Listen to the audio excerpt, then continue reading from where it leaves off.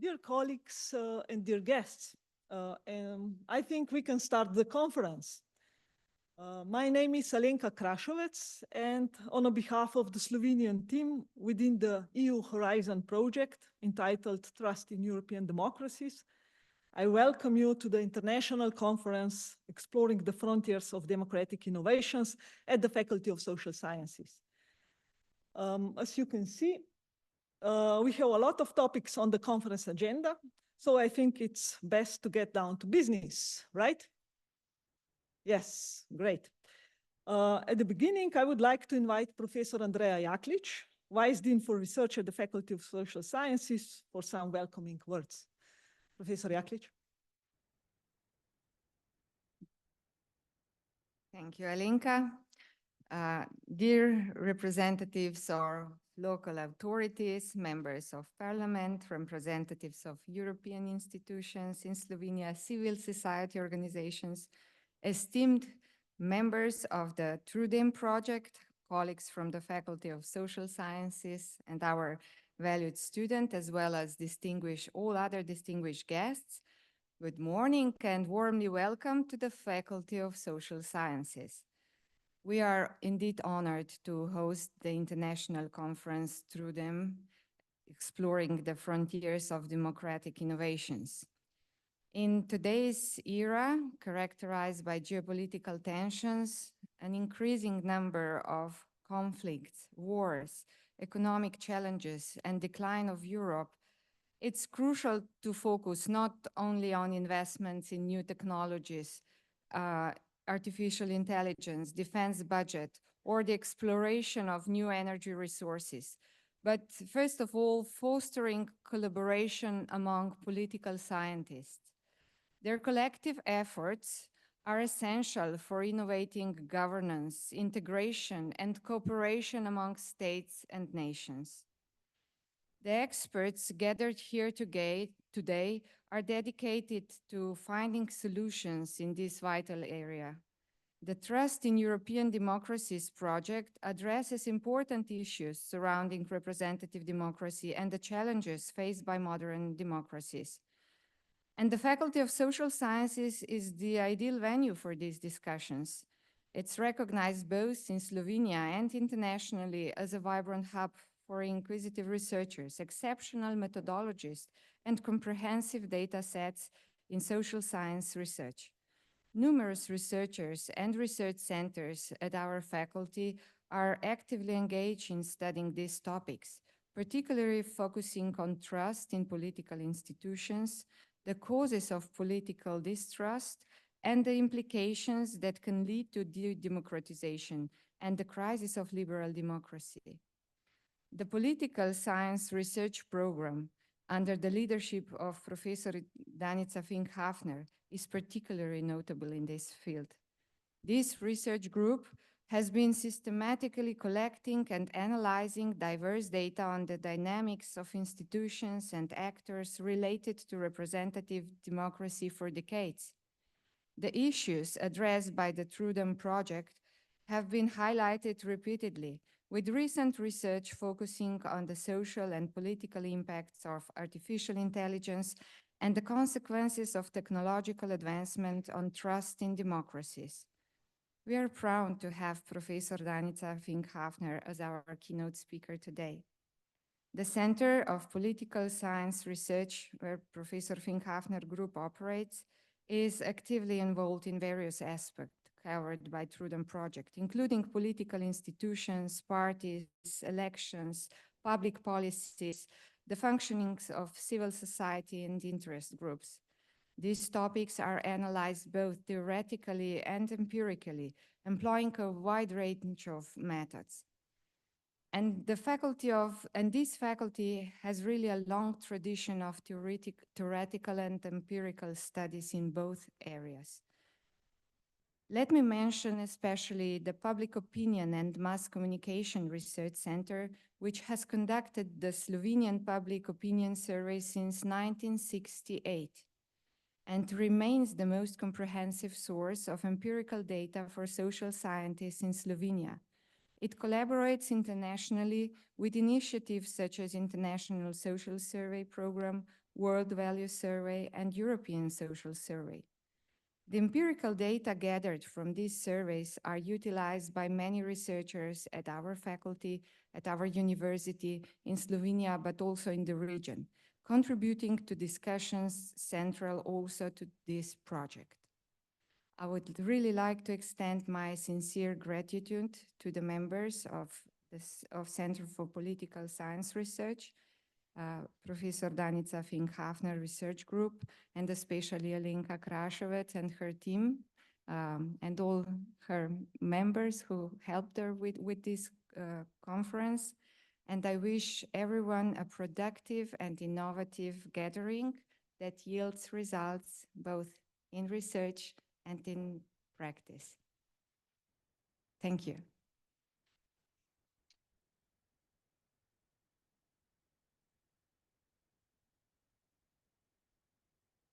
Thank you, Professor Jaklič. It was mentioned that the conference takes place within the framework of the EU Horizon Trust in European Democracies project. This is why I invite the project coordinator, Professor Christian Haerpfer, for a few opening words. Professor Haerpfer.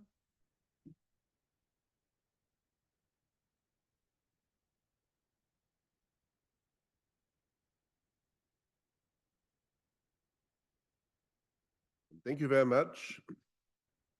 My name is Christian Haerpfer. I'm the director of the TRUEDEM project, and I have a long history of cooperation with the Faculty of Social Sciences in Ljubljana.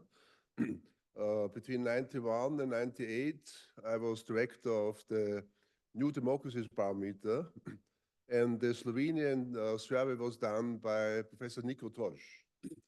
So for 10 years, we had a very close cooperation. He always came with his car from Ljubljana to Vienna, and I visited him by train in Ljubljana. So we have a 10-year tradition of working together with your faculty, and was always a big success. We are very grateful to the faculty and Professor Alenka Krašovec and her team for organizing this wonderful conference. And also, we have an internal conference yesterday and tomorrow. And we are very impressed by your facilities, which are really impressive. Our project is about trust in European democracies. We have 12 excellent teams of researchers. In Slovenia, it's the Faculty of Social Sciences, University of Ljubljana. In Slovakia, it's the Comenius University in Bratislava. In Czech Republic, Czechia, is the Metropolitan University, Prague. In Germany, it's the University of Lüneburg, Leuphana. In Poland, it's the University of Silesia, Katowice. In Sweden is the Institute Bikopan, Professor Purinen is here. And in Romania, it's the University of Bucharest, Professor Claudio Tufis is here. In France is Professor Frédéric Gauthier, in the University of Grenoble.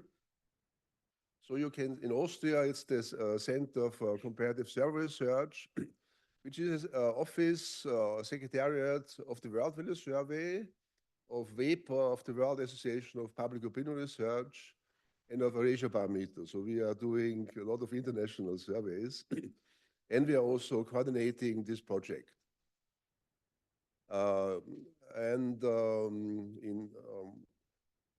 We are having 12 partners, top partners in European social science, but we are covering all 27 member states of the European Union, plus Switzerland, Norway, and Britain. So our results will cover 30 democracies, 27 within the EU, and one which just left the EU, Great Britain, and Norway and Switzerland, which were always independent, but European nevertheless.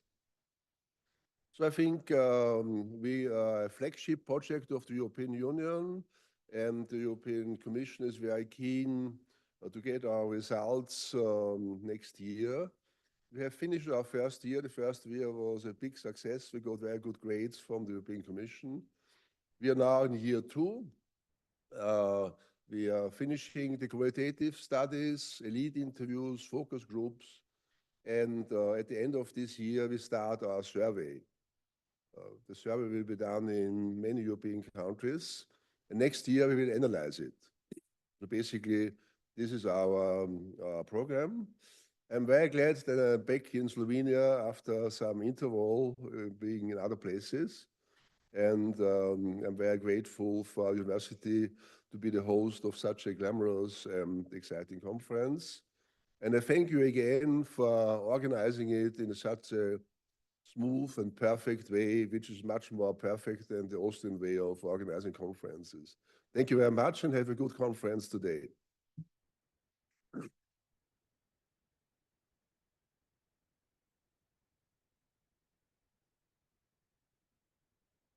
Thank you, Professor Haerpfer, for your kind words and also for some historical insights of the cooperation between the Austrian team and the Slovenian team, especially the Faculty of Social Sciences. As it was said, researchers at the Faculty of Social Sciences are also dealing with the issue of artificial intelligence and its impact on societies, political processes, political actors, and so on. And I'm very happy that Professor Danica Fink-Hafner from the Faculty of Social Sciences is with us, and I invite her to give a keynote speech. The title of the talk is Artificial Intelligence, Undermining or Nourishing Democracy. Professor Fink-Hafner, the floor is yours.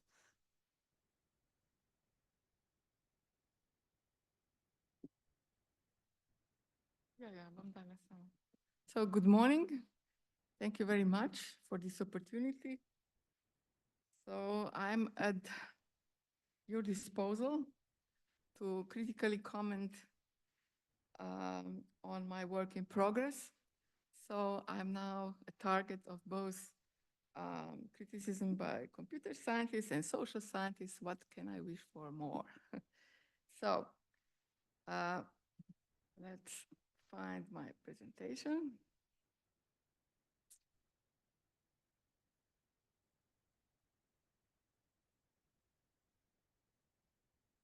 So for the introduction,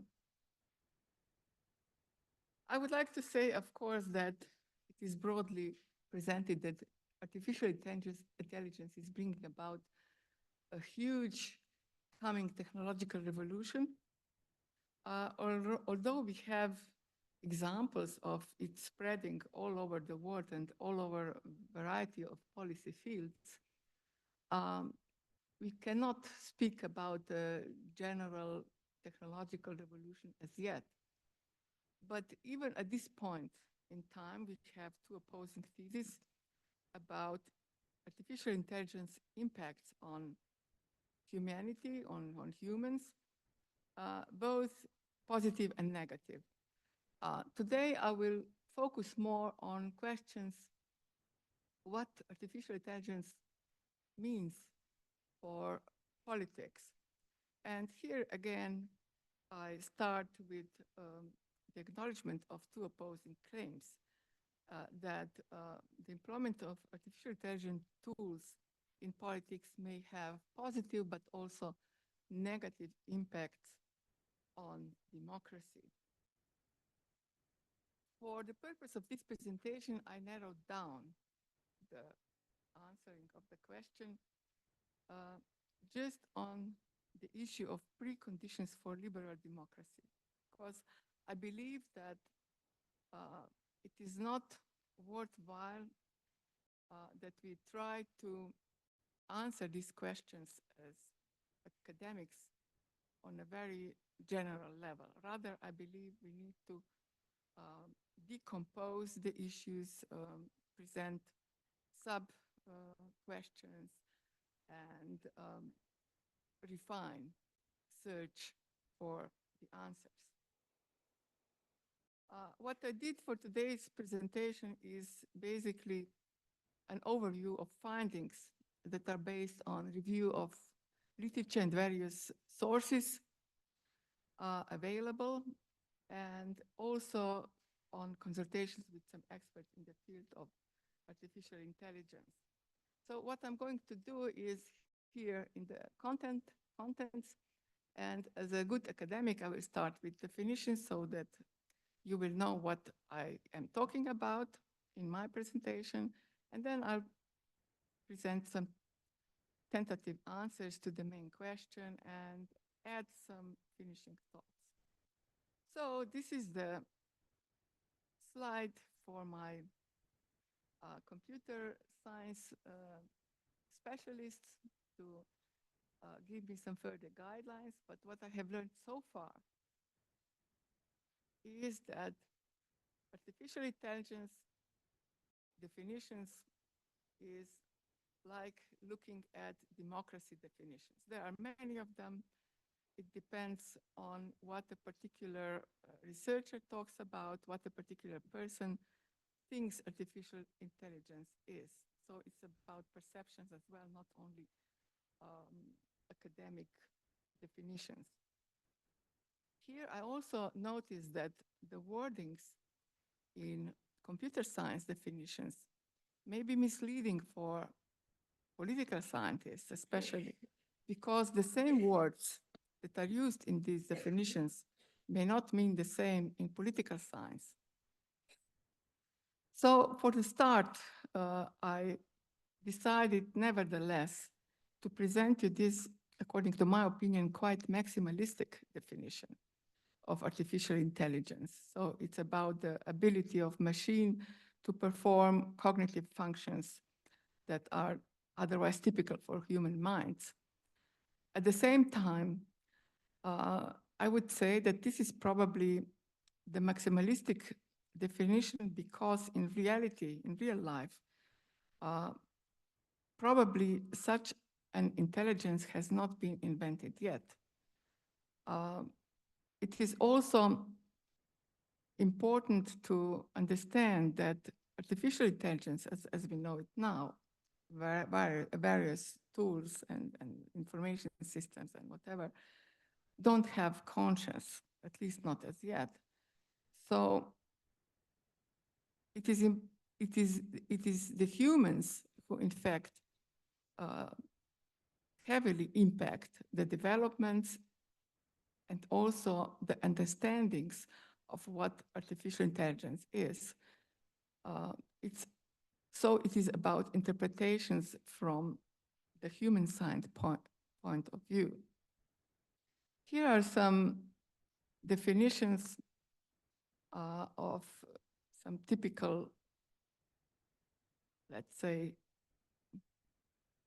concepts that are quite broadly used, and we will refer to it also in today's discussion more broadly.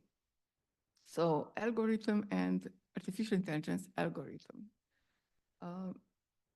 As you may remember, there are many examples of such algorithms, and we have been using them without actually linking them to the development of artificial intelligence. But what has particularly caught our attention are examples of generative artificial intelligence, particularly text, images, videos, audios that may be very well manipulated. And we particularly remember examples of deep fakes, like politicians talking fluently in various languages, or deep fake like this one. I guess they didn't prove they disliked them during the debate, I guess. So this is the picture that is deep fake. I would like to stress that according to my findings, what we are hearing today from the developers and businessmen in the field is more or less still the futuristic view. So artificial intelligence agents, the systems that automate complex tasks and seem to autonomously analyze, produce outputs that are very useful for making solutions in real life, are very unequally developed. Some of them are extremely good, some others that are not so much publicized. So I believe that the idea that multiplying of such agents and the development of the language among them in a way that humans shall not understand them anymore is really the development toward general AI, which is not here yet. It is probably the goal, but it also brings some fear. Probably you have heard of Harari's thesis that there is no good with artificial intelligence for humans, and he talks about alien intelligence rather than intelligence of our understanding. So with this, I turn to the definition of democracy, and I would like to narrow down the definition as well. I decided to use the definition of Robert Dahl, which is actually the basics for many evaluations of liberal democracies all over the world. What is critical here is that it includes public contestation, very broad participation of citizens, not only in elections, but also in governing. And here is also the list, the list of requirements for such a democracy that is inclusive, which I will not read, but I will go one by one and discuss them in a way to present what I have found about the impacts of the using of artificial intelligence tools in changing or manipulating these requirements.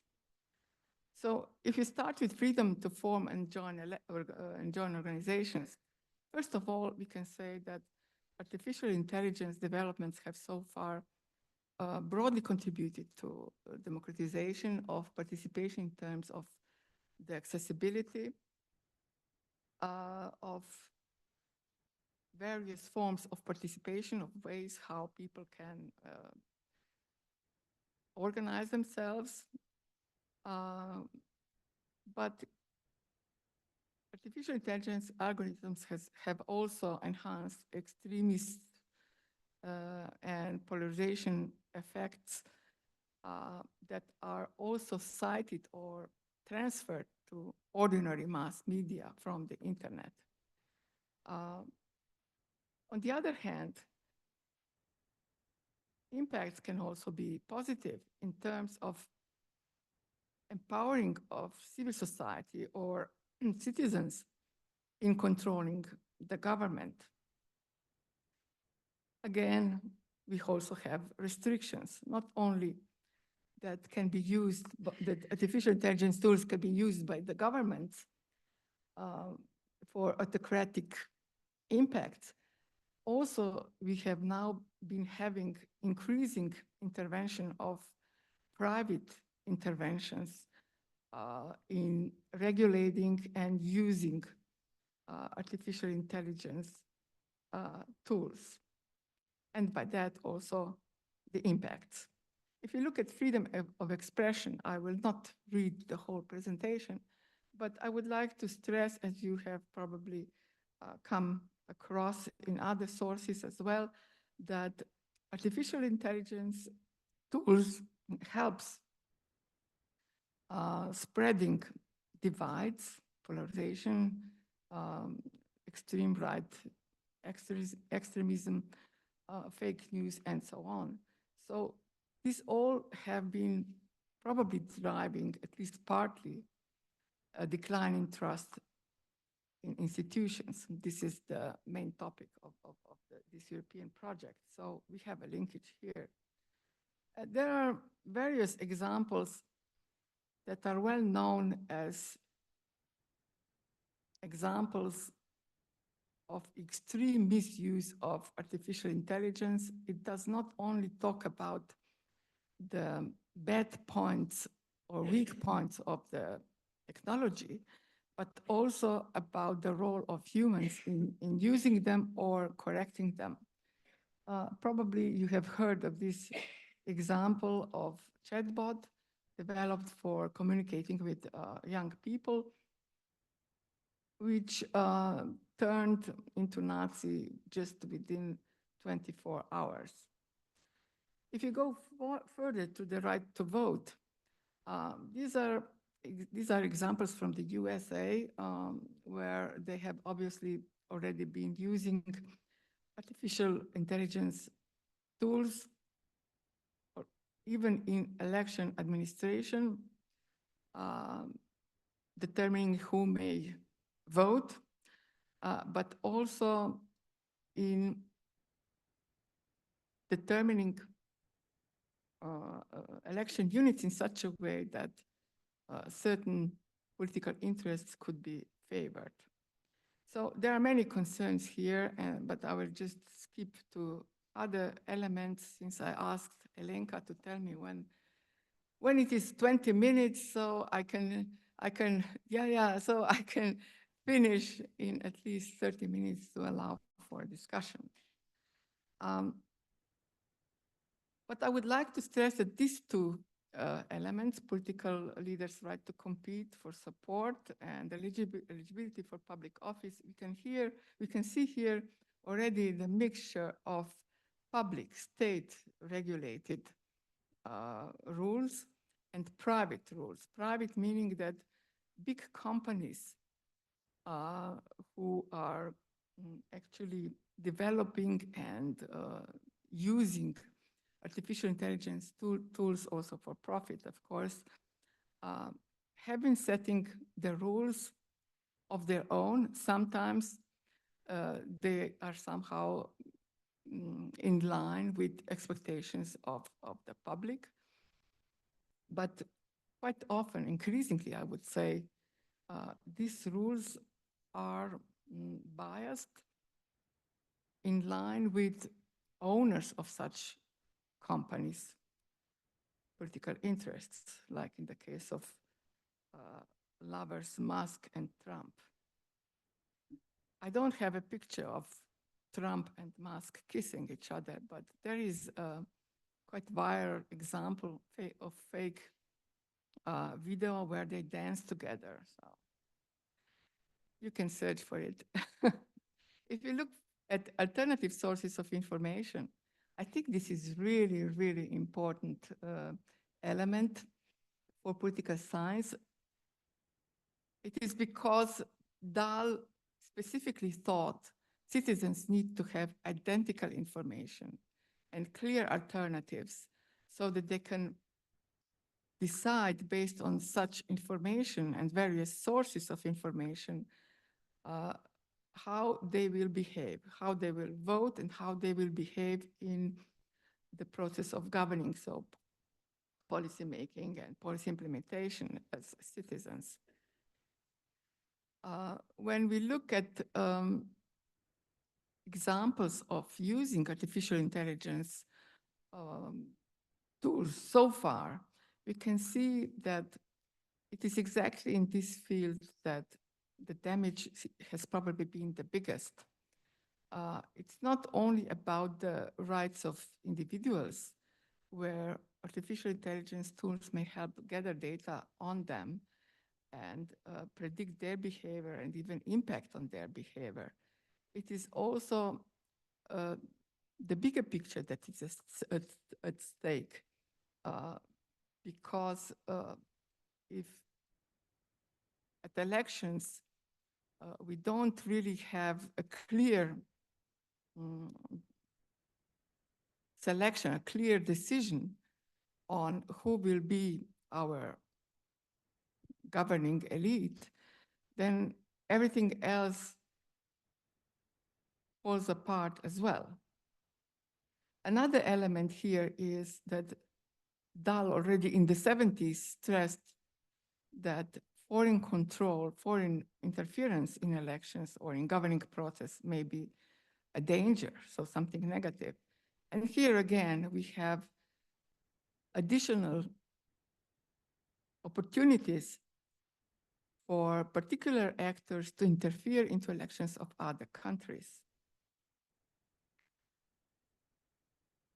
This is a kind of summary of misuses of artificial intelligence tools in elections. And particularly, artificial intelligence generated content has been misused very frequently and quite easily, because in fact, each individual can quite easily access such tools and even create many, let's say, contents that can become viral and change, or let's say,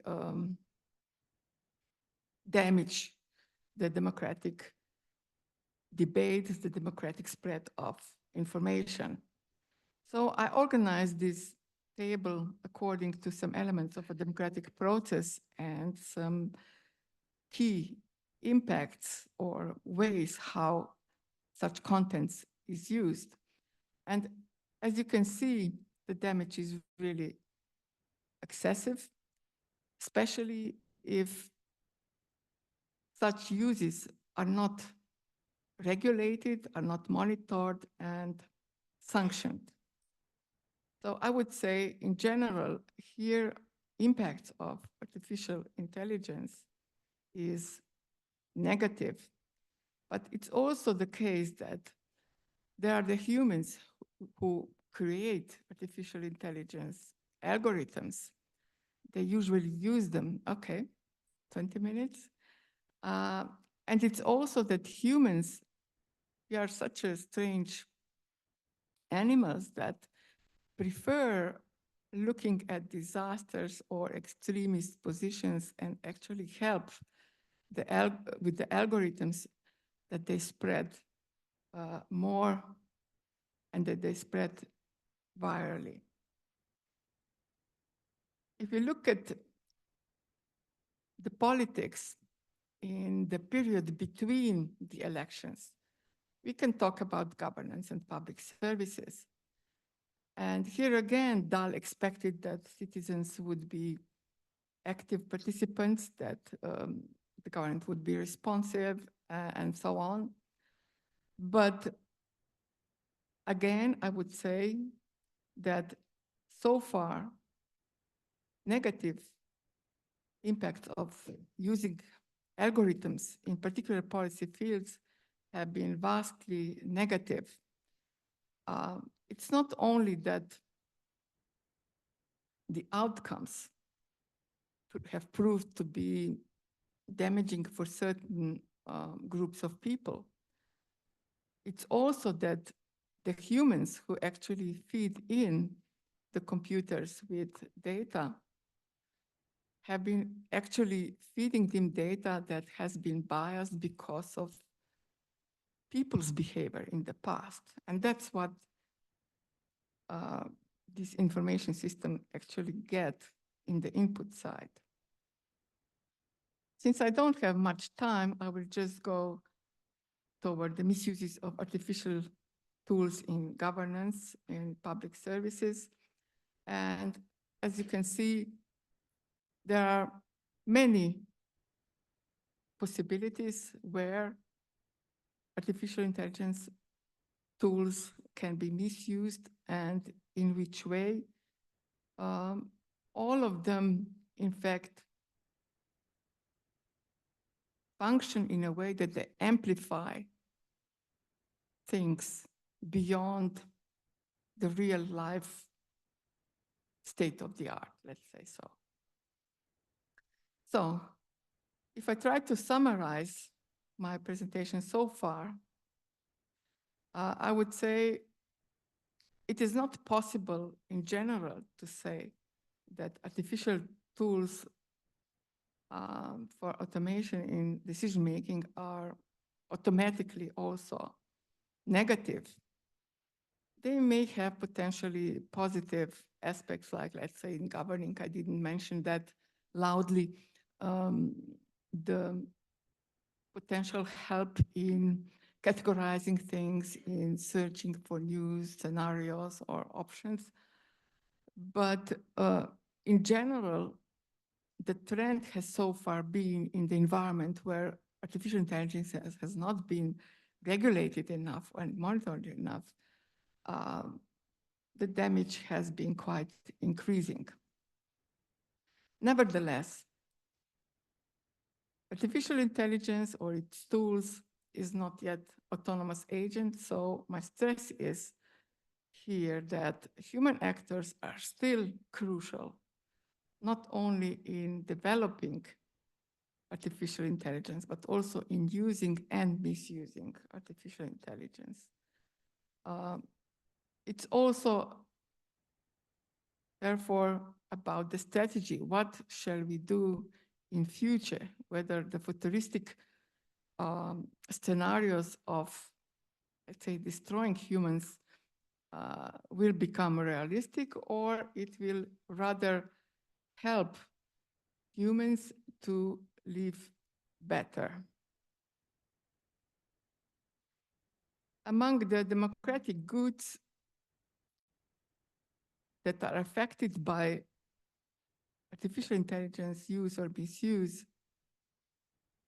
I stress information for obvious reasons, because all these campaigns and uses of and misuses of artificial intelligence has been spreading so far very much over the internet, particularly social media, and less in closed communities, I would say, or organizations. So these are my concluding thoughts. We shall not blame artificial intelligence technology for any good or bad impacts. It is still a responsibility of humans at this moment, what is going to happen. I put down several major challenges in combination with artificial intelligence development. So it is the problem that such a fast technological development has been going hand in hand with global autocratization wave, which is not necessarily linked to it, but they have been impacting on each other more recently. If we look to the second segment, I think we have much understated the importance of studying and paying attention to power issue. And here are 5 fields, which are not only fields of political science in a narrow sense, but probably also international relations and many other sciences. And we should not forget about environmental threats, namely the development of huge artificial intelligence models consume enormous amounts of power, electricity, which is very costly.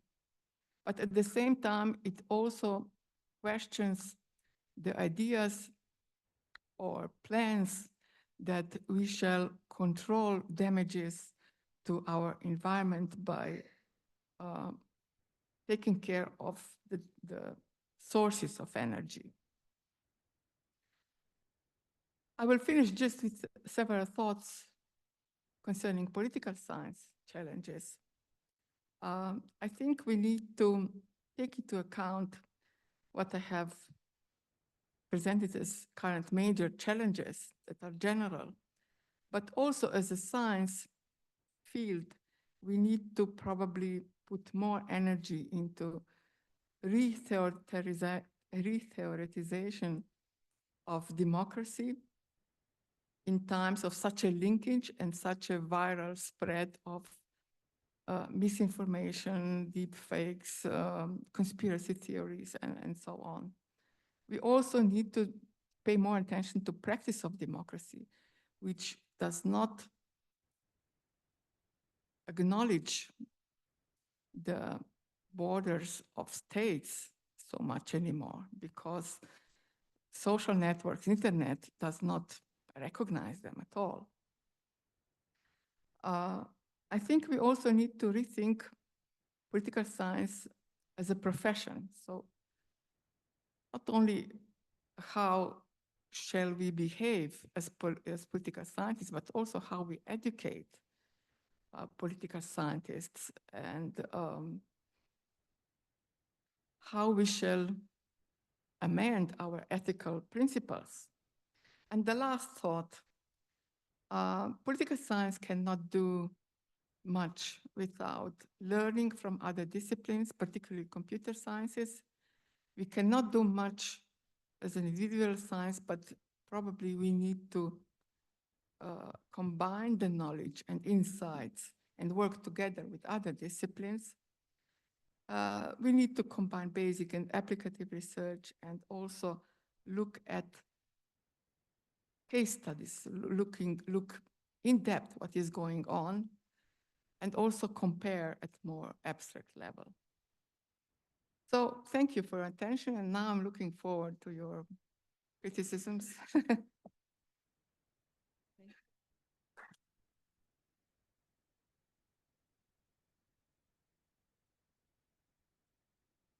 Thank you very much. Nedela? Thank you very much for your presentation.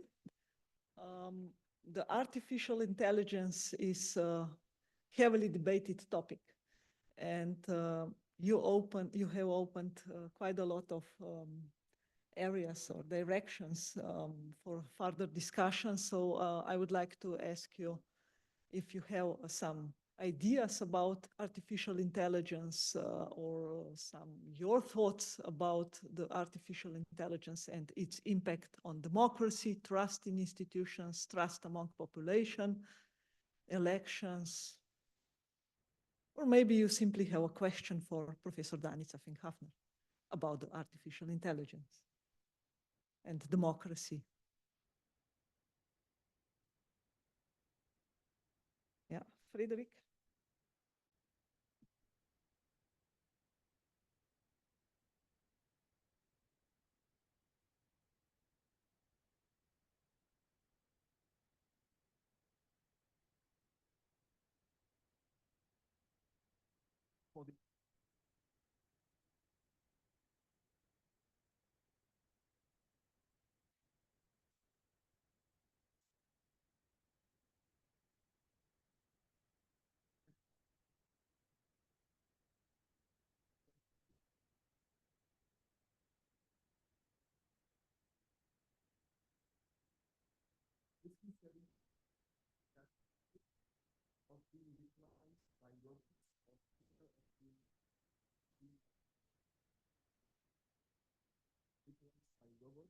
Are correlated with fears of being unemployed and financial deprivation.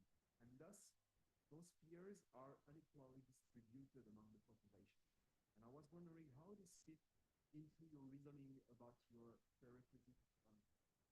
Would you say that the digital divide will overlap existing social inequalities and thus increase inequalities in democratic participation? And the second point relates to Dow's definition, which I'm sure you know is not the only possible one. And if we look at the populist variant of democracy, if we look at the technocratic variant of democracy, maybe the question of AI arises differently. Typically, within the populist model of democracy, AI can help with aggregating popular preferences, and within the technocratic variant of democracy, AI may more operate in the background as part of stealth democracy. So what's your take on that?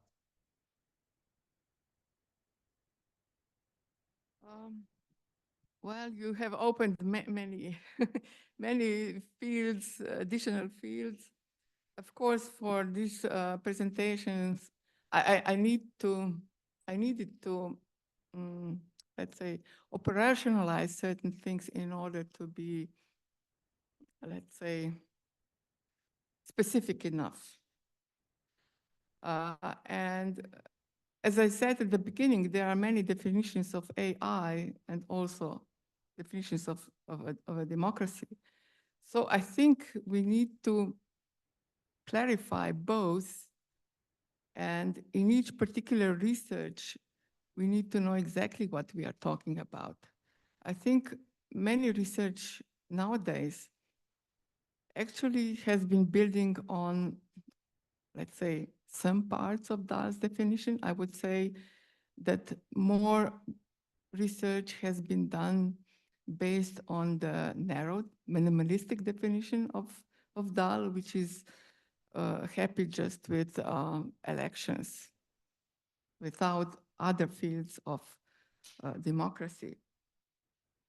So, yeah, when I said at the end that the democracies or our view on democracy needs to be more refined, I actually had in mind also what you have asked about.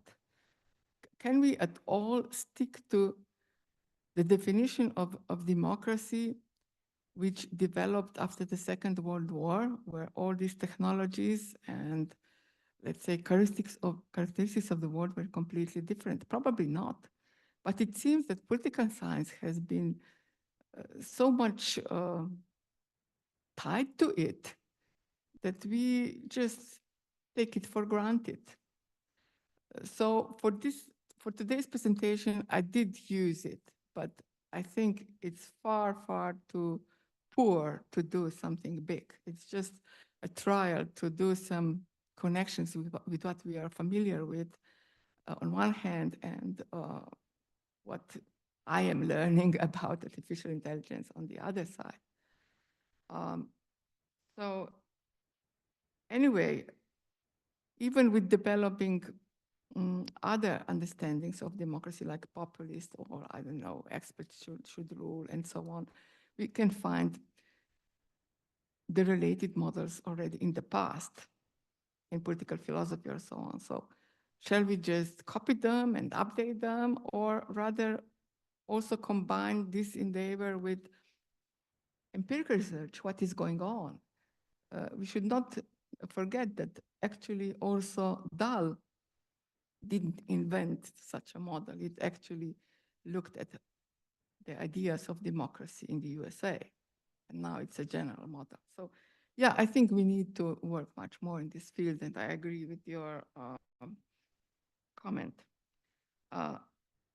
Humans replaced by AI. Well, I studied a bit the history of British democracy, and there I had come across also on the impact of very speedy technological developments there.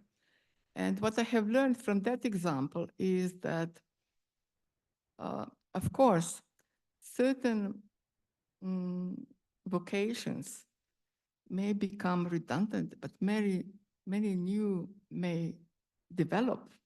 And what I was particularly fascinated by was the finding that actually some inventions enormously helped women to emancipate, to start working and to become economically independent, like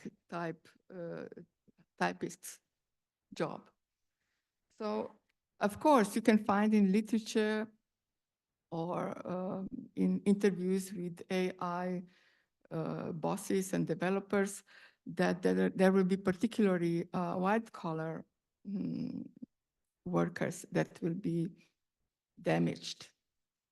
But I'm not so sure if you don't just follow the algorithm where you started and try to use also other sources of information, you can also learn that actually artificial intelligence tools and humans are still working together. And probably, at least at this stage of development, it is probably more realistic to talk about collaboration between human and artificial intelligence tools. So futuristic views may be very good to warn us about extremely negative scenarios, but this doesn't mean these negative scenarios will prevail. And also in previous technological revolutions, you had such scenarios, and in the end, it didn't turn out as some feared. Even if you look at nuclear bomb, you know, it was used or misused. There are different opinions about that in the Second World War. Later on, the humanity somehow managed to create some rules, and the nuclear bombs have not been used so far. So this is my comment so far. I guess there are more questions. We can go on and on. Dimitri, and I think this one is not working. Hello, I'm Dimitri Sotiropoulos, Political Science, Athens, Greece. Thank you for this panorama, a panoramic view of the relations between artificial intelligence and democracy. I have one short remark and a brief question. The short remark is that exactly because the list of positive and negative effects of AI was so comprehensive, perhaps some of the negative elements of the list belonged to a different era, a preceding era before artificial intelligence entered our lives. For example, during the digital era, or even before that, when there was a printed press, you had misinformation. Also, before the artificial intelligence era, you had, in the United States, gerrymandering. So it would be great to disentangle, to distinguish between known, unfortunate, undemocratic practices that existed before artificial intelligence, and underline those which were unknown to us, democratic citizens, before the emergence of artificial intelligence. And my question is the following. This is a research project on trust, political trust. So as you know, there is already policy making taking place in the European Union regarding how to control artificial intelligence. On the other hand, national governments have established independent regulatory and administrative agencies such as personal data protection agencies. Also, you have movements of computer users who would like to put resistance up to the negative aspect of artificial intelligence. So there would be many different collective actors trying to limit the negative consequences which you pointed out. Which among those actors would you trust more? This is my question. Thank you.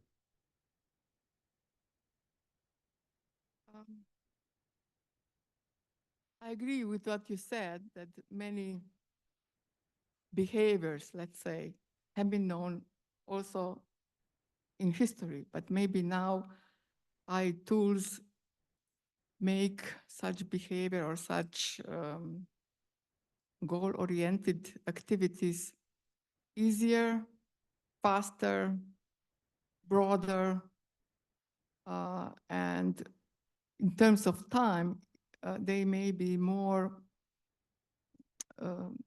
they may have bigger impact on actual big political decisions, like in the case of Cambridge Analytica scandal. And I believe they also helped Trump in the campaign in 2016. So this has become really serious, but not in all parts of the world in the same way. With regard to citizens, I think it has become extremely important to include knowledge about artificial intelligence tools, use and misuse, and the related ethical issues already in studies. I mean, our students need to be aware of that. They use GTP chat very happily, and very happily they bring you papers with nonsense. They don't even check the translations. So one of my students brought me a paper where GTP obviously wrote that in order to gather data from certain experts, you nearly need to torture them, until they give you, there was a kind of wording that led towards such understanding. And they didn't even read it. So they just gave it out and thought, oh, she's such an old, stupid lady, she will not notice. Of course you notice that, especially if you're an old teacher. So I think more knowledge about what artificial intelligence actually is in broader public, among specific groups, is of extreme importance, especially for people to know what they are getting in their feeds when they use social media, and also to be more, let's say, aware of giving their personal data out that could be politically misused and so on. So educating citizens, I think, is important privately and also publicly. I mean, the responsibility of the state here. If I look at trust,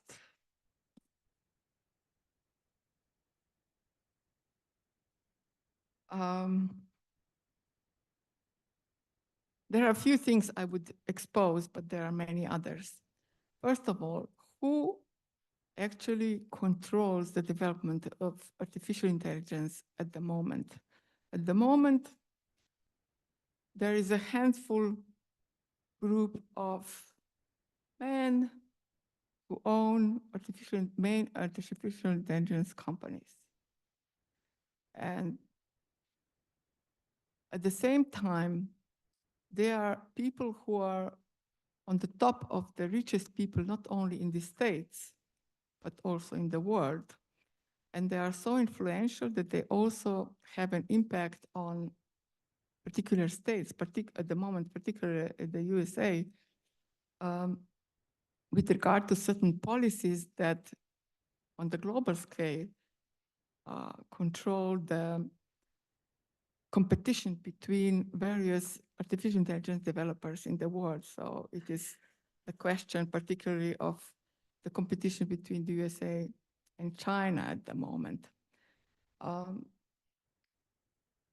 So this group of people who are quite influential in relation to politicians, and particularly in the USA, where politics is, unlike probably any other state, extremely dependent on financing from private money, especially since the court's ruling that private companies can finance candidates and the campaigns without any ceiling. So the question who controls also relates to the global level. Does international organizations' impact or influence cannot all be compared to the influence of private, powerful people who decide among themselves what needs to be done? And probably it's not a surprise that they come together when they need a new financial boost for further development of artificial intelligence, which is extremely costly. And by that, also by getting money from the state for certain projects, they actually take enormous amounts of resources which could be used for fairer distribution, not only of equality, but even some basic resources to fulfill basic needs, looking globally. Is it really the #1 issue in the world today to give all the available financial resources for the development of artificial intelligence models, for which even technological developments cannot really say they will function 100%? I have seen some sources, some examples where developers say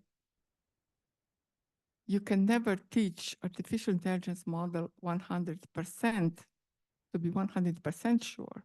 They will always hallucinate. If even they hallucinate in 1%, they're not completely reliable. Even if you get enormous additional information into them and run them, at the moment, this is not the top development one would like to see. Then who controls the AI? These big fellows have come together and have suggested some rules. So who controls that? And I would finish with this remark that developers have admitted that humans cannot fully control artificial intelligence or clean it up in specific cases. They say they need to develop artificial intelligence to do that. So there are many open questions, and it is always important to know, how did you get your source? How did you get information about AI? Who is talking? What is his or her interest? And what does it mean for the whole society or the whole let's say, global environment? And not forget the space. Everything is shifting to the space, all these power struggles and all these problems of power and so on. So I guess I'm too long already, so I'll stop here.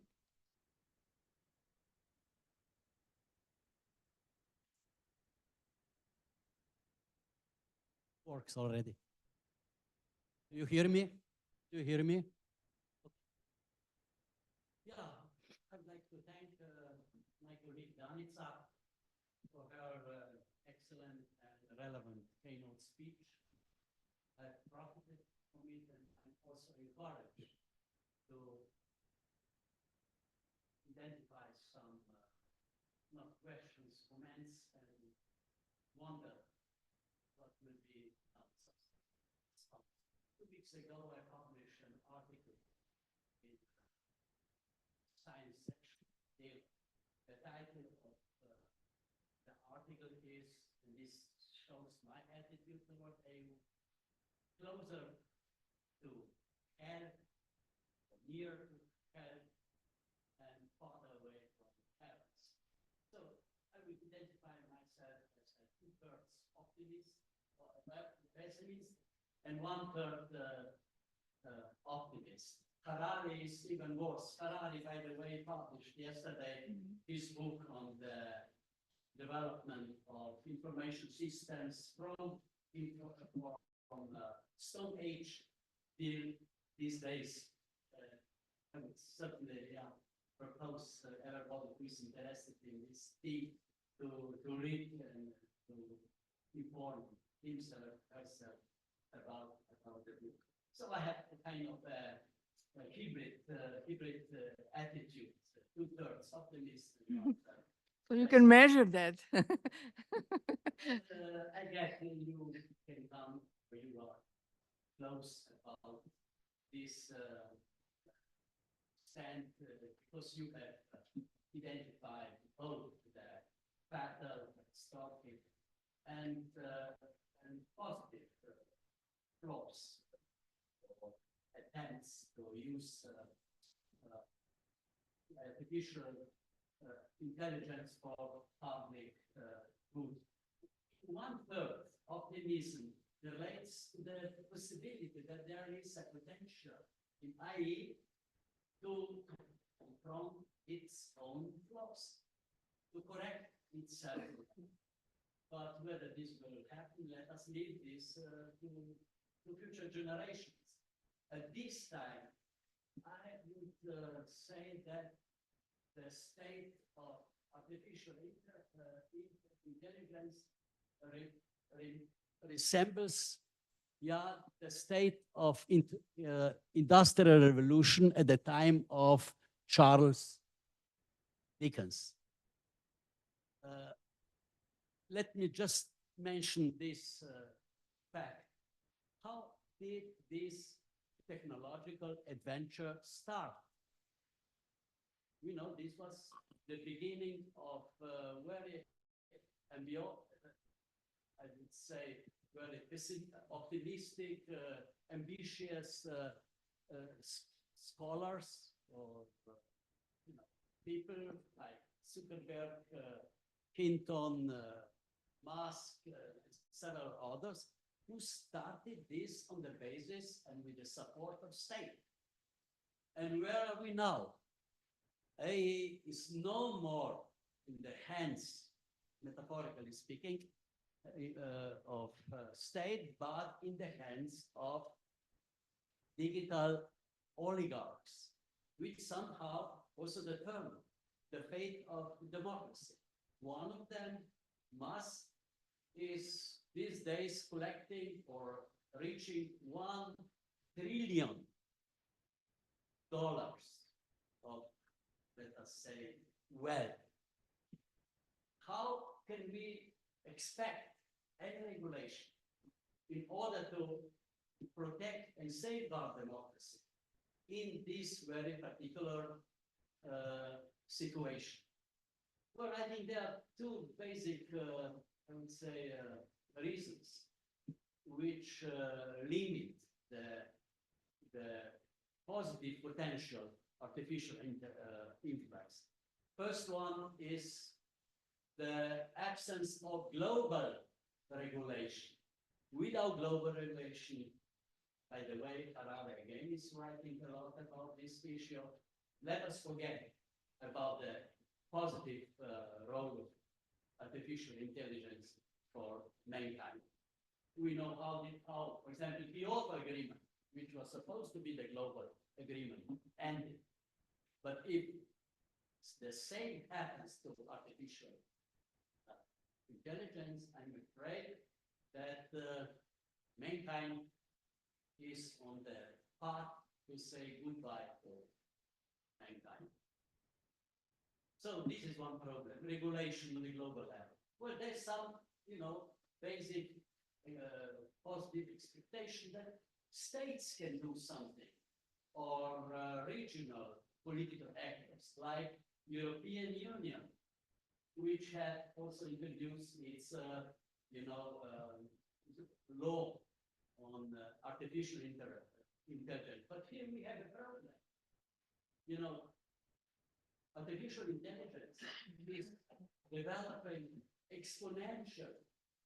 So the act that the European Union, which I certainly agree, is already outdated. And the regulation is, in fact, in the hands of global and digital oligarchs. They are the real rulers in this area. Let us hope that this will not end in the way how Harari anticipates. He thinks that the time for regulation is somehow vanishing. Namely, that this fourth industrial revolution in the shape of artificial intelligence is developing so quickly that man, with a difference with other technological revolutions, will not be able to control its development anymore. That means that metaphorically, or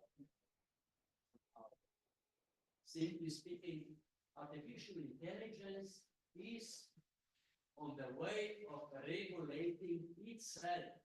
So it's escaping the control of societies, of global and international organizations. So this is then something which is at this time not yet the fact. Mankind would still regulate and direct artificial intelligence according to public good values and so on. But of course, this is really only very slight minimal goal. We should, as Harari presented, use probably next 5 or 10 years, but not no more, to stop the development of AI into something that will be master and monster for this generation. Sorry for this optimistic assessment. It was great to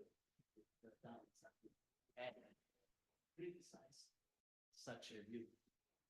I would add some thoughts on the role of the state or the relationship between the private and public governing. I think quite similarly, like in the case of failed banks or these, let's say, actors that actually led toward the last international economic and financial crisis. They actually accepted very happily the support of the state. And the state was somehow forced to allow them to let go without bigger damages, just to save other aspects of society or economy or global relationships. So similarly, I see that the most powerful actors in the field of artificial intelligence development actually try to push forward their private interests outside the state, but they also lobby very much the state in order to ensure their private interests are transferred to international agreements and other state laws that would benefit them. So they are very, let's say, imaginative in showing, in presenting their private interest as interest of a particular state or particular economy within a particular state. So, for example, companies like Musk's company, they are very happy to make their own rules with regard to how to interfere into elections. However, in the global competition in the field of artificial intelligence, these giants are very happy to go and negotiate with the White House that certain limitations in exports of chips, which are in great demand, to China. So what they have achieved so far is that the fastest chips are not sold to China, which buys certain amount of time, certain advantage to American-based companies to develop quicker in this field. So we have a kind of symbiosis between the state and private actors. But it seems that this symbiosis is somehow more biased in favor of big companies than ordinary people. You know, how much benefits would ordinary people have from that? Another segment is financing. It's not that these big companies are self-sufficient. They have big support of banks, enormous loans, which, according to some big names from the AI field, don't even have a real basis, and nobody sanctions that. On the other hand, the state is heavily investing in projects that are actually led by private companies. And some of them are the same as, or have the same owners as AI companies. So basically, it seems that it is Elon Musk, for example, which sets the agenda what to do in the space, but at the same time, his projects get enormous amount of money from NASA, which is part of the state. So it's a mixture. I wouldn't say it is either or. It's about balancing, about the success of private actors to convince public actors to do what they want. And here we are at the question of power. Of course, they have big power, especially in the US. Who can be elected in the US? Not ordinary people, but rich people and people who can get enormous financial support, which will now, this year, it is said it will be the most expensive election in history. But even for the previous one, they said so. So it's going beyond any limits. And of course, if you receive money, well, you owe something, I guess, sooner or later.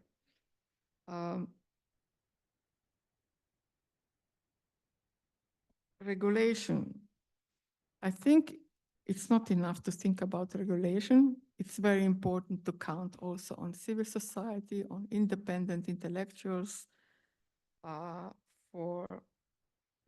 They are important for control, for revealing scandals.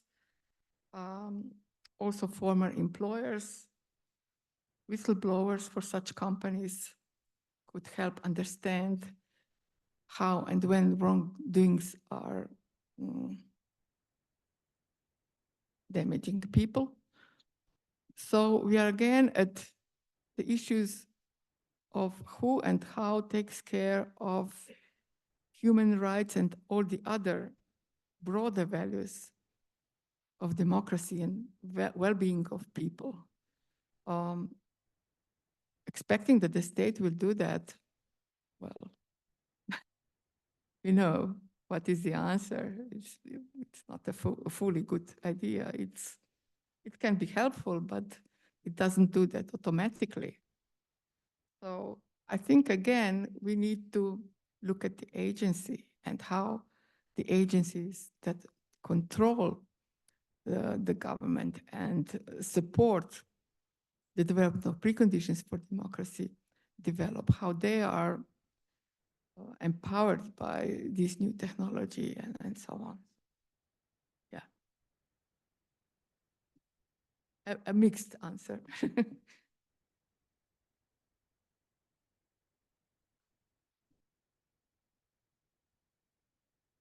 you, Beth. Thank you. Thank you, Beth. Thank you very much. I really admire you for being at the forefront of research and for tackling this development, change our lives and society.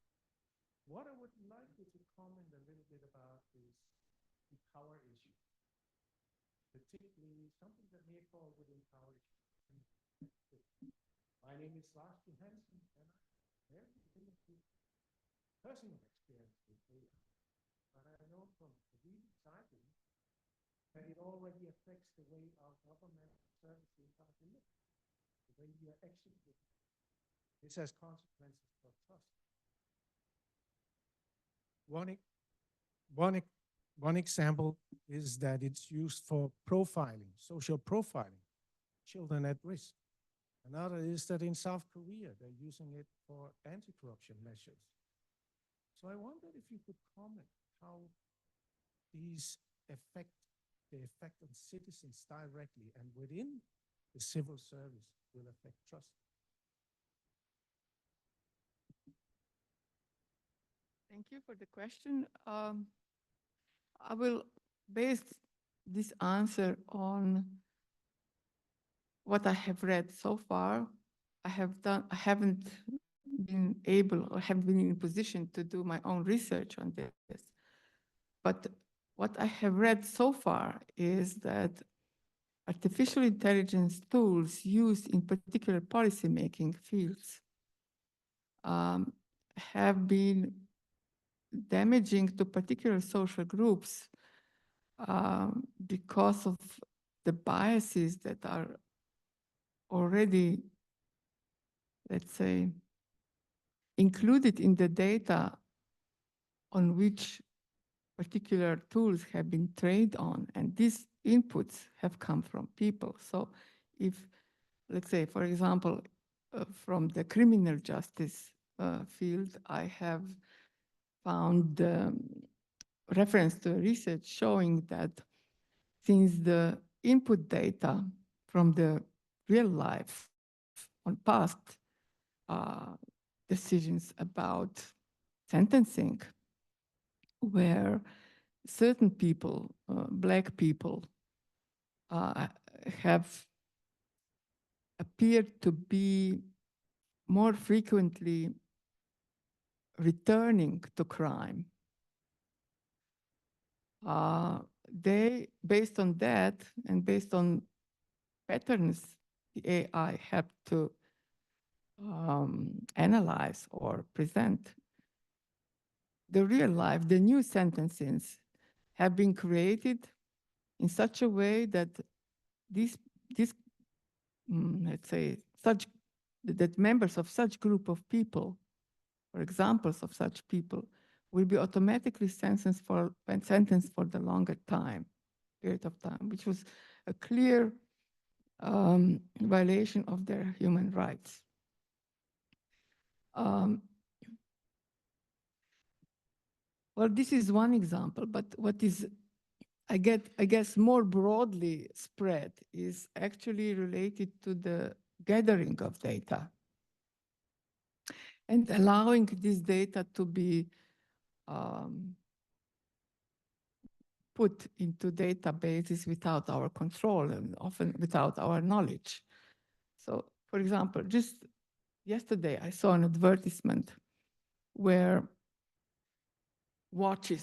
particular watches are offered to parents of children going to the school for the first time and saying, oh, do you want to know where they are, whether they're safe, and so on. And everybody happily buys that, but without acknowledging that this data may be collected and misused. Or the other day, my son said, oh, we have this cleaner, romba, Hoover, kind of automatic Hoover, yeah, robot. It goes around, and he suddenly realized that in order to work, it has to be connected to a certain server or somewhere via internet. And this Hoover actually measures all the flat, They may probably use such a device also to listen or whatever, you know, and we just don't think about that. You know, with artificial, how this Cambridge Analytica scandal actually appeared. They gathered all the data that was already available there, and they calculated, they developed patterns of behavior, I guess, of certain people. How could they do that if people didn't publish that on their Facebook? And, you know, so I think we are all very much, let's say, living in the world that some kind of tools are, let's say, artificial intelligence, but they are not data like in Star Trek. We have some computer specialists here who would explain things better, but I think it's not only about technology or nasty people who would like to earn money on us or manipulate us, but it's also about what we know about that, what we use. Do we need to use everything? Are we aware of the processing of this data, of the final output of the data, of the final product of the data? Who is using or misusing that? So, but I think case studies are needed here. And then comparative research to get the full answer. I'm sorry to disappoint you, but.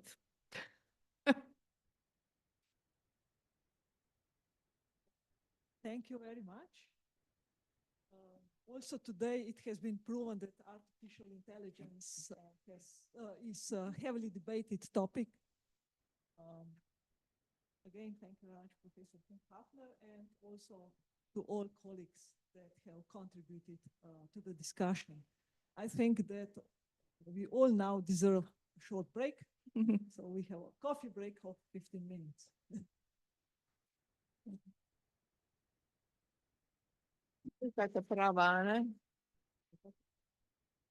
On democratic innovation, on some of the good practices, good examples, and also their potential of these mechanisms, particularly in regard to the building of political trust and trustworthiness.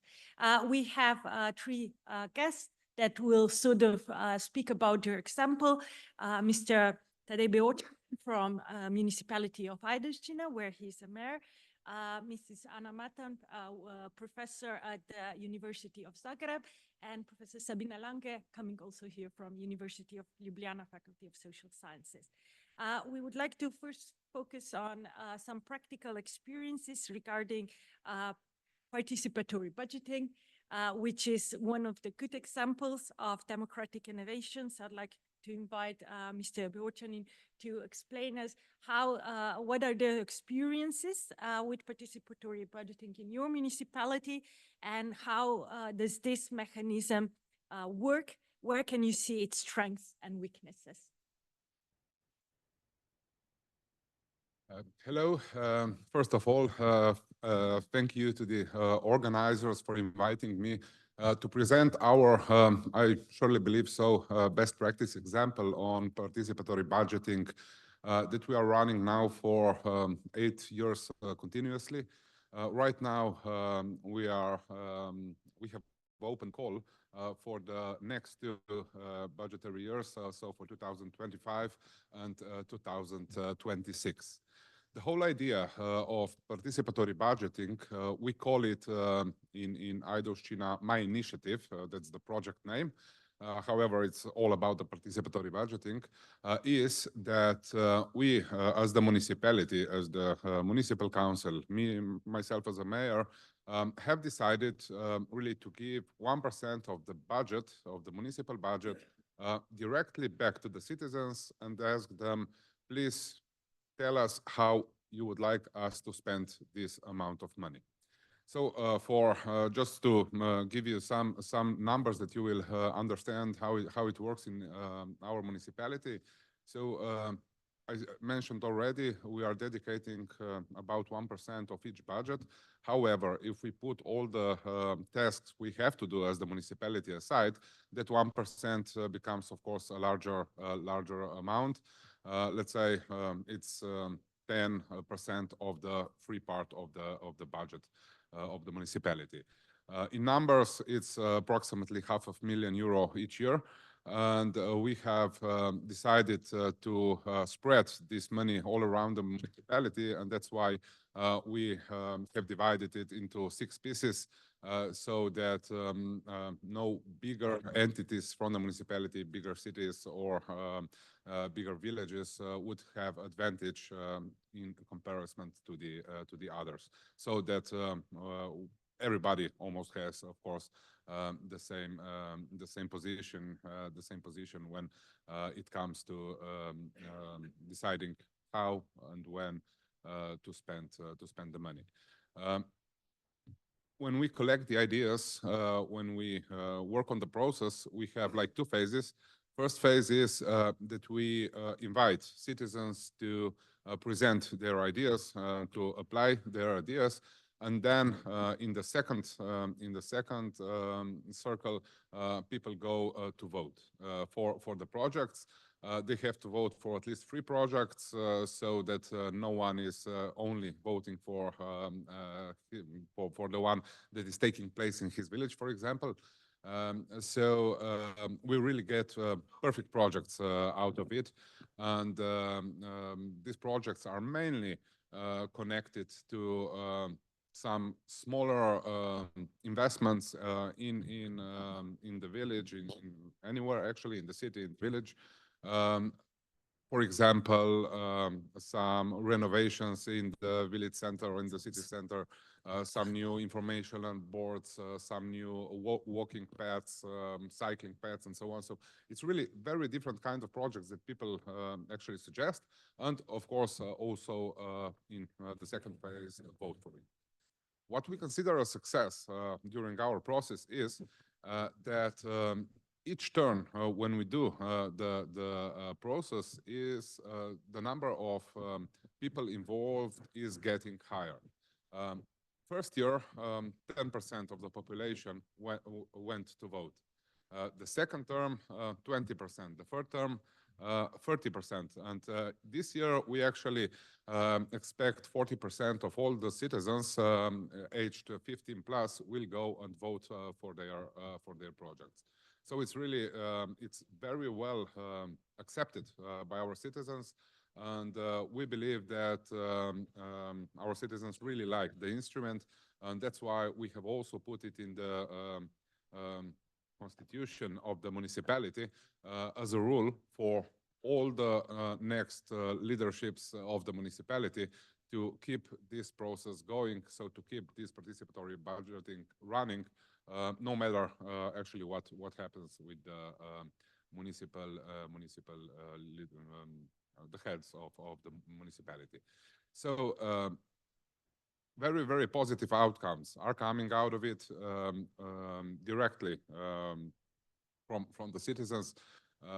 Not just that they really participate a lot and that they feel much more connected than to that project. They learn a lot during the process. They learn one thing is how much things actually cost, that it's different when you put something, some playground on your backyard and when you put it for public use. They learn that the budget isn't, in Slovenian we say, jama brez dna, so that it's limited, that all the budgets are limited, and that we also always have to take that into consideration when we choose which projects to do and which one not to do, and so on. And one of the really good positive effects out of it is that they gain more responsibility towards public investments, to all the things that are in interest of wider public and not that are not private. So these positive outcomes are really, really good, and the citizens, as I mentioned, they really like the instrument. Also the municipality of Ajdovščina as the first municipality in Slovenia that ran through all of the phases of the project. So not just choosing the projects, but also implementing them, realizing all that has been voted for, is trying to promote in other parts of Slovenia, of course, the same thing. And right now, approximately 1/4 of Slovenian municipalities have already adopted participatory budgeting and are running in this direction. Each year, each cycle, we are improving things. For example, this year we have developed one mobile app called Ajdovščina, through which people will be able to vote for the project. They are also able to apply for the projects without going to vote somewhere on one specific day. So that's the process is, of course, developing. The citizens have adopted it, and right now I believe that all the changes in future will always be into more initiatives, more projects, more money from the municipal budget, and so on.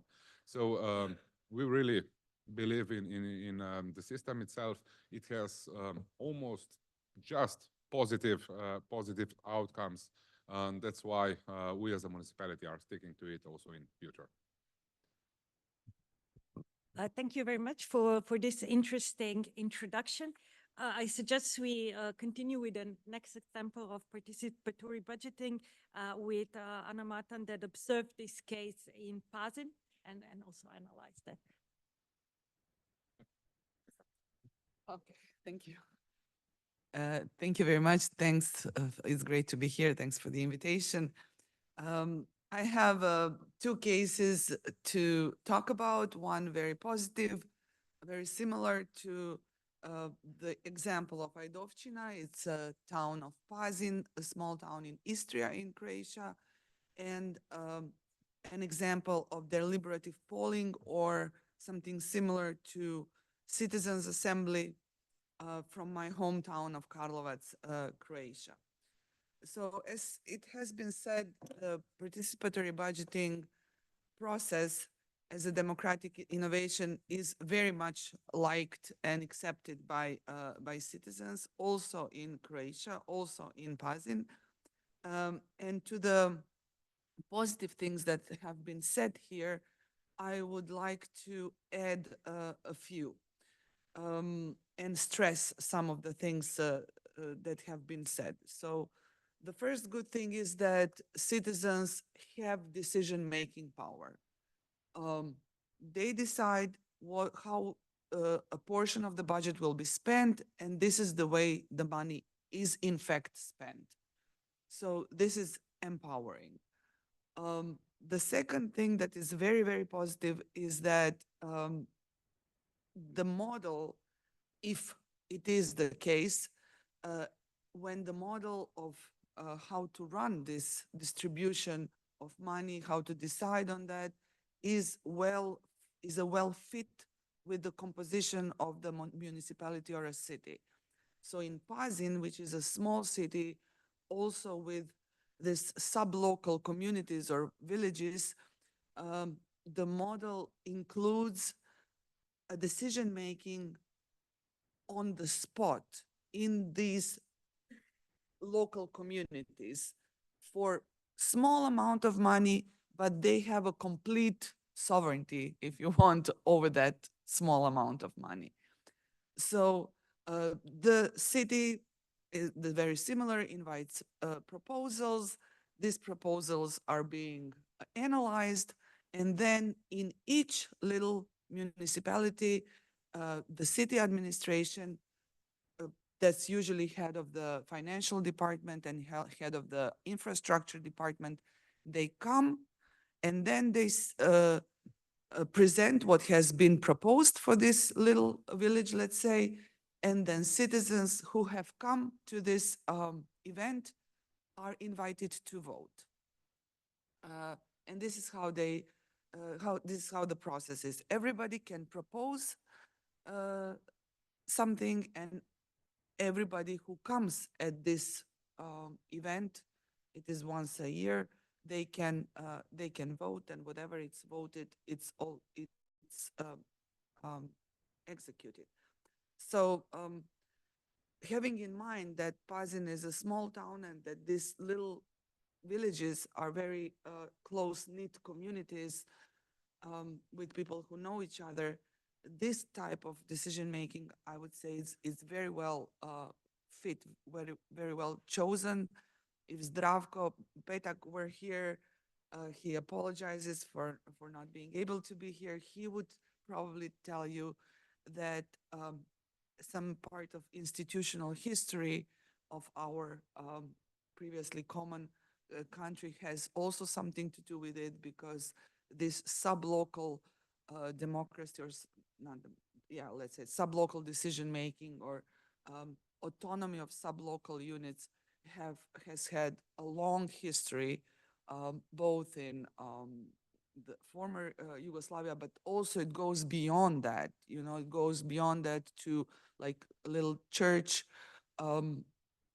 župe, church communities.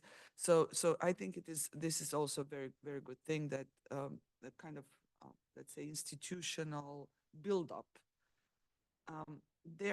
As I said, there are no gatekeepers. Everybody can propose, everybody can vote, but there are some filters. As I said, the administration checks for feasibility and the constraint, the budget constraint, if it is monetary feasible or if it's infrastructurally feasible.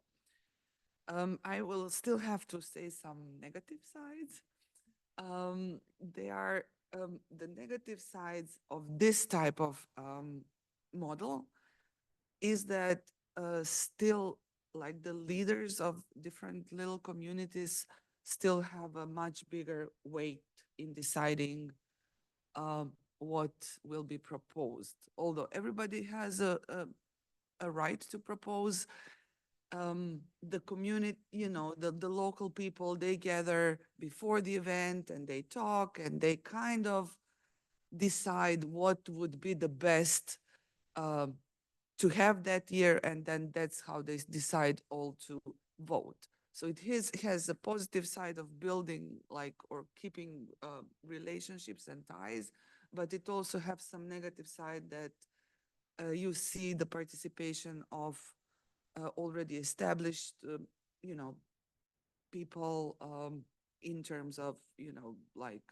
level of education, in terms of income level, in terms of gender, age, those who are said not to participate very much in politics, they do not participate very much in participatory budgeting processes in this type of model that I'm describing. And the same, if I have like a minute or two, I would say the same is maybe the greatest weakness also of this other experiment or democratic innovation that I have been participating in. This is the deliberative poll or citizens assembly in Karlovac with the topic of revitalization of the old city center. A randomly selected group of citizens came together to deliberate for one day what would be a priority, or what would be the range of priorities, how to revitalize a ruined, let's say, city center of Karlovac. And what I'll start then with the negative and go with the more positive sides of this innovation. What was also observed in this experiment is that there is a huge self-selection bias, that we conducted like 900 surveys about the priorities of revitalization, out of which 150 people came to the deliberation about this issue. Out of the 900 people who were first surveyed, a majority, I would say, I mean, a big number were very young people, because we had the people who were surveying we were students, and they probably found it very convenient to find their counterparts to fill the survey. So we had a very large group or percentage of young people who filled the first survey, but then among the people who came to the event, you saw like this strong bias of age, like only older or middle-aged to older people showed up, very few young people, very high educational bias, like people who are with much higher education than the average in Karlovac came to this event. There were there were more women, I have to say, as opposed to the participatory budgeting example, but also very high income people, like very higher than the average in Karlovac. So this is, let's say, the negative side of in what I observe, considering the models that I have that I most know. The positive side of the deliberative polling, or this one-day event where a group of not self-selected, randomly selected, but basically self-selected out of this random selection, citizens discuss, and then they fill a survey about a policy issue, is, of course, compared to the participatory budgeting, that it is a bigger issue. It is usually a bigger issue, or something that people would consider a more important issue. In the participatory budgeting scheme, we usually have also important but small things. You were giving some examples. So there are playgrounds, bicycle lines, and stuff like that. This was a bigger issue where people can get very detailed information from experts that also participated in this deliberation. So I think it had a positive effect on the level of information and maybe motivation to keep on being involved in this issue on the citizens. What was really negative was that, in difference to the participatory budgeting models, we did not have this follow-up of any of the priorities or preferences of citizens for the revitalization of the old city center being realized. So all in all, as with everything, there are some very good things, some not so good things, and a lot depends on the particular model, the particular procedure, and the particular fit of the model with the case in hand.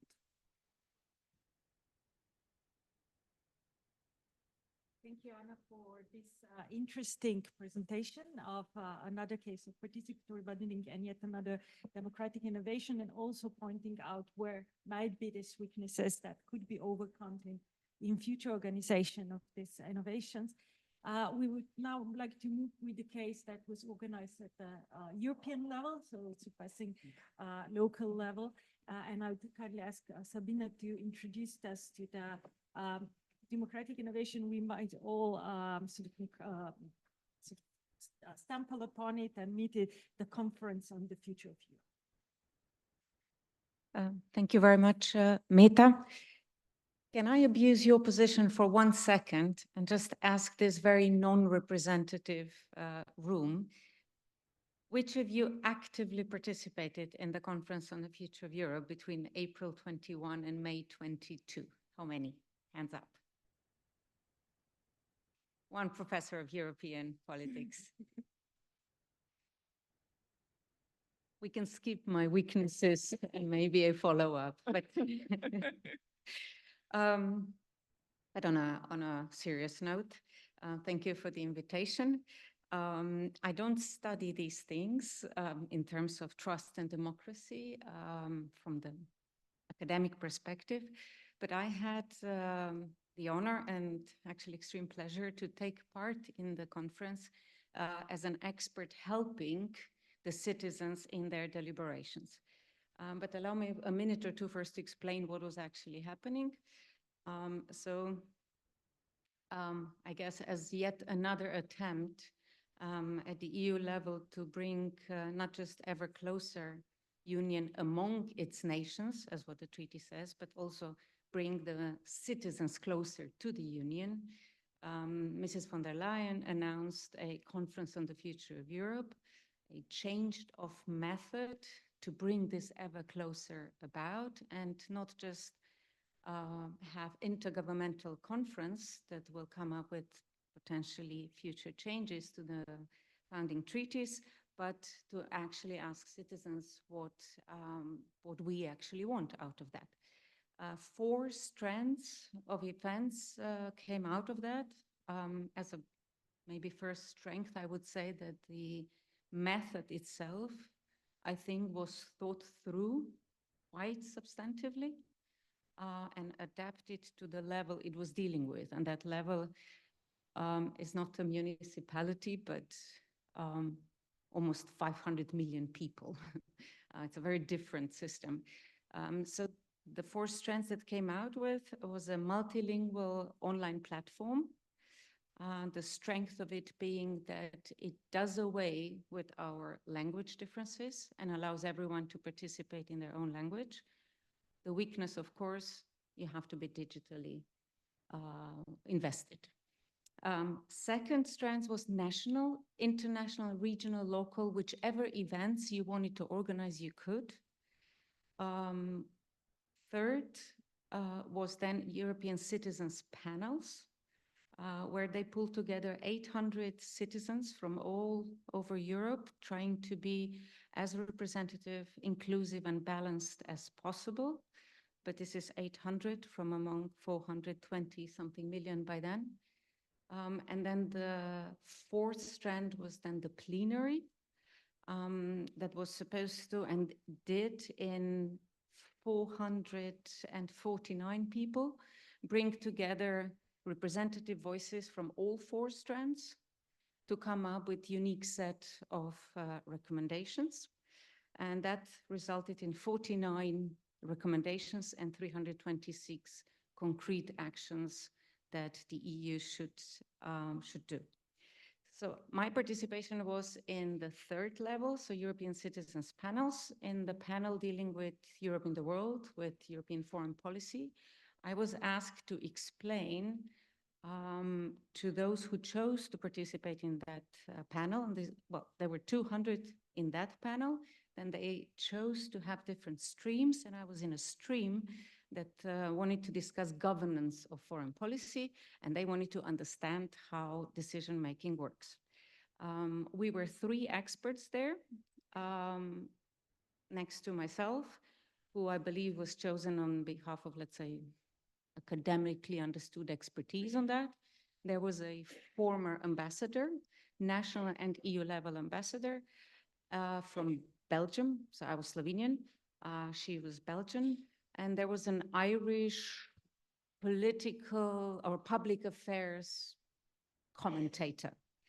So I guess this is kind of balancing there as well. We had pre-briefing in which they briefed us on, let's say, the ethics of it to make sure that we understand the stakes in terms of being biased and how we need to explain things in as neutral terms as possible. And we were briefed about, well, other aspects, procedural, technical, and so on. Once the panel took place, I had a few minutes along the 2 colleagues then to explain my part. It was, I wouldn't say scripted, but it was nicely planned to make sure it works. And then it was hours and hours of answering questions when questions arose. So I was at the disposal to these people who were talking. I was privileged to listen to their deliberations, but my task was just to help out with the answers. So that's the involvement. Now, what did I get out of that? I was very skeptical, of course, at the beginning of how do I explain these very complex things, but it's not difficult when people are really, really interested. So these people were there because they were interested, not at first, but they kind of grew into, since I have to be there and I'm listening to that, I'll be interested.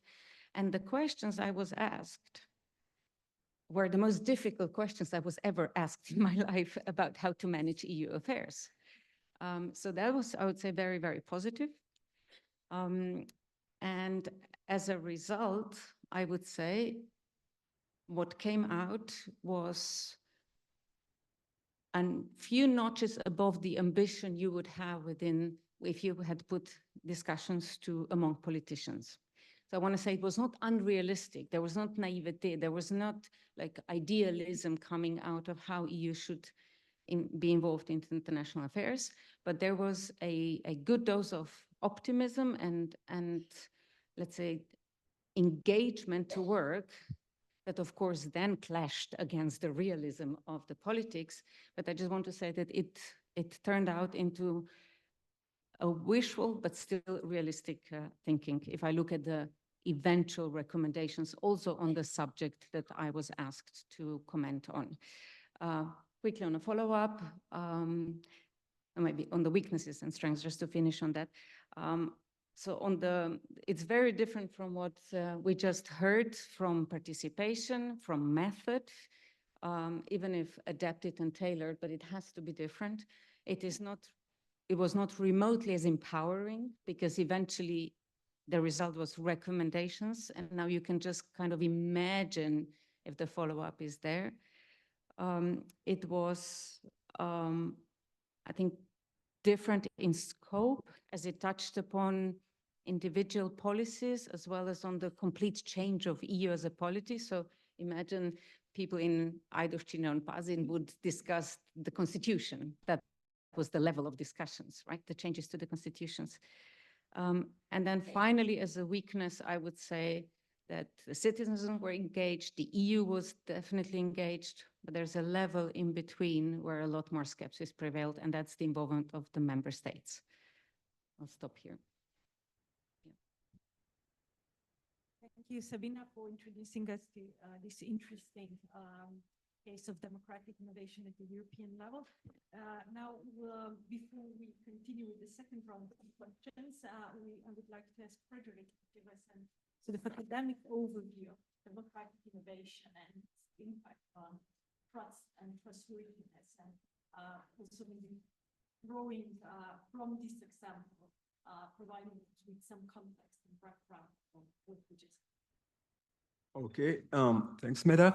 So I would like to start by extending my sincere thanks to the Slovenian team for giving us the opportunity to convene today and discuss the implementation of democratic innovations across Europe. And we gather to discuss a topic that deeply resonates with anyone committed to revitalizing democratic systems. And I must also add that this is a very interesting meeting because it's rare to bring together academics and policymakers. So Meta kind of assigned me to the role of the villain or to play the devil's advocate. So I'm going to play the devil's advocate by laying more emphasis on the dark sides of democratic innovations. I mean, you mentioned a few, but I will come back to that. But first, since you asked me to provide an overview based on the literature that we reviewed, we can begin by defining democratic innovations as processes or institutions that are new to a policy issue or a level of governance and that are developed to reimagine and deepen the role of citizens in governance process by increasing their opportunities to either participate or deliberate or even, as you mentioned, influence and have a direct say in politics. And with this in mind, democratic innovations can be categorized based on 4 key features: how participants are selected or self-selected, we'll come back to that, the mode of participation, the decision-making process, and the level of power and influence. Democratic innovations also vary across levels of governance, policy areas, and stages of policymaking. So scholars usually distinguish between 4 types of democratic innovations. The first one is about mini-publics, so small groups of citizens engaged in deliberation with experts on a specific issue, leading to recommendations. The second one is the one that was evoked, participatory budgeting, where citizens, often through self-selection, help decide public spending, usually at the local level. The third type relates to referendums and citizens' initiatives with voting-based processes that are held either locally or nationally, and that can help aggregate preferences, and that can be either binding or either advisory. And the final type of democratic innovation is about collaborative governance, basically arrangements that enable cooperation between citizens, authorities, and stakeholders to co-produce policies. So these innovations today, they are celebrated for their potential to enhance political participation, to increase transparency, and most importantly, which is our subject, to increase and foster political trust. And the promise is tantalizing. More engaged citizens, a more inclusive decision-making process, and ultimately a stronger and a more resilient democracy. So this means that theorists and practitioners alike, they envision democratic innovations not just as tools for increased participations, but also as mechanisms to nurture civic virtues such as empathy, tolerance, and political knowledge. So basically by involving citizens directly in deliberation, directly in decision-making process, these innovations are ultimately seen as a way to rebuild trust in political institutions. So however, and while there is much optimism surrounding democratic innovations, it is essential that we approach them with a healthy dose of skepticism. And the literature suggests that there are several reasons to be cautious, because the impact of democratic innovations on political trust is not guaranteed. And I wanted to insist on 4 reasons to be cautious. The first one is the one that was mentioned, which can be called selective participation. So research shows that democratic innovations often attract those who are already politically active and already trusting, typically from socially dominant groups. So this selective participation, or participation bias, as you said, risks excluding the very citizens who are the most disillusioned and disenchanted with the political system, potentially deepening the trust gap rather than bridging it. The second reason to be cautious is, so maybe it's the one that you will not be very comfortable with, is what is usually labeled in the literature as instrumentalization by political elites. And there is a huge concern that political elites may leverage these innovations only to bolster their legitimacy without addressing the underlying issues. And by kind of cherry picking the outcomes that align with their own political agendas, elites can kind of sideline or bypass transformative proposals, and reducing democratic innovations to tools for legitimizing pre-existing decisions. And there is also the risk that is sometimes mentioned in the literature of outsourcing to professional actors that usually find it more easy to not to address the underlying issues, but also to build kind of pre-constructed audiences. And third, there is a risk, and we would very much like to receive your feedback on that, of the lack of lasting impact. And many democratic innovations, especially when they are implemented at the local level, especially when they are implemented in an experimental manner, they usually struggle to achieve a lasting impact. And the trust that can be built during these processes can quickly dissipate if participants and the wider public perceive that their input has little influence or not long-lasting influence on actual policy outcomes. And lastly, there is a risk of depoliticization in that democratic innovations, especially when they are overly managed or when they are managed in a too technocratic manner, they may depoliticize the issues at hand. And by kind of emphasizing process over outcome, and they can kind of strip citizens of their agency, leading to greater cynicism rather than a renewed trust. So where does this leave us? The point that I wanted to make is that democratic innovations are not a panacea for the crisis of political trust, but they are not without merit. And their potential to foster trust, to rejuvenate democracy, it really depends heavily on their design, their implementation, and on, maybe above that, the political context in which they operate. So when we discuss these issues, I would suggest we pay kind of equal attention to the pros and cons of democratic innovations to ensure that they genuinely serve the public and that they can strengthen our democratic systems.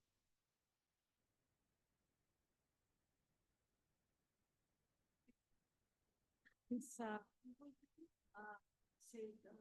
we then maybe address what we sort of learned from academic literature, and maybe also provide feedback to the sort of challenge that Fredrik gave us on the question of long-lasting, and sort of continue with the second round. So as a follow-up to what I just mentioned, so the second round of question that we wanted to receive some feedback from you is based on your own experience in the field of democratic innovations.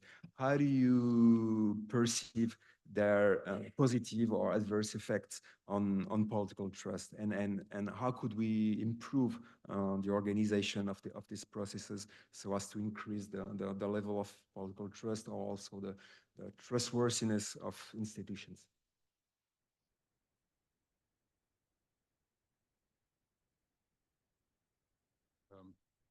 Surely, from our experience, I could definitely say that participatory budgeting, for example, is, of course, increasing the trust in the municipality, in general, towards the politics, and it has positive effects. What we found out is actually, and that's one of my I would say, what I believe is that whenever you ask the citizens a question, whether how would you like to spend the money, what would you like the municipality to do, and so on, when you get the answer, that has to be the final answer without any other deviations out of that answer.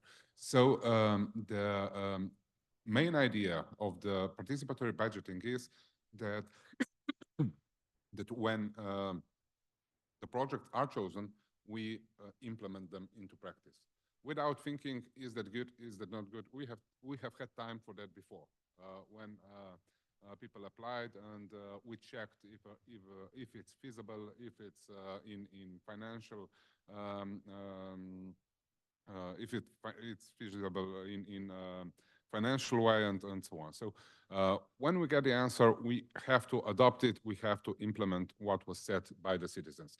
And that goes for actually all of the, any kind of the instruments that foster citizens' participation, that foster deliberative democracy. The municipality of Ajdovščina, we are really following this this way. So, for example, just to give you a couple of other examples, when we were preparing the strategy for the municipality till the year of 2030, around 8% of citizens were directly involved in the preparation of that strategy. And the result afterwards, of course, it's much better that it would be without this participation. People then accept, they adopt the strategy, and even they don't work in any kind of public institutions, even though they are not active in civil society organizations, they, in whatever they do, they try to make something that it will help the municipality, that will help municipality to achieve the goals we have put down together. And that's why, and when they see that the goals they set are being put into the practice, that's the moment when they start trusting the municipality, when they start trusting the politicians in charge at that moment, and so on. Just this year, we have done a quite big question survey among our citizens. We have sent to all the households the questionnaire. It took around half an hour to fill it for each one participating in it. And out of, we have 7,000 households, 20,000 citizens in our municipalities. We received 1,800 returned questionnaires. So it was like almost 30%, 20% of the people sent it back, considering that they needed to spend at least half an hour to go through the questionnaire. And I believe that happened because they know already that when they are asked, their answers will be taken into practice and will be considered as the most important opinion that, for example, the municipal politics can actually have. So, for sure, all these processes, all this model of deliberative democracy, they, in my opinion, really have the impact on gaining political trust towards individuals, such as politicians, for example, and on the other hand, which is even more important, towards the institutions. So when the municipality will ask us, we will participate, we will help them get the answer, because we know that it will be accepted by them. When we don't have a choice, when the decision is already made, we just inform them. We will do it this way because we cannot do it that way, for example. When we have three options, we can present three options, and the one that will be chosen, for example, from the citizens, of course, that one will be then taken into practice. So I believe, yeah, it is strengthening the democracy for sure. All these processes, and it has a really good impact on achieving the goals that were, as mentioned, set together with the citizens.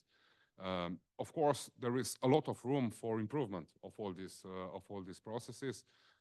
Each one, for sure, has some advantages and disadvantages.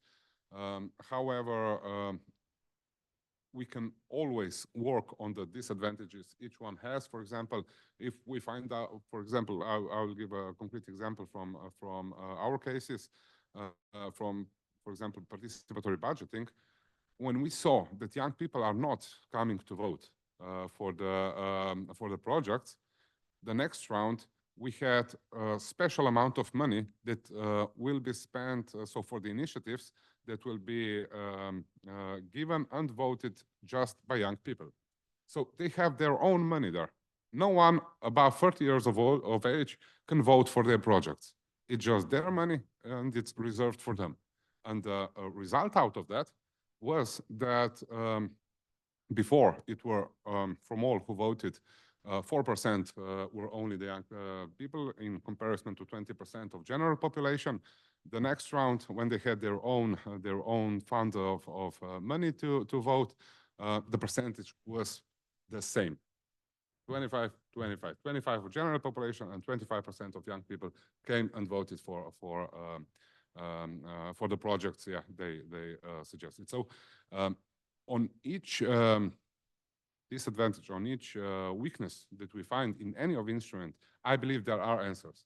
First of all, of course, we have to identify which weaknesses do we have, and then to find out how to address those weaknesses. And in my opinion, it is worth it.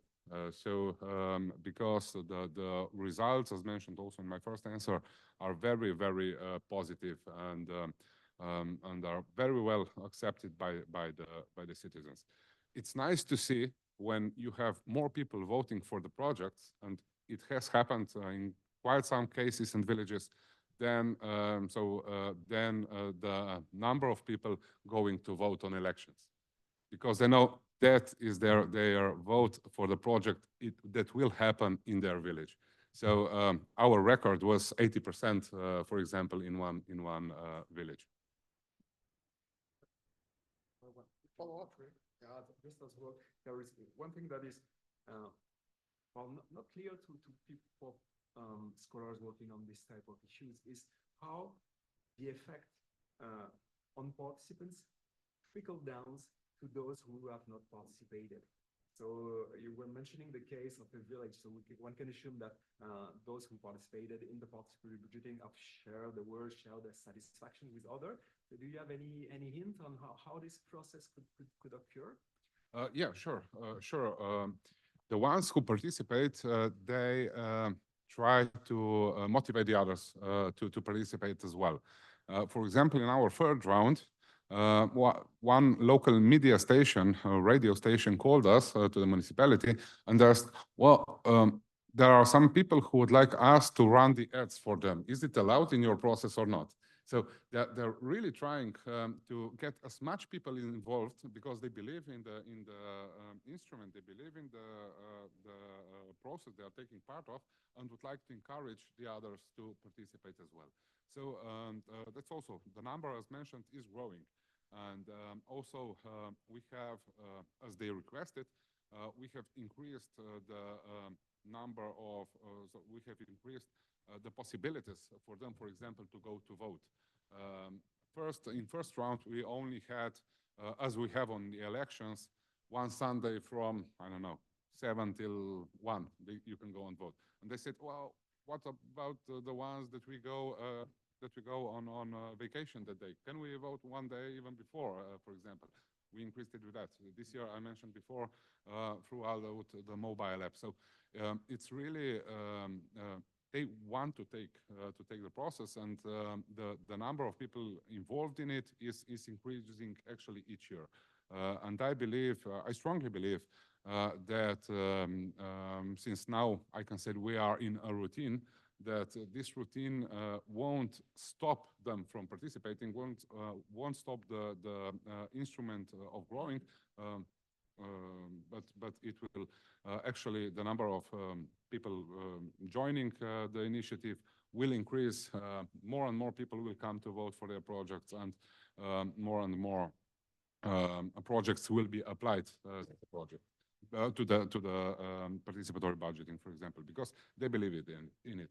And this part of my answer is based on the experience of all the other questions where there is nothing directly for the citizens when they come to the roundtables, when they come to debates, when they fill in the form the questionnaire I was describing before, and so on. They are participating in all the ways we show them that they are invited to participate. So for sure, this peer-to-peer motivation is one of the best possibilities, for sure.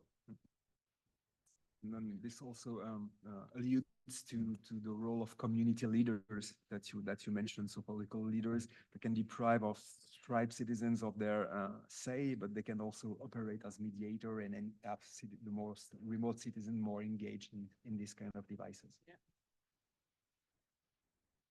Okay. I want to take up, thank you for this optimism. I want to take up a more balanced, let's say, position. My biggest worry around the democratic innovations that we mentioned, all of them, is the last point you mentioned, and this is the depoliticization. Because it is really great instrument for good governance. So you have a good collaboration between the executive, the administration, and the citizens into co-administering, co-executing projects, policies, and so on. But to me, I'm a political scientist and I'm hardcore in this. It is, all happening around politics. It is actually not politics. And you can see that, everything is politics, but like you can see the skepticism of elected representatives in the councils, in the municipal councils towards these mechanisms. They're very skeptical towards it. They even ask, like, what is then our role and position here if all the money or all the decision-making is made through this let's say roundabout, but these other channels, they're not roundabout, they're even more direct. So my question is, to what extent does the political innovation transfer part of its magic, so to say, to the regular political process? And I don't think it is happening, and it is still the regular political process that is in trouble. When I was studying Pazin, I was noticing at one little point more participation into these sublocal elections, like hugely increased participation. So I was hopeful that, okay, so this will transfer to regular politics, but I don't have a verdict on this, but I'm a bit skeptical. But it is true, and I would agree here that a general trust in the decision-making process of the municipality in case of the participatory budgeting, when it is well executed, it can be observed, no doubt about it. But as I said, I don't think it is an increased trust in politics as such. It is more, I don't know even how to explain. It's more like a trust in their particular mechanism that they have implemented and invented. Yeah, if I would stop here and give a chance to answer the other challenges. Maybe I just, maybe I follow your four risks on the participation. So the analysis of the four strengths showed that on the multilingual platform, of course, there were those that were engaged. There were organized interests behind. You cannot control participation on an online platform.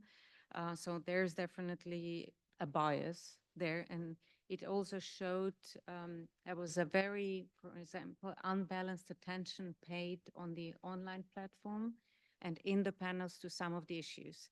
I've noticed this, for example, for enlargement of the EU, that seemed to have a lot of support and proponents on the online platform, but in the EU in foreign policy or EU in global affairs strand of the European citizens panels, it was there, but the interest was minimal. It was not at the core of the people who thought we are saving now a situation in Europe in any, or our, democratic life or welfare in any way.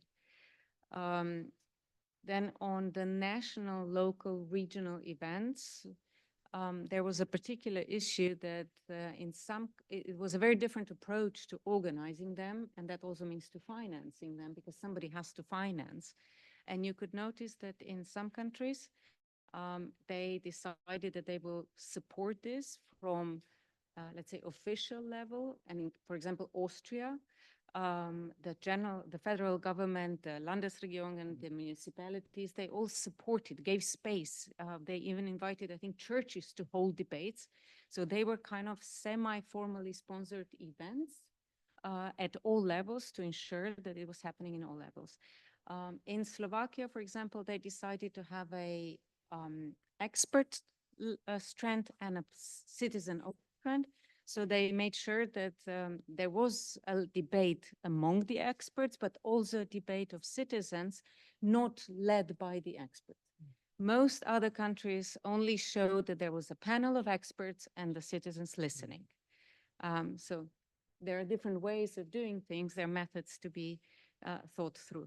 Then in the citizens' participation itself, in the panels, there it is where I said before that was really, they try to choose them from all strands of life, and that then replicated in the plenary from these four levels. But once again, we're talking about eventually 449 people on behalf of us. But then, of course, this is not politics. This is just this particular situation we're talking about here.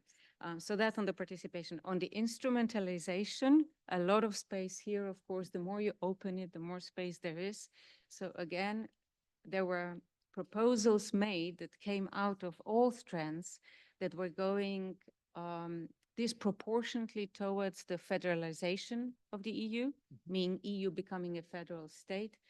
And you could, through being, let's say, a very close observer, see that this comes from particular interest within the European Parliament at the time, or at the, I mean, it's a long-standing interest of a part of the European Parliament for that. And you could see this strong influence of the European Parliament.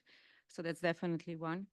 And then as for the risk of depoliticization, I think the process really showed that there has to be a limit to the scope of what you're discussing like that. You probably, and of course the effect. I think the effect here it is, this is a recommendation going then into politics. So that part, I would say, was carefully thought through from the beginning.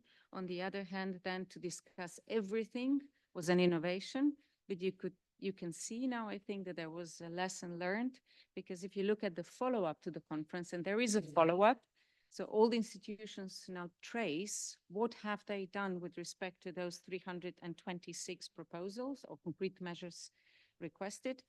And there is a very generous assessment by the Council and the Commission that about 95% of all has been done. Most of the things would have been done anyways. And there's, of course, a very broad remit of what it means to do something, to act on a situation. And you can pack anything, deal with digital into a digital single market act or something like that. But there is the concrete follow-up with the method, because it still exists. So there are citizens panels continuing, and 2 have concluded, one on energy efficiency and one on tackling hatred speech. So you can see that there are limits, there are concrete, maybe even technical issues or issues that touch upon our lives in general, but that need to be dealt with, and that perhaps there is an input by citizens on that. And last thing, the Commission set up a so-called competence center on participatory and deliberative democracy in response to the criticism of how important it is, the method. And I guess this very limited continuation, though you can criticize the limited follow-up with only 2 panels in 3 years or 2 years. On the other hand, they limited the topics that need to be discussed to ensure that there is no disillusionment over my lack of say into something that I don't really have a say on, or should follow a different process. Thank you. And the European platform is conveniently labeled "Have Your Say." That's the better regulation platform for every single Yeah, proposal that we can. It's time that we get some word to the audience. Is there any questions or comments? Maybe some own experiences or views on these mechanisms? Now it's your time to have your say. Yeah.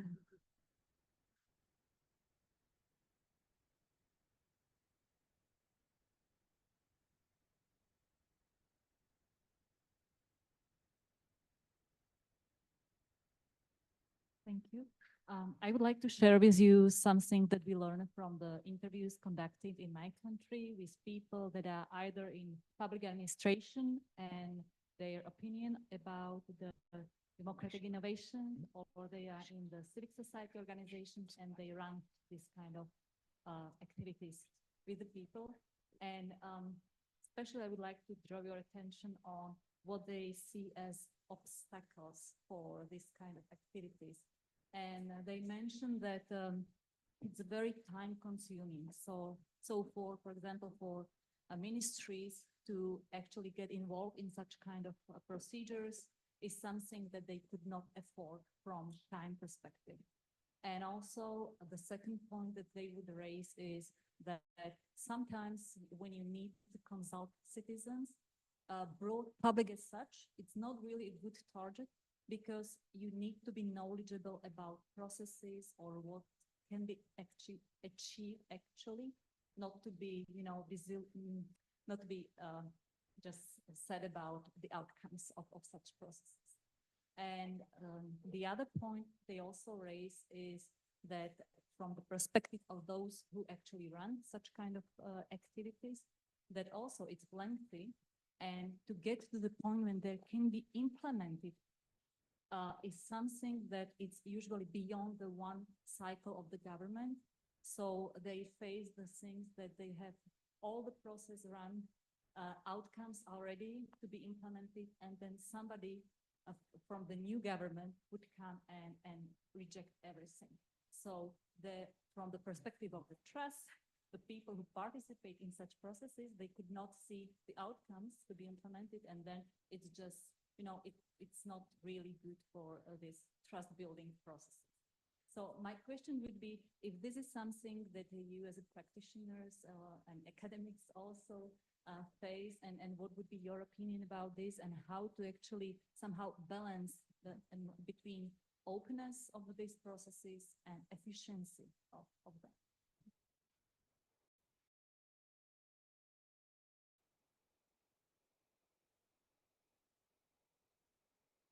I can give, from, of course, our experience, answers to those challenges.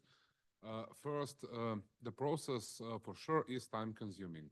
So for the public administration, from our municipality, each cycle, when we run the process of applying the initiatives and applying projects and then voting, takes around 3 months, but the most intense for of course public officials, the most intense period is the one when they have to evaluate all the projects that come at that point. So that usually takes around a month for, let's say, 1/4 of our public administration, of our municipal administration. So it is time consuming.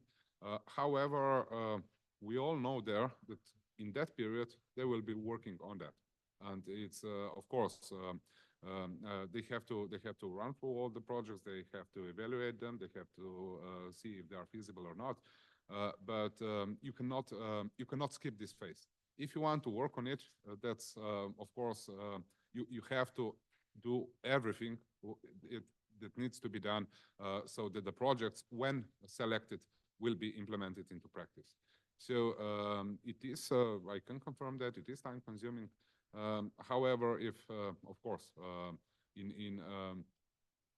from my perspective, it's worth it. It's worth all the time that everybody is spending it, the politics, the public administration, and so on. And then when it comes to the other governments, the other mayor, and so on, what we did in the first time, because I know that can be quite a danger for the process. What we did before the first round, when I adopted the idea and said we will do that, I actually found, what I did is I gained 100% support from all the political parties in the municipal council. So everybody said, okay, yeah, that's good. We won't interfere in the projects that citizens will apply. We will support the process and so on. So it was actually, no one can show up and say from any kind of the political structure that is today alive in our municipality will not come and say we won't do that anymore. Because we really gained 100% support for the process. So, and that is possible. That is possible, and when I would say, when the politicians or decision makers are responsible enough to say, okay, when we ask the people, we ask them to implement their will when we get it out.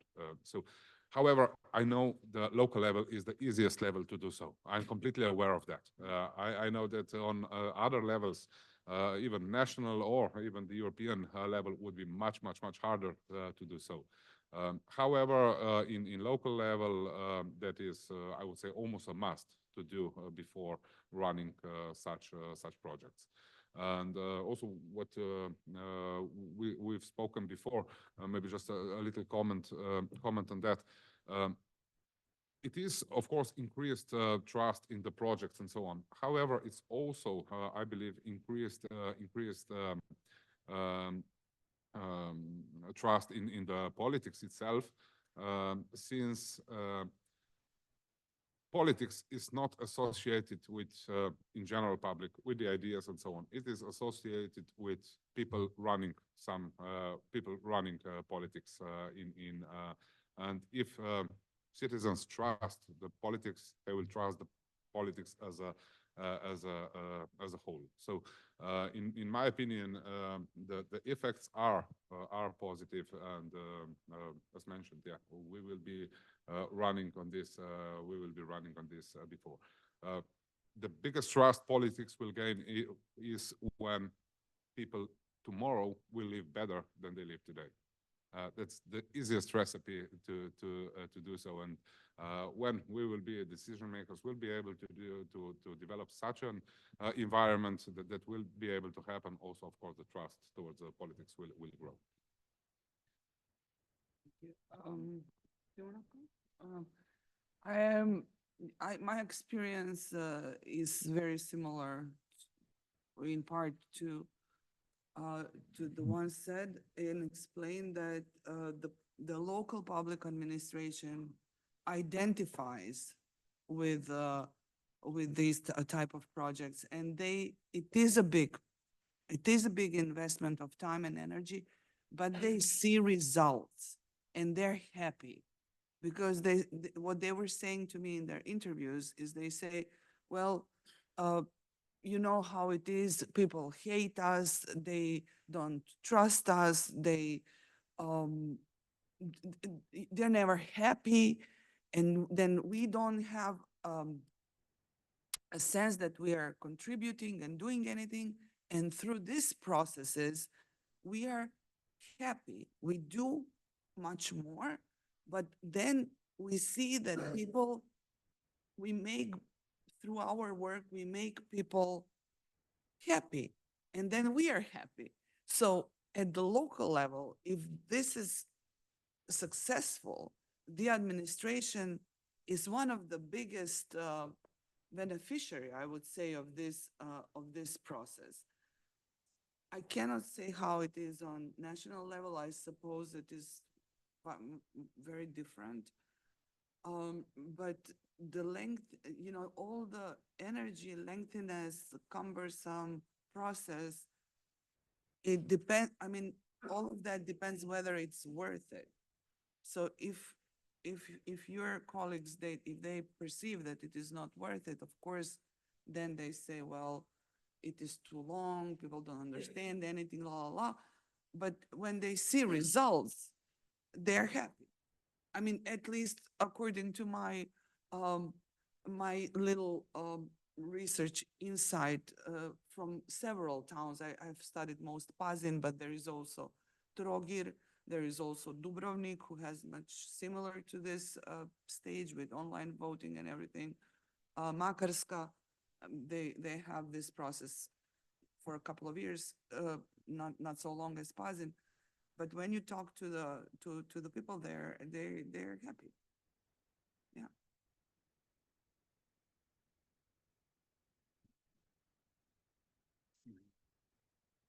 Does it work? Oh, okay.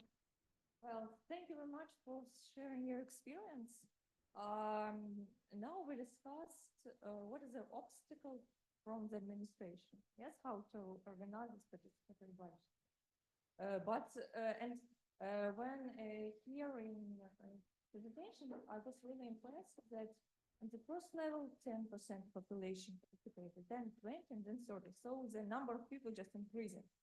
But my question is, why other people do not participate in taking decisions, considering participatory budgeting? I'm wondering, so my question is, probably you made a kind of survey asking people, why don't you participate in it? Because Aneta said that one of the reasons might be of not participating that people don't see the results. Like they voted, but for example, something changed in government, yeah, and the project wasn't realized. But if people see on the positive situation, like everything works, why not everybody does it? People are not interested. People don't believe it. People don't know the procedure, don't know like some additional information, or what do people need actually to be more involved? Yeah. Probably have some suggestions or made surveys.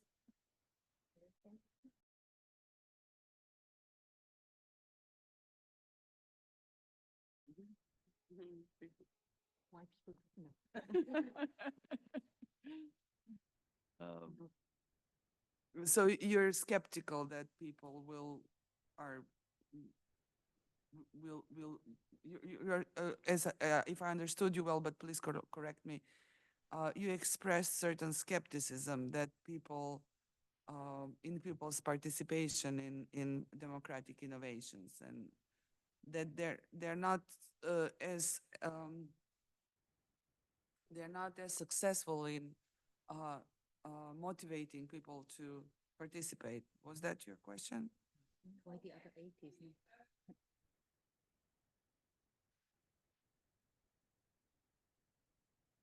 Mm-hmm.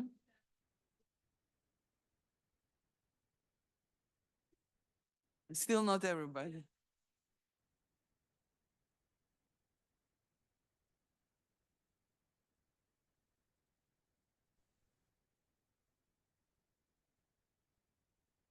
Mm-hmm.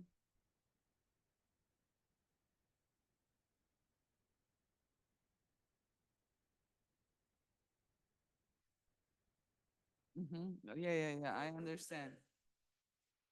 Well, that's a very good question. I try to point to the demographics of people who usually don't participate. And it all comes down to a certain self-perception that they're not competent enough, or it's not a thing for them.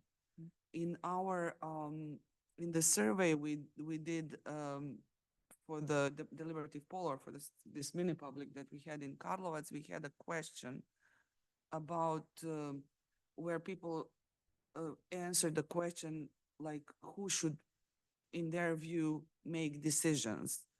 And there was an option to say, well, citizens are competent enough to participate in these decisions, or people like me should be asked more about political decisions that leaders make.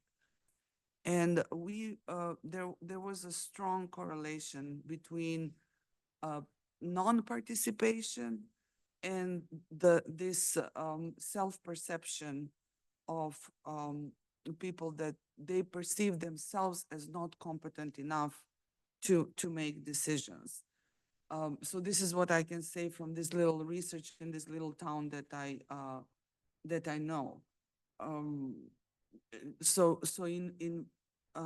I guess you have to increase the level of self-confidence and perception of competence among citizens, so they feel that they have something to say.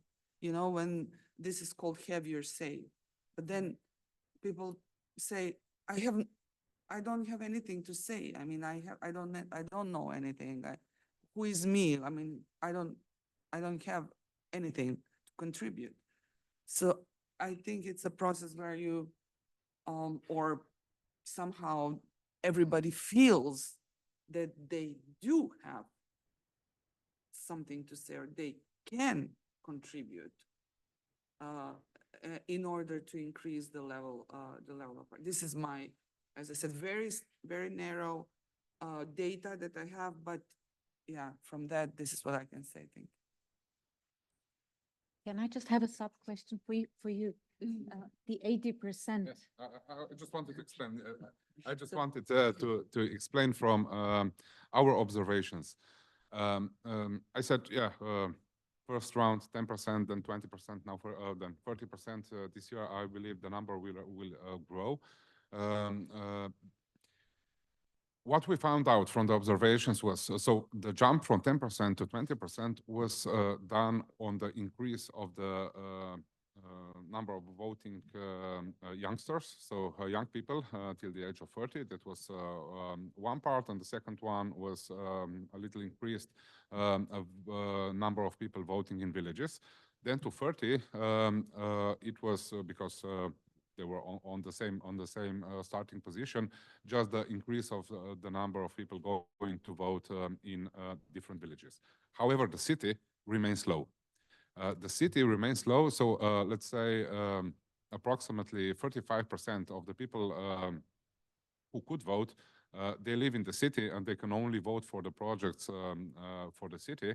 The percentage of those going to vote is just 4%.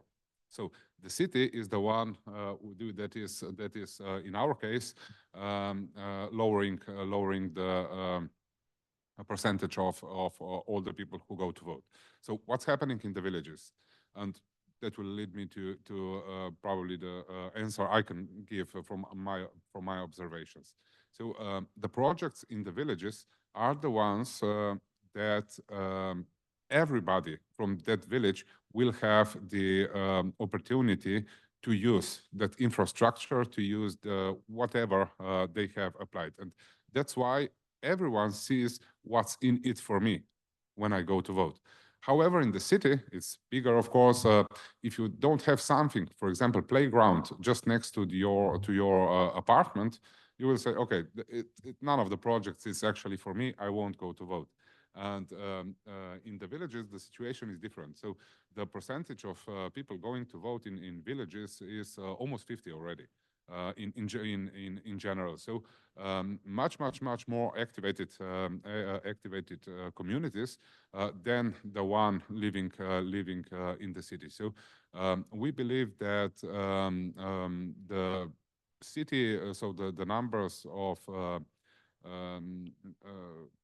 that the number of people going to vote in the city would increase if we would allow more projects in, so maybe to increase the funds for the city. However, we decided not to do so, since one of the idea is also really to spread this amount of money that we are doing around whole municipality. The city itself is a little bit privileged in any case, so much more investments, public investments, and so on are happening in the city in comparison to the ones in the villages.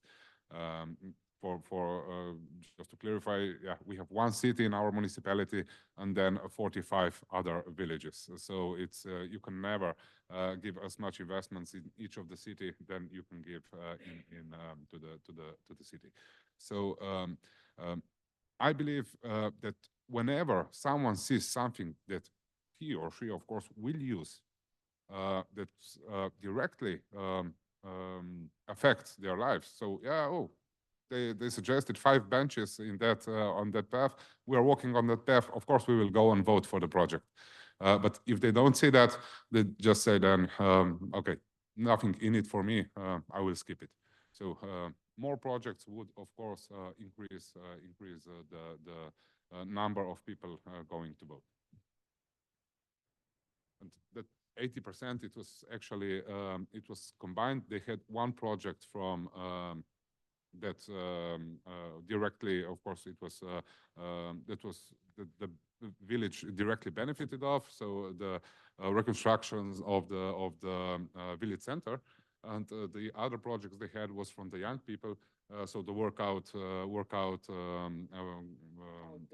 outdoor gym. Thank you. The outdoor gym that was then suggested and voted by the young people. So they have both on their territory, and that's yeah, that's why they reached 80%. Unfortunately, we had this interesting debate. We ran out of time. I think we can all agree that today's roundtable introduces us to potential of democratic innovations, but also pointing out challenges, risks, obligations, and hopefully this will sort of point us in the direction how to improve these mechanisms and implement them in the future, also in terms of helping building us trust in political institutions and worthiness of this institution. I would like to thank all the panelists, together with my co-moderator, to participate in this interesting roundtable, and also, of course, to the audience with their comments and questions. I would now like to take advantage of my position here and invite you all to take the lunch and sort of refresh and recharge for the next panel. Thank you. Thank you. Thank you.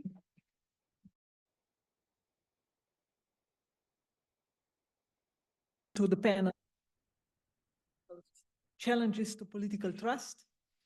And as you can see, colleagues, active participants are already coming. So moderator of the panel is Professor Damian Laich from the Faculty of Social Sciences. And Damian, please take a lead.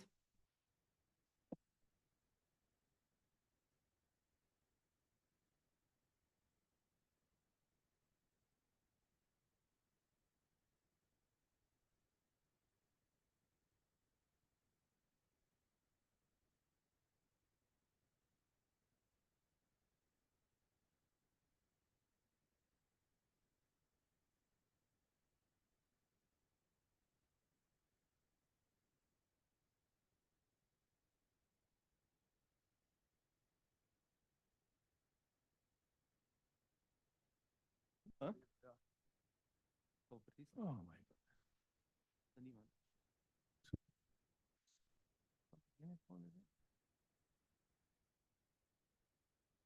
Our lifesaver.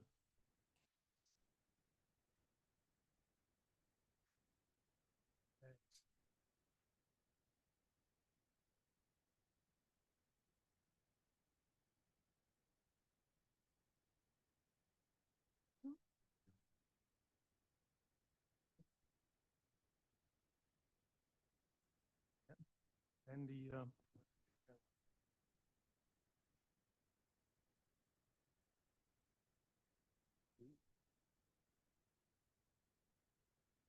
okay, thank you, Alenka. So we can start with this usually the hardest panel, since it is after the lunch. I'm happy to introduce our four panelists: Lars Johansen from Aarhus University, Denmark, then Marko Hočevar. He's our colleague from the same faculty, Faculty of Social Sciences, University of Ljubljana. Simon Della Corda, he's coming from the Institute for Electronic Participation, and last but not least, Ladislav Cabada from Metropolitan University in Prague, Czech Republic. So as we already heard in the first part, nowadays democratic challenges are many and complex, but we could probably say that there is a common thread. So this is a decline in political trust, and probably we can even put simply that today distrust in politics has become kind of norm. So this can be seen in the rise of populism, in growing polarization, in crisis of democratic legitimacy, decline in political participation, and so on. So in this panel, we are going to address some and different challenges to political trust, and we will start with Professor Lars Johansson, and he's going to present his presentation about trust and corruption in the central administration. Thank you very much, Damian, and thank you very much for the invitation to come here to Ljubljana. This is one of my favorite places in the world. So every chance I get, just call. I'm going to speak about trust in and corruption in the central administration because it has an effect on trust among the citizens. So bear in mind with me, because first I'm going to take you through a little bit of the first 2 decades of research which dealt with the outcome of corruption, and then I'm going to turn over in the second part to some of the innovative parts we are going to do with respect to central administration and how to fight corruption. See, the first phase of corruption studies basically departed in the question of trust. Putnam's famed project on Italian democracy, which was basically social trust and corruption, explained the difference between North and South Italy. And moving on, it departed also to the question of political parties and trust and how electorate could punish the corrupt politicians. Later on, it has turned out we do not really vote the rascals out, but there's another story. See, the problem with corruption and trust in democracies is that it really impacts the very foundation of consolidation. If you have corruption, you have less trust, and if you have less trust, there's less legitimacy. And this has been shown in numerous studies after study. This is one of the few facts we more or less know from 30 years of science. Maybe not formulated as a law, but more formulated as highly likely. But we also know that this is mainly true to the more mature democracies than those who are in transition.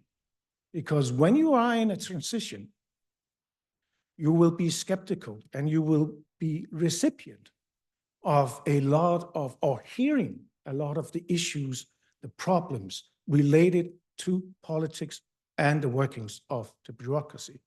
So before you cross the line from the early phase of establishing a democracy, then we see a beautiful, nice statistical correlation. So the issue really here is how to cross the line in the first place and maybe turn a vicious circle into a virtuous circle of effective administration, trust, and legitimacy. Is it possible to reduce corruption?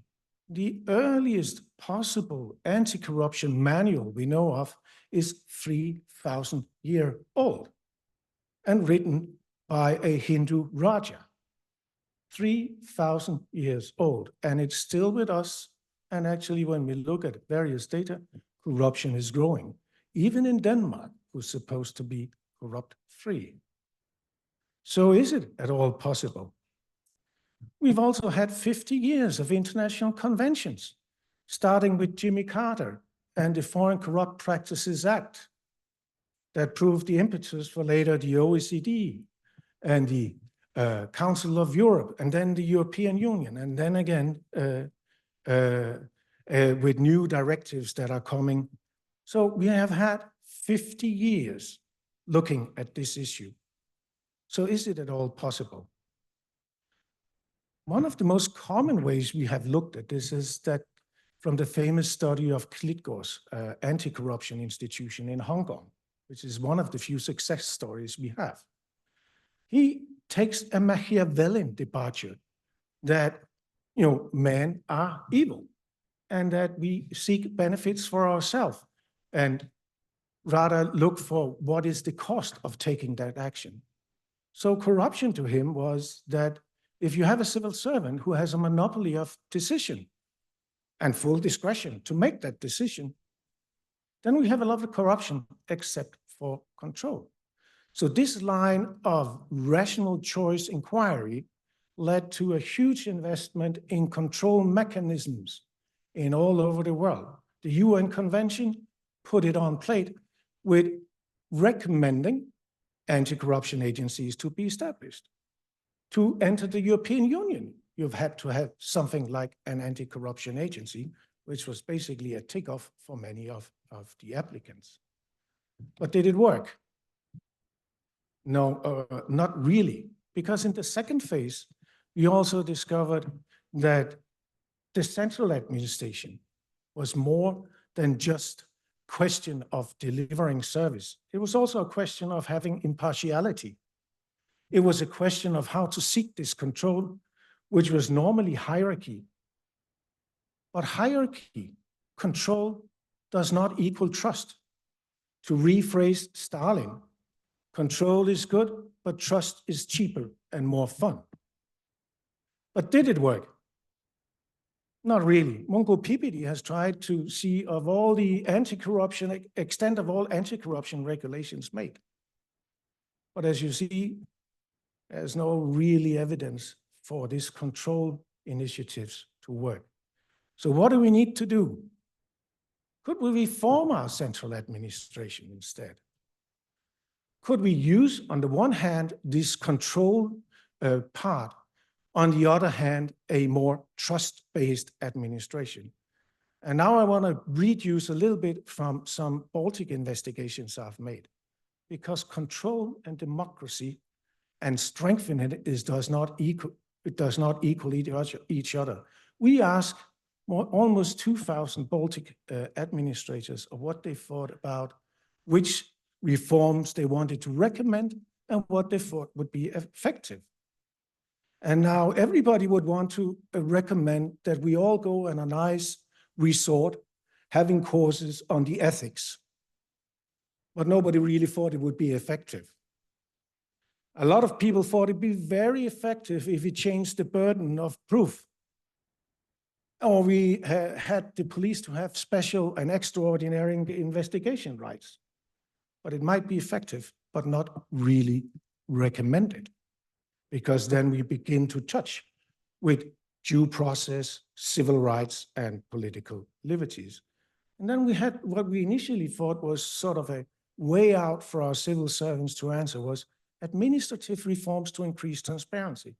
Everybody liked it because nobody knows what it is. So it was a safe question to trick for them. And that made us look at the paradox. Few actually blow the whistle.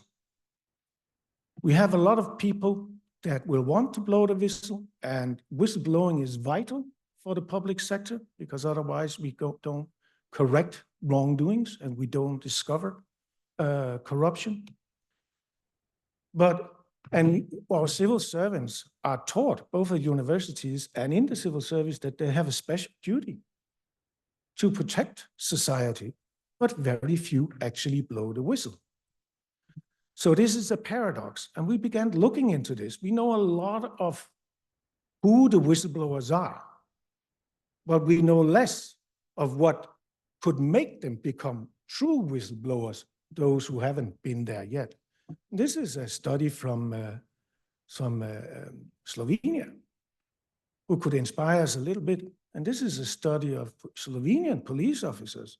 When they report wrongdoings in their own ranks? And it basically tells us that there is a code, a social code among police officers in Slovenia. And only when it got graviated, then they would report their fellow officers. So of course, there's something between minor, like free meals, and there's something like taking a bribe from a speeding motorist. But once you decide to report, who would you report to? And here's actually also something I did together with Irena from this department, where we looked at Slovenian civil servants. Because one thing is to report the police. Another thing is to go to your superior. And if we look at the central administration, and if we look at trust for the citizens, it's much better that you report to your superior and let change come from within, rather than have a scandal, which might rock trust in politicians and in civil service. So how can we get the civil servants to report internally? Well, we know one of the reasons why they don't. We know that from studies like the Slovene police officers that there's an issue with cold shouldering. If you report, you are a snitch, right? You are a telltale, and you will be punished by being frozen out by your colleagues. Or if it's an organization that is corrupt, then you might also be demoted. You might be fired even from your job. So how can we make the civil servants believe that they can actually report safely? And this is the question where we come in with trust. You have to trust your manager. And this is why we get to innovation in central administration. We have to move away from the old dogma, which is now the old dogma of new public management. We have to begin to look at the new civil service in the European Union, which is driven by what we call new public service or new public governance, where citizens are much more involved, where hierarchies are flatter, where colleagues are more respected. In the Baltic states, we look for clues as whether they have become more modern civil servants. And as we see, most of them will know the meritocratic principles and the non-conflict interest of the arm's length principle. They also report that majority would like to blow the whistle, but these are intentions, not facts. Half of them would want to involve the citizens. So what our discussions, because this is not finished research, look at is how can we make public leadership within the civil service more trustworthy? How can you trust to go to the rector, the dean, and whoever? A leader needs to encourage and recognize their staff. They need to expose that they care about your situation. They need to be transparent in their dealings. As long as there's something that's intransparent, obfuscus, you won't get the trust. You also need to be predictable, basically boring. You will only report to your leader if you know how she will react. And we lately, of course, also an expert, so we know that they know what they should do. And finally, reporting must be made confidential. And this is one of the new phases of research with respect to whistleblowers. How do you keep whistleblowing confidential, that you really trust the management? Thank you very much.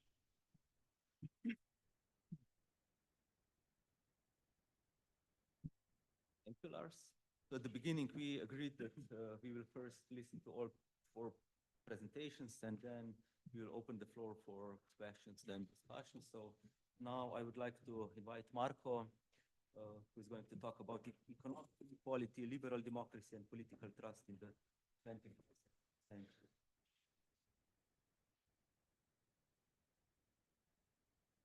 Okay, so hello to everybody. I'm glad to be here. Today I will speak about different, let's say, correlations or coincidence between periods when there is the rising inequalities in societies and what does that bring in relation to political trust. Since we live in capitalist, liberal democratic states, most of us, it goes without saying that there's always this potential problem of political legitimacy. Why? Because there is this coexistence between economic and social inequalities on the one hand and political equality on the other. In my presentation, I will do 2 things. First, I will sketch some historical debates about the problem of political legitimacy, trust in capitalist liberal democratic states. So just to show that this has a longer history of research. And in the second part, I will try to explain why there is this rising distrust in politics in Slovenia, referring to different data and also different processes that have been going on in Slovenia in the last 2 decades. So as I said, in our societies, there is a constant problem, tension between inequality and equality. What does this mean? On the one hand, it seems impossible to reconcile economic inequality with political equality, to reconcile capitalism with democracy. In ancient Greece, and we can all agree that that democracy was highly problematic, but it had one specific dimension, and that was that if you were a citizen, if you were equal, you were most likely to be absent of economic exploitation. Of course, they had slaves and everything else, but political status meant also economic, I wouldn't say equality, but at least equity. Of course, many thousand years passed, and when the capitalist mode of production was coming to life, there was also this problem. Why? Well, of course, capitalism was based on economic exploitation and inequality, but of course, the rising new class wanted also political saying in relations to the monarchy. Then they invented this liberal democracy, which actually became liberal in this sense that we understand only in the last 70 or 80 years, because up until at least the Second World War II, it was highly limited democracy. Of course, it was limited to white males, wealthier, those who had money, so to say, and only many struggles, of course, class struggles, identity struggles, feminist struggles, and so on, brought about this universal moment, so to say, that we are all politically and legally equal. On the other hand, of course, this was possible only when the sphere of production was left out of this story of equality. Why? Well, of course, the new class wanted to secure its and their property rights, which meant, of course, that there will be no equality in the sphere of production. And that is how this very peculiar liberal democracy came to live. Of course, this universalization of this political formation became really universal after the Second World War in the West, and after 1990, it became also really universal at the global level. And immediately, after the Second World War II, there were many problems with this. Why? Because, of course, you could see rising needs, social needs and requirements, and also pressures on the governments who had to the government, which had to respond to them. How did they respond? Well, of course, with the creation of the welfare state. Of course, it was the consequence of extremely strong left parties, trade unions, and the constant threat of the revolution. But at least until the 1970s, through many different policies, it promoted, I wouldn't say equality, but at least diminishing inequalities in the sphere of production and in the private sphere, so to say. However, from the 1970s onwards, already neo-Marxist authors saw that there are some problems with this.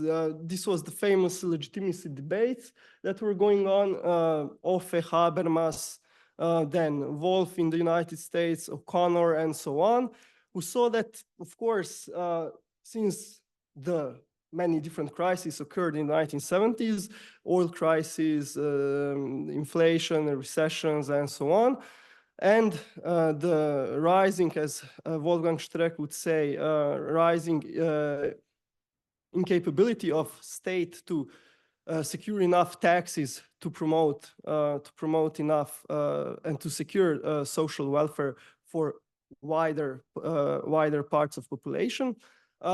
It caused tensions because it became apparent again that political equality did not mean social or economic equality, nor diminishing inequalities. But as we know from the 1980s, it meant exactly the opposite, rising inequalities, since the neoliberal revolution meant policies that were aimed at for the benefit of the most well-off in societies. The welfare state was transformed in the workfare state, and the rising, of course, strength of multinational corporations and financial capital together with these changes in the sphere of production and society, led many different authors to talk either about post-democracy, defective democracy, and so on. Crucially, also empirical research showed that these processes had a very important consequence on elections and, of course, on trust. Namely, apparently there was some sort of social selectivity of voter turnout, meaning that those, the lower parts of society did not vote. This was proven or shown in Germany and in the United States empirically, that they are usually those who do not vote, which also led to decreasing voter turnout and, of course, to rising distrust in politics. So what about Slovenia? Slovenia, as you all know, had a very specific economic transition in the 1990s, gradually, really slow reforms on the one hand, and on the other, it rather quickly became what would be called consolidated liberal democracy, became an EU member state, adopted the euro, and so on. So everything seemed fine. Also, the different figures showed that there was a high voter turnout and rather low distrust in politics or dissatisfaction with democracy. It depends how different surveys formulated different questions. However, since the 2004 accession and financialization of the economy, and especially after the crisis of 2008, many things changed in Slovenia. And now I will go through different charts just to show you how this distrust in political parties, politicians, and so on, you will see increased and then later on decreased slowly again. So this blue line is the one meaning distrust in political parties, politicians. So you see when the crisis came from 2008 onwards, it really increased. Rather similar was the case also with the trust or distrust in National Assembly, also in relation to government. And of course, dissatisfaction with democracy grew, rather importantly decreased. Okay, we have here during the COVID crisis, again, an increase, which was a rather specific case, while also the dissatisfaction of the economy shows a rather similar trend to, or satisfaction with the economy shows a similar trend to dissatisfaction or distrust and trust in democracy, politics, and so on. How does this correlate? I'm not saying that it's caused by inequalities, but I'm speaking about correlation, so only descriptively explaining what can be seen. Slovenia is certainly a highly equal country, society, when one speaks about income inequality. It has one of the lowest Gini coefficients, as you can see in the lowest table in the world. However, if you look at the table above it, you can see that if you focus on the number of the persons who live below the risk of poverty threshold, increased importantly since 2008-9 until today. For Slovenia, it is a rather important number, 30 or 40,000 people, since it has a rather small population. And crucially, the two figures above, you can see how wealth inequality increased importantly since 2009 and 2010. So the top 10%, the top 1% of the population gained the most. And of course, then the Gini coefficient of wealth inequality also increased importantly in Slovenia, which speaks a completely different story from income inequality. And at the end, of course, you have this rather straightforward trend until the last National Assembly elections with increased declining of voter turnout in assembly, parliamentary elections, and also presidential elections. Moreover, you can see a rise of many different new liberal parties before every elections, the so-called new faces in Slovenia. Just to turn out to be parties for only one term, by the next one, they either disappear or lose the vast majority of their voters. Of course, why?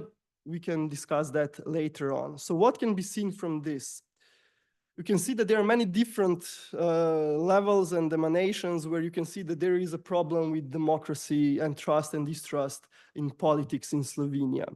From the figures in the Slovenian public opinion surveys, which show important changes, especially during the economic crisis, rising inequalities, and when the welfare state was actually transformed into workfare state. So this is the period when this dissatisfaction, distrust, and so on increased. However, once these figures became, again, normalized, so since 2018-19, the distrust into politics declined, while, of course, the economy began growing. So you have, on the one hand, when economic growth restored, distrust that is expressed through public opinion surveys began declining, while inequalities remained the same, not as before the crisis, but increased as to before the crisis. However,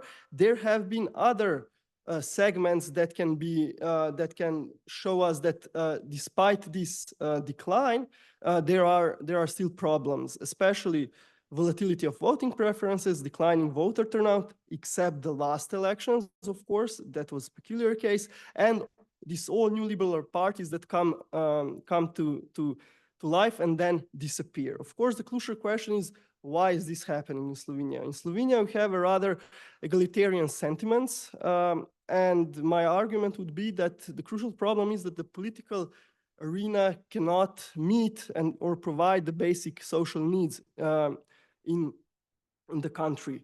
Crucially, there has been a important shrinking of political differences, ideological differences between different parties, especially when focusing on social and economic policies. I'm not talking about cultural and identity politics and policies. There are huge differences between parties, but when one focuses on their programs and their policies when in power, you see that liberal and conservative governments do not differ that much from one another.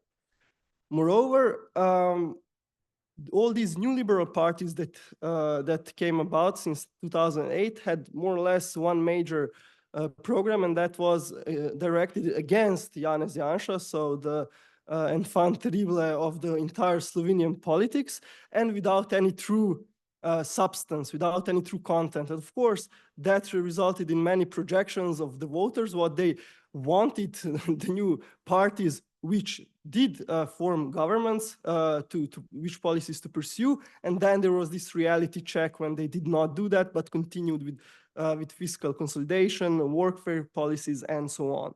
And crucially, the left was virtually non-existent, while the left is actually collaborating with neoliberals in the government. And of course, this entire structural condition, the EU accession and the euro adoption, has left little maneuvering room for any government to pursue the policies that Slovenia had in the 1990s, because of course there is no fiscal possibility to finance these policies. And to conclude, these are not so new developments. These are all diseases in new clothes, I would say. Slovenia has been different from many other post-socialist countries until 2004 and 2008, but today we see that probably these trends are more commonly shared. However, what we should do in future, I believe we need more research on class analysis of voter turnout and voter preferences. I think that we did not do too much on this in Slovenia.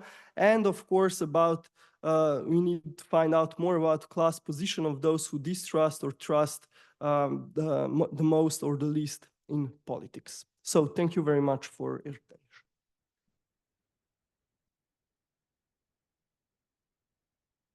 Marco, so now I would like to invite Simon. He's also going to focus the Slovenian case and going to talk about institutional trust in public policies concerning the digital transformation.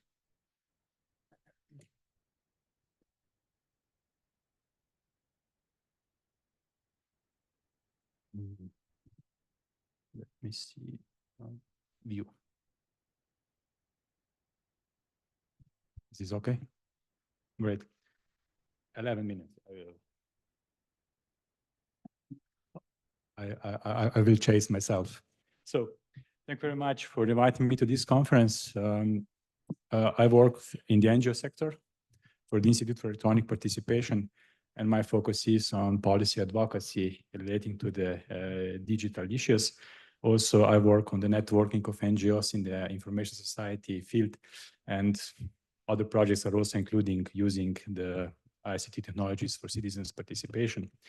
When Alenka invited me to this conference, I had quite an issue of how I could, as an NGO working in the practical field, how I can contribute to the discussion on the political trust. So I decided to present you a kind of case study, which is relating to what happened last year in relation to the adopting of the national strategic roadmap for digital decade in Slovenia, and is having some interesting consequences for the discussion on the institutional trust. And I will frame this particular case with what OECD is working on, the framework of measuring the institutional trust. And hopefully at the end of my presentation, it's going to be probably quite decent to follow up the academic standards. I hope so. So going to what OECD is doing, and it's quite practical also for us working in the NGO sector. The OECD for the last decade made a kind of framework of trying to understand practical implication of institutional trust.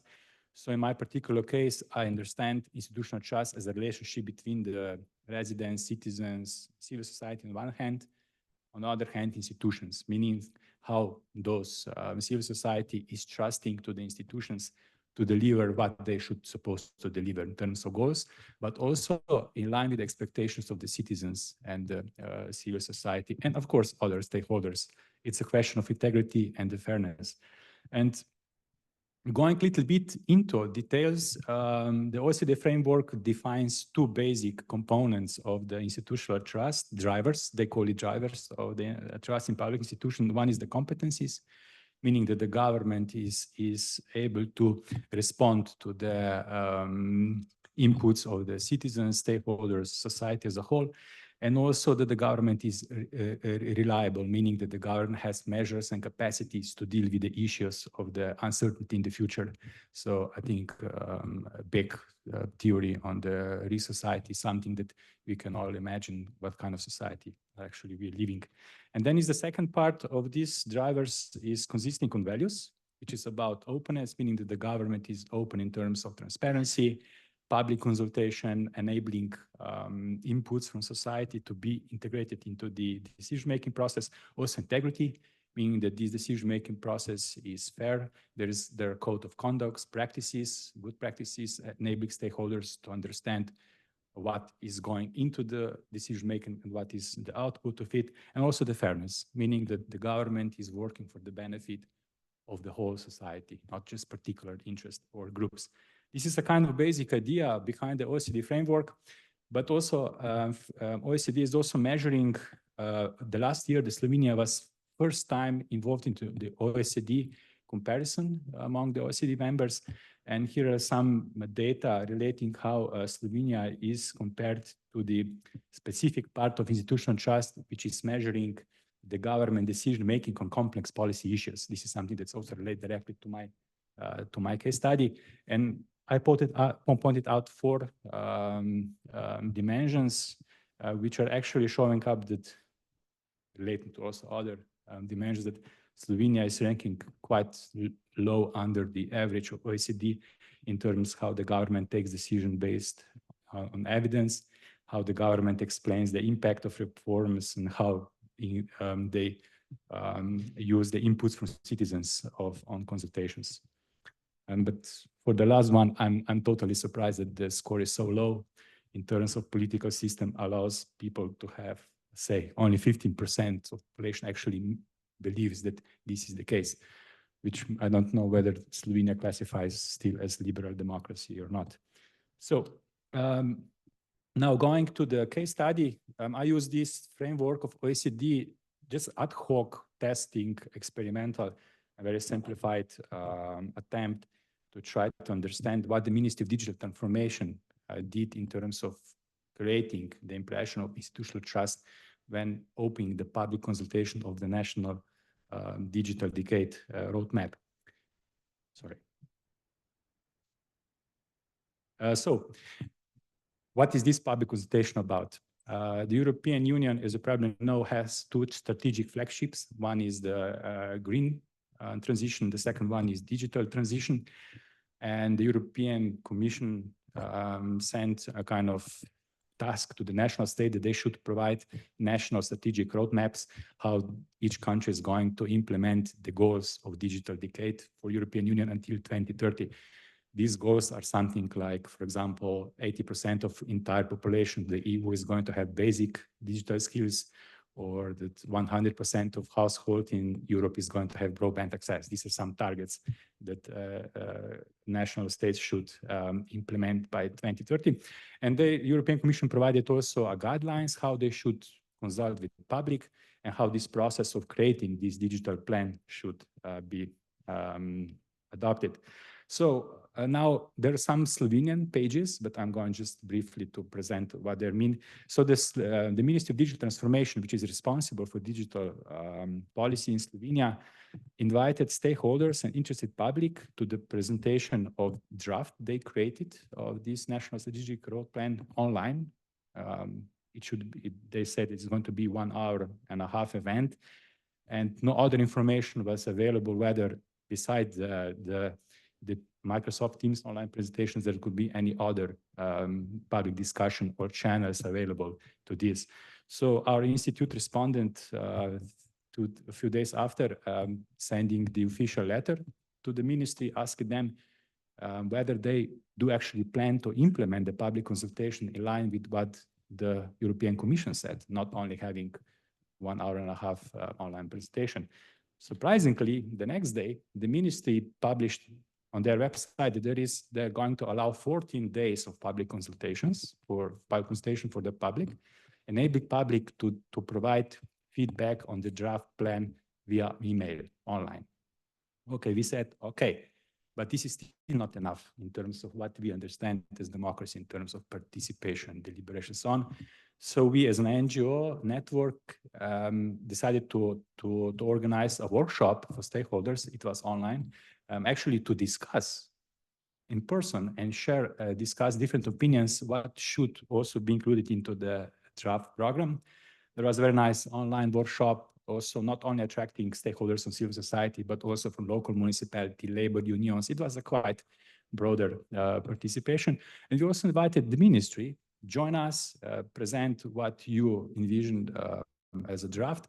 But unfortunately, they didn't wanted to participate. They declined the invitation, and they said that they already had this 1.5 hour presentation of the plan, and they don't see any need to discuss this further with other stakeholders. So, but anyway, this workshop was very fruitful. We created 35 recommendations, comments on the draft proposal, also with 2 additional measures, and we sent this to the ministry. Unfortunately, we didn't receive feedback from the ministry until actually not for a month, although we sent some official letters, what is happening with the decision-making, we receive the feedback on it. Because there was no feedback, we organized press conference. And this press conference, we highlighted the issues of this consultation is not in line what we think should be, was relating to the institutional trust of the OECD, and also presented what we think additional measures should be involved into the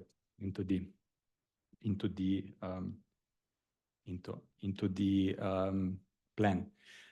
And then surprisingly, on the 9th of November, we noticed that the government adopted the national plan, and it adopted it without providing any feedback to the stakeholders, and they actually provided the feedback 3 weeks after they adopted the national roadmap and sent it to the Brussels.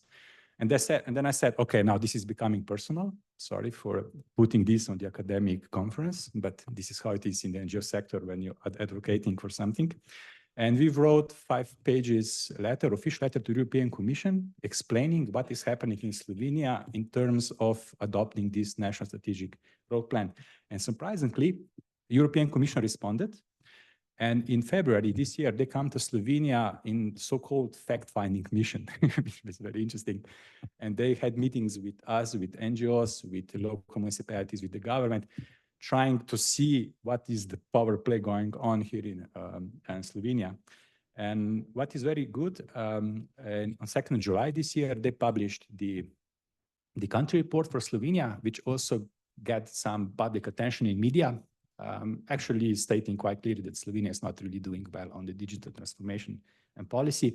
And also European Commission actually put it into the report some proposals that we as a civil society proposed, but the government didn't put it into the report, into the adopted national plan. So speaking from the, going back to the OECD framework, you can see that the main issue here was with the competencies of the Ministry of Digital Transformation in terms of having capacities to actually deliver the open and trustworthy public consultation. And that's it. 1 minute more. And also what is good for us, for NGOs, that we put this issue on the mass media agenda and also on the agenda of the European Commission. So it's kind of strange feeling that on one hand, your own ministry in Ljubljana is not listening to you, but actually European Commission in Brussels is actually listening to you. So this is, this says whether should I institutionally trust to our ministry or not. So, but to conclude, it's not only about institutional trust into the process, how you make national strategies, action plans, and so on. But also another aspect is what we are now doing is monitoring the implementation of such a little bit flawed strategic plan. This is just a kind of showcase how we are monitoring the different measures. And what we find out that some measures are not being implemented at all. Of course, now this roadmap is in force only 1 year. We also found out that some measures are lacking quality indicators, assessing the European Union goals. And also, what is also surprising, relating to this, whether the government is adopting decisions based on the data, on the evidence. This value, 80% of population having basic digital skill doesn't have the correct statistical data as an entry point. And now the whole trajectory of the state until 2030 is a little bit flawed. So it has to be adopted. So to conclude, hopefully this is going to be relevant also for the discussion and for your questions. It's obviously that in this case, particular case of adopting the National Digital Strategic Plan, drivers of public trust that were defined by OECD were not met, not fulfilled, especially in the relating to the competencies in terms of responsiveness and reliability of the Ministry of Digital Transformation. And also it pointed out some things that those framework not really measuring, but it's a kind of this perceived culture of governance, you know. It's nothing wrong with the legislation, but it's wrong with the practices, how the civil servant behave, how do they reply, whether do they follow the timelines, and in the way how do they respond to the civil society proposals, because none of 35 proposals and 2 measures proposed was included. And the arguments behind that was this bureaucratic. This is not in our field of competencies.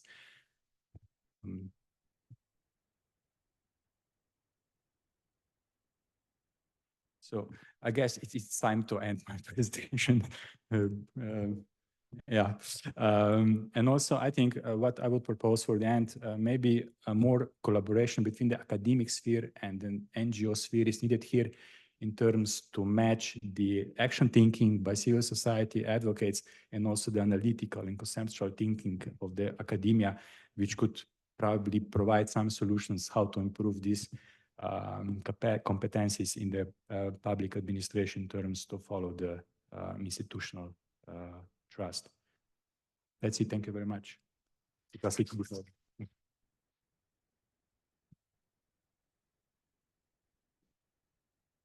presentation left.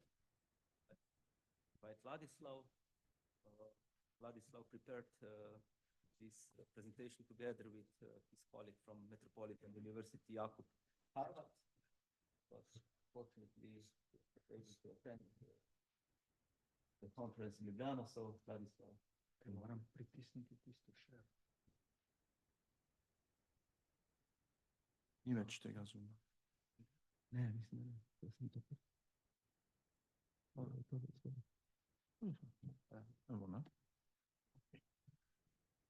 So thank you very much for the invitation. Good afternoon to everyone.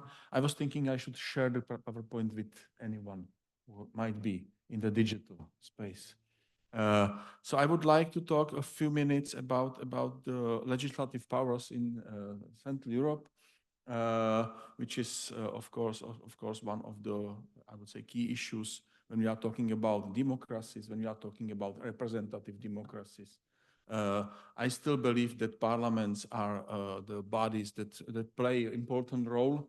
And together with my colleague Jakub Haerpfer, we decided to focus on the very traditional question: if the position, if the competencies of legislatures are sinking, are minimized by the different factors we can observe, like the executive dominance, like the presidentialization and personalization of politics, like the EU membership, of course, and maybe also some other factors that might be mentioned.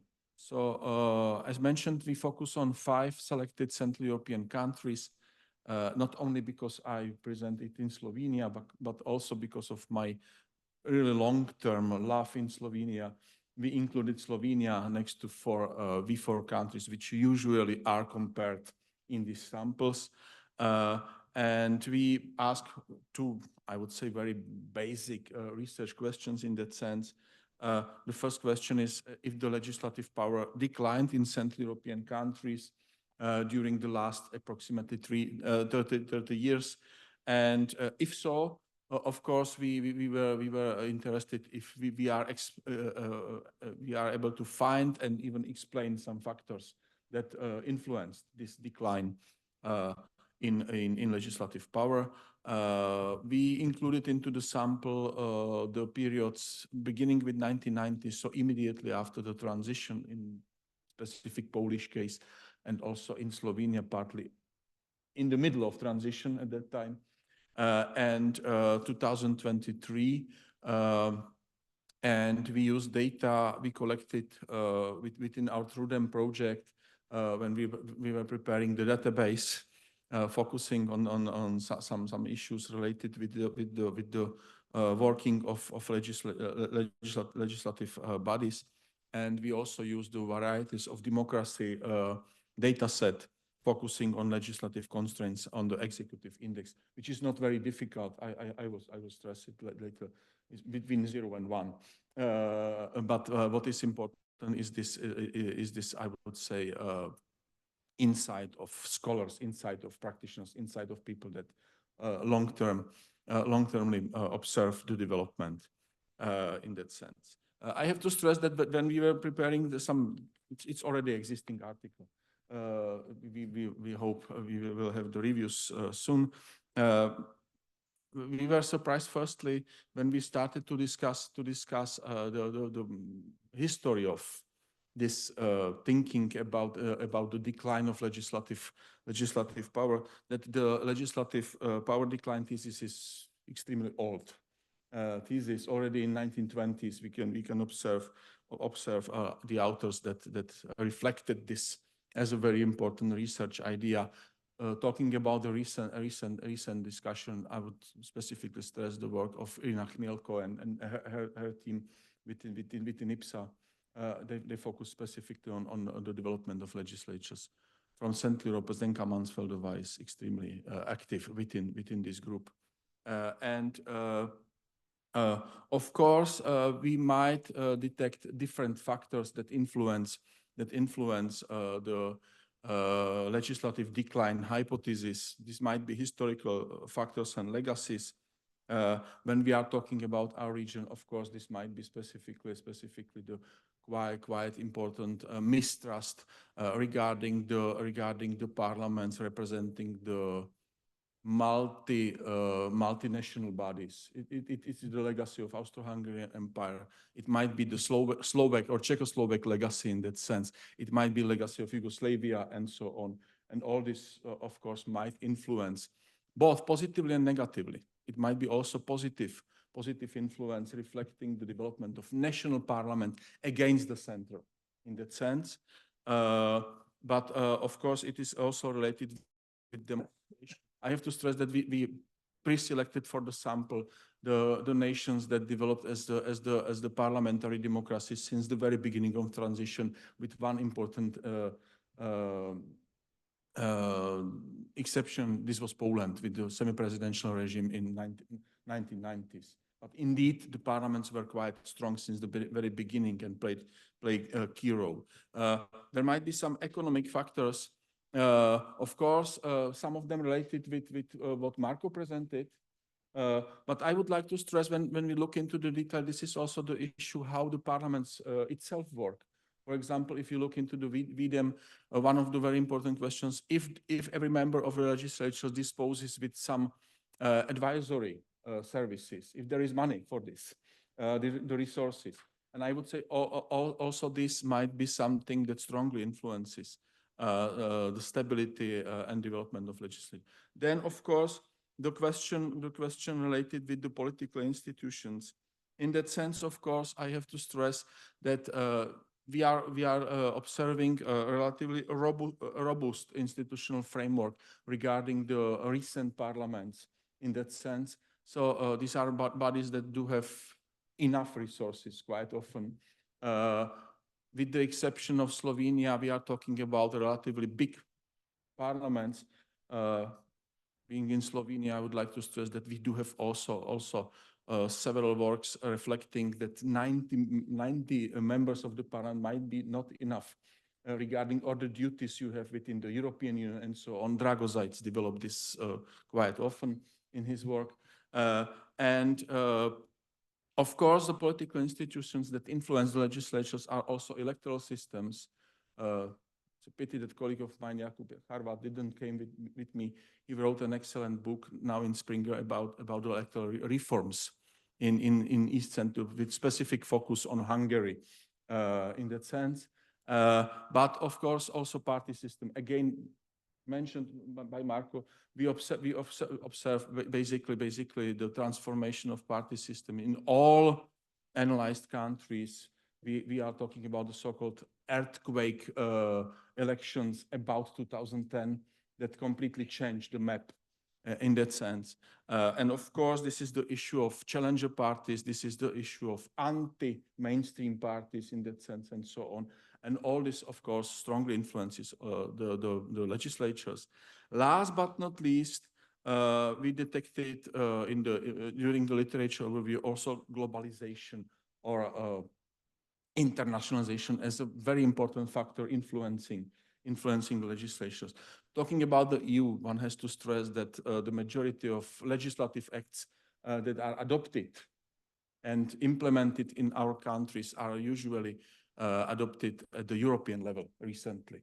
So the question, what is the role of national parliament, how it represents the sovereign states and so on, arose.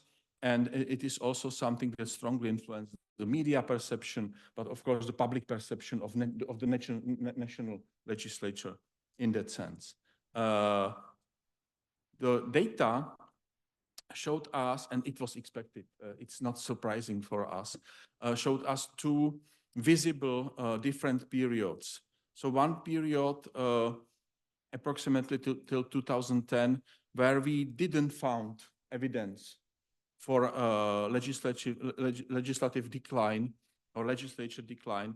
And then the period since 2010, where specifically two cases should be mentioned, and this is Hungary and Poland. In Hungary, I will show then the schemes and charters. In Hungary, the decline is visible, really visible, and continuous. As regards Poland, we might observe some up and downs in that sense. Indeed, I have to stress that at least in our opinion, we didn't confirm that it is some regional or sub-regional phenomenon, as it is sometimes presented. We do have democratic backsliding in East Central Europe. This is the horrible case. And this would be one part of this. So the legislature is falling down with its competencies and so. And what we also found is the decisive role of political parties and their leaders, specifically in the cases where the leaders transform the systems into some kind of semi-presidential or prime minister systems, which is the case of Hungary, and it was the case of Poland. Here, the role of parliament and also the perception of the parliaments transformed. So if we look on the legislative constraints in the executive index, so as I mentioned, it is between 0 and 1, 1 being the ideal situation where the parliament plays the key role as the representative body which controls the legislative process and which is the, I would say, last word-giving institution in that sense. We can observe the decline in Hungary, which is really continuous, beginning not with 2010, but with 2008.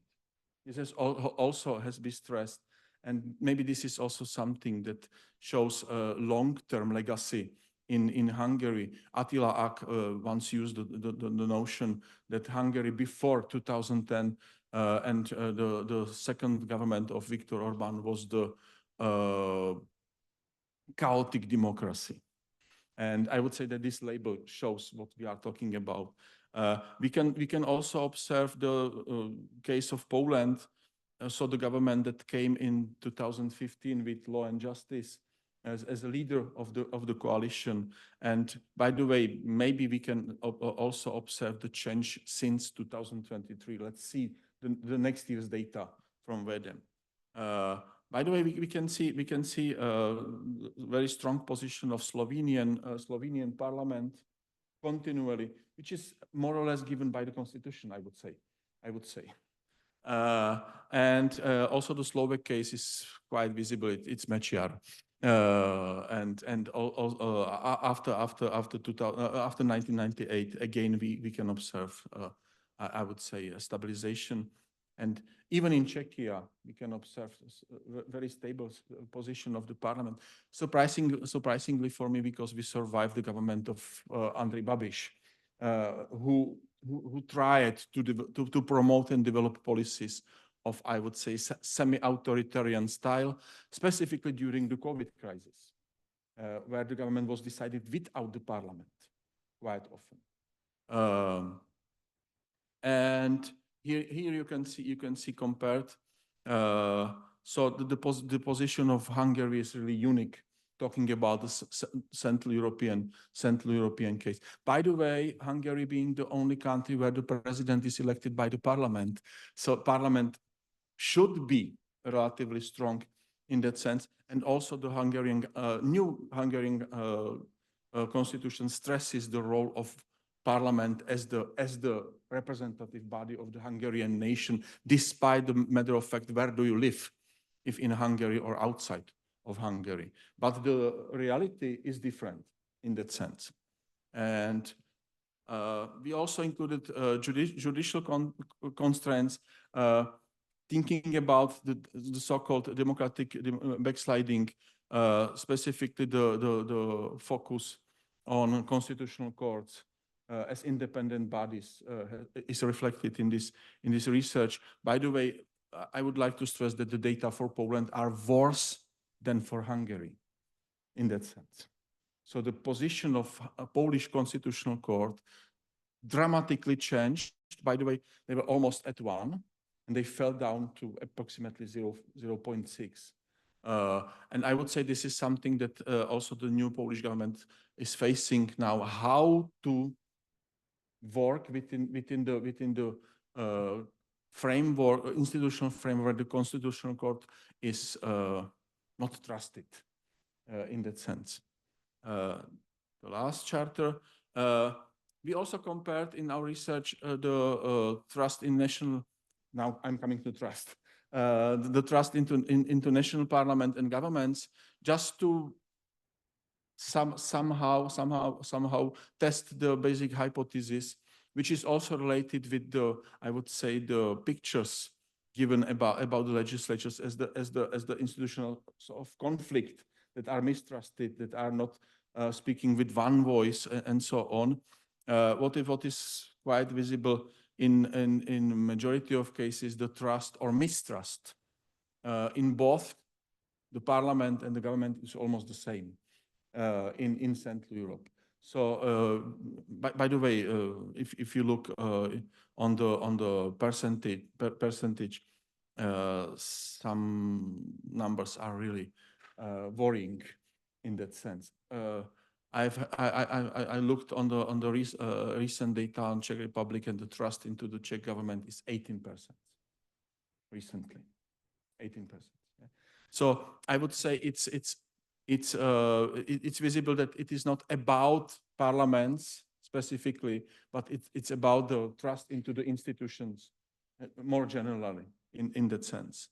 To conclude somehow, I would like to stress that we haven't found any visible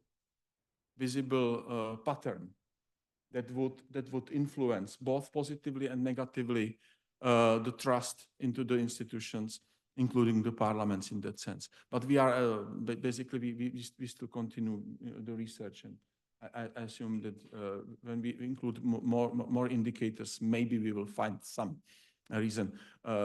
Recently, our hypothesis is that it is related more or less with the political culture. And now we somehow search how to measure this political culture in that sense. So thank you very much, and I'm looking forward to some questions maybe.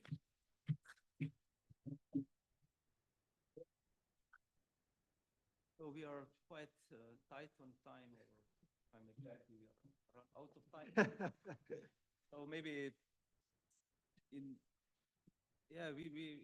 8 minutes we could start with online lecture, but maybe we can take one question.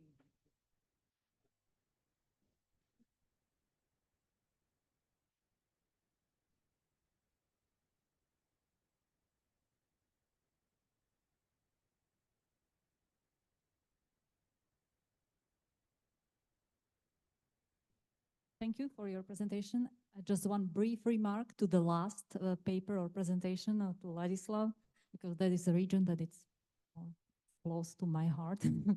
Well, based on your presentation, I do understand that when you are speaking or focusing on this, on the role the legislative body still plays in democracies in Central Europe, this might be completely like okay what was presented. But I'm not sure if I would draw these implications for if there is some democratic backsliding in the region or not, because when you look at the characteristics of liberal democracy, then institutional point, like how is the power separated, is only one of those characteristics, and there are others. And combine them, you will have a good democracy or bad one. So it's not enough just to keep one characteristic in check, you know, you need to follow also others. And also when you pick up the concrete one that from my perspective, would not tell us a lot about democracy quality. Because when you look at the other regimes that are authoritarian or leading to authoritarian regimes, the parliament is set up in those countries. They keep this presence of, or they keep this pretense of having a different governance bodies, and that they would play the role in the system. But are they really democracies? This would be the question, you know. So I would just suggest you, maybe in your paper you have it differently, but you present it in this way, and I would question this assumption. with 2 sentences, thank you very much, of course. If you look into the TRUEDEM, of course, there is a lot of indicators.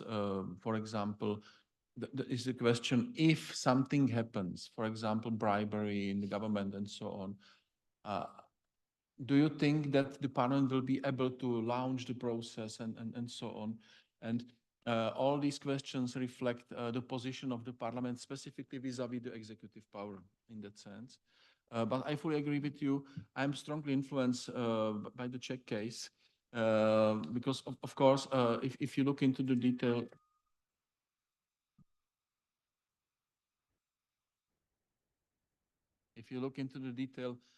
in the last 3 years, you have 50 articles by Czech political scientists asking the same question.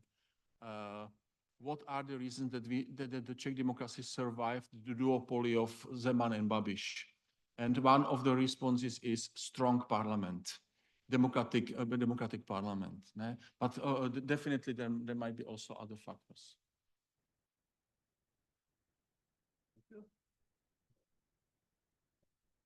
Alenka allowed one more question, so there's some more interest. If not, even better, according to times. So I would just like to invite you to grab coffee, and in a few minutes we'll continue with the lecture. Okay, in 5 minutes. In any case, I would like to thank all the panelists for very interesting presentations and enjoy the rest of the conference. Thank you, Chair.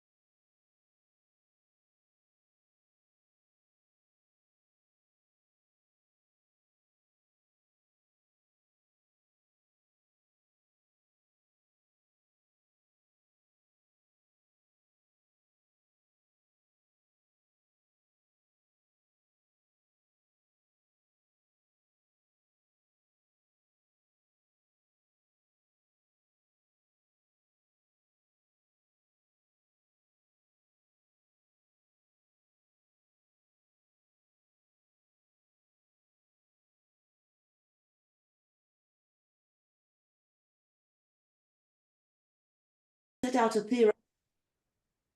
out a theoretical framework, and it's about the role of the news media in shaping trust in politics. It's a familiar and long-standing debate, and I'm going to give you 2 alternative views about this. Then I'm going to talk about the data and evidence for this study, which is available from the TRUEDEM website under one of our papers that we produced to try to think about these issues. And I'm going to use the European Social Survey, which is now 2 decades old from the very first study, and think about the ways in which we can try to use that to determine this question. I'll then summarize some of the key findings, and then the conclusions and implications, and how does this relate to the next stage of the TRUEDEM project. So when we go back and we think about the role of the media, there's a long-standing argument. It started with the Langs in the 1960s, and then Michael Robinson in around the early 70s, when there was some growing critique about lack of trust. Remember, that was the era of protest politics on the streets of Vietnam, of the Trilateral Commission saying there had been a loss of confidence in many countries, including Japan, as well as Europe, as well as the United States. And there was the Watergate events. So the early era really said that people who watch a lot of television news in particular, much less the problems of the print media, are likely to have cynicism and to essentially lose faith and confidence in the government authorities. More recently, however, there's been revived concern about these same issues. Joseph Kappeler and Kathleen Hall-Jameson wrote their book, Spiral of Cynicism. And also we have in the Kennedy School, Tom Patterson, who wrote his very influential book called Out of Order, arguing that the game frames, which were there in campaigns, people became obsessed by the horse race, who's ahead and who's behind, not the actual issues about the economy, about foreign policy, climate change, and other things. And the most recent period of concern is really about conspiracy theories, disinformation, and misinformation. And here's just one of the studies. There are many others which are now being produced, which are really very good, about how false beliefs spread. And if any of you had any chance to watch last night's presidential debate in the United States, you'll have found that there was repeated attempts to distort the truth and indeed fantasy land on many of the claims that were being made, with the journalists trying to intervene briefly with fact corrections, fact checking, but that itself causes controversy about how far that is the role of the journalists to correct any sort of misinformation or disinformation. And of course, there's a lot of debate also about whether fact checks actually reinforce the original problem or whether they counter it. So there's always been concern for different reasons that exposure to the news media is going to erode trust in parliaments, as the last paper was about, trust in governments, trust in the police, trust in the public authorities, and a wide range of different institutions. And if that's the case, then of course it's of concern, because you can think of all other sorts of problems which flow from that basic premise. In particular, how far you feel that there's political legitimacy. For example, last night, Donald Trump was asked point blank by the moderators whether or not there had been fraud in the last election, or whether in fact he regretted any of those statements. When he repeated that he felt that he had won, that again is a real problem in terms of the legitimacy of elections and the Biden presidency. When trust goes down, we might have less voluntary compliance with the law, very important for tax collection, particularly in many developing societies with high levels of corruption. It might lead to a lack of civic engagement of a peaceful sort, but of course also lower turnout. And it might lead to even more disturbing results if there's contentious elections where the results are in dispute, or in particular election-related violence, as exemplified in the United States by January the 6th, but in many other countries. Think, for example, about Mexico and the most recent election there, where over 100 candidates were killed or injured during that campaign. It can lead to party polarization over the rules of the game. People don't accept adjudications. They don't feel that democracy is working. It can lead to democratic backsliding with other institutions. And the extreme risks, as I said, in the United States are not alone.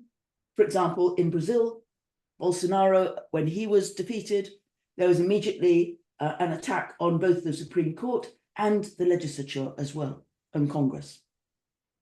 So we face these threats in America. Is it the media's fault if public trust has evaporated? And these are the sort of consequences that might exist. And of course, we're illustrating it from France, we're illustrating it from Israel, we're illustrating it from Brazil, but also the United States. However, counter to all of those arguments and that long-standing tradition is another viewpoint, which I argued first in 2000. And it's a book which wanted to take a fresh look at these issues and said political communications need to be compared not just in one or two countries, but across a wide range of post-industrial societies. And at the time, I used a lot of evidence from Europe, using the Eurobarometer data. And what my conclusion was, is that if you look at individual level data, survey data, and you look at who uses different types of media, including television news, the print media, newspapers and magazines, social media that were just taking off at the time, and even interpersonal communication, i.e. who you talk to and how you converse about a campaign. What I found was the quotation, which is summarized here: the most politically knowledgeable, who understand civic affairs, who know about what's going on in public policy, the most trusting and the most participatory are most likely to tune in to public affairs coverage. In other words, there's a self-selection effect about who pays any attention to public affairs. Do you tune in on a regular basis or do you tune out? And that, I argue, reinforces all of these characteristics. However, the argument is that the most apathetic sectors of the public, the ones who have least interest in public affairs, who want to watch sports or cooking programs or entertainment or anything else online, pop music, and who are least active in politics, the young people, for example, in many, many countries, are also least likely to pay much, if any, attention to the news or news media messages.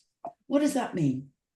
Well, the model which I use basically has these two elements.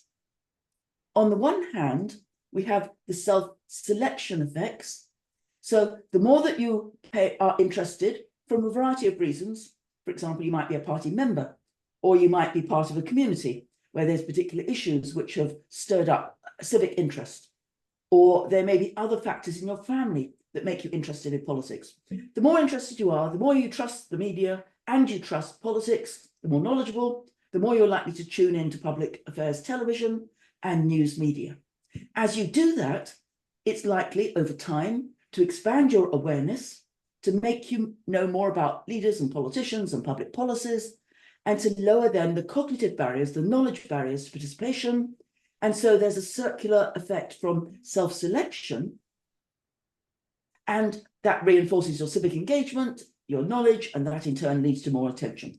But on the other hand, as you can see from the right-hand circle, if you're not already interested, if you're disengaged, you avoid the news, and so there can't be any effects from exposure to the news directly. So how does this work if we think about it more recently? So in particular, in the book which I produced with Oxford University Press, I thought that we need to move from trust to trustworthiness. Now, trustworthiness is a similar concept, but trust is a property of the individual. Do you trust your MPs, your politicians? Do you trust the media? Do you trust doctors? Do you trust lawyers? Do you trust each other? And do you trust the European Union? But trustworthiness is different. It's about an informal social contract in a relationship between principals and clients. So agencies and agents like, for example, your local representative, agencies, the parliament collectively, are trustworthy if they fulfill their fiduciary obligations to act in ways that serve the interests of their principals, not their own interests. And how do clients judge that?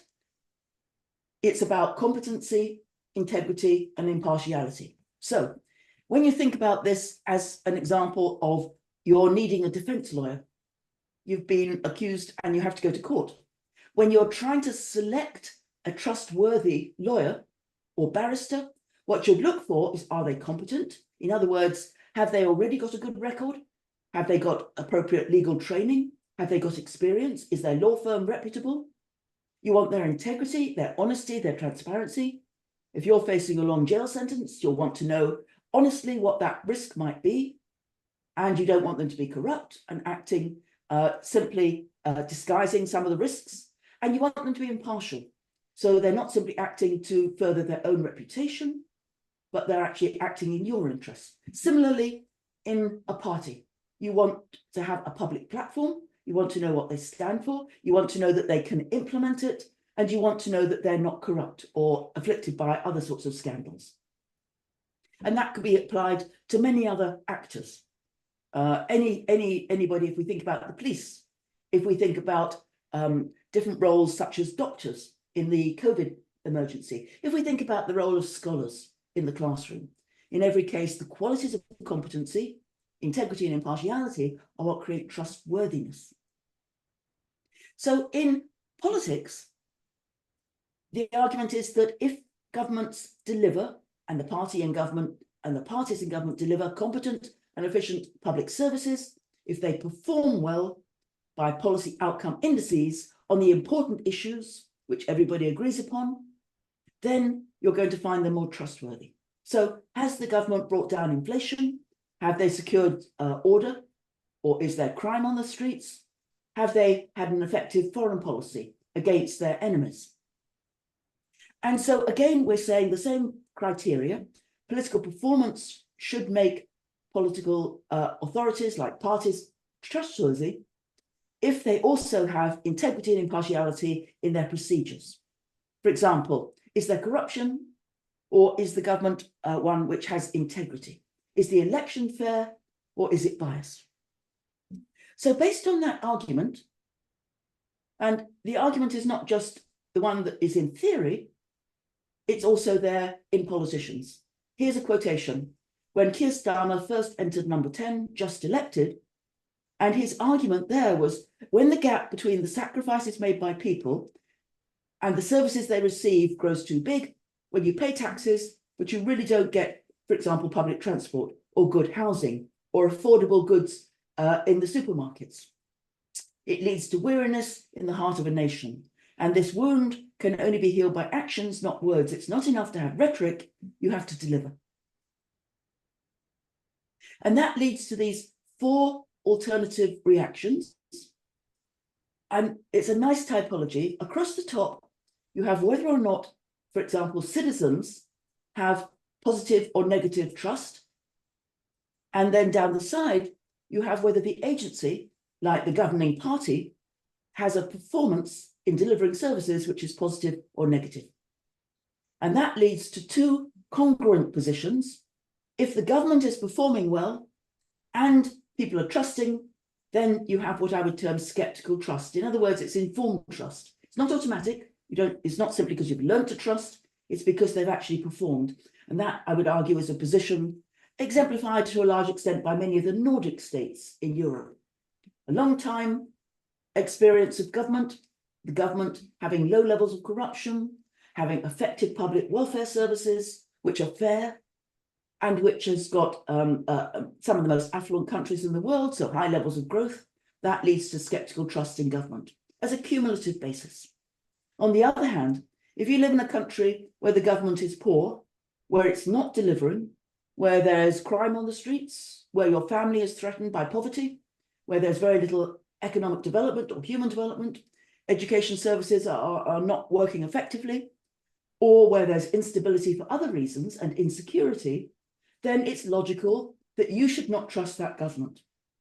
And the most extreme example is, of course, a country with a failed state like Haiti, where the assassination of the prime ministers has led to utter lawlessness and anarchy on the streets. But we can think of many countries where there are inflated promises, but in fact, performance has been pretty bad. And that position is skeptical mistrust. You should, as a citizen, mistrust your leaders and try to replace them at the next election.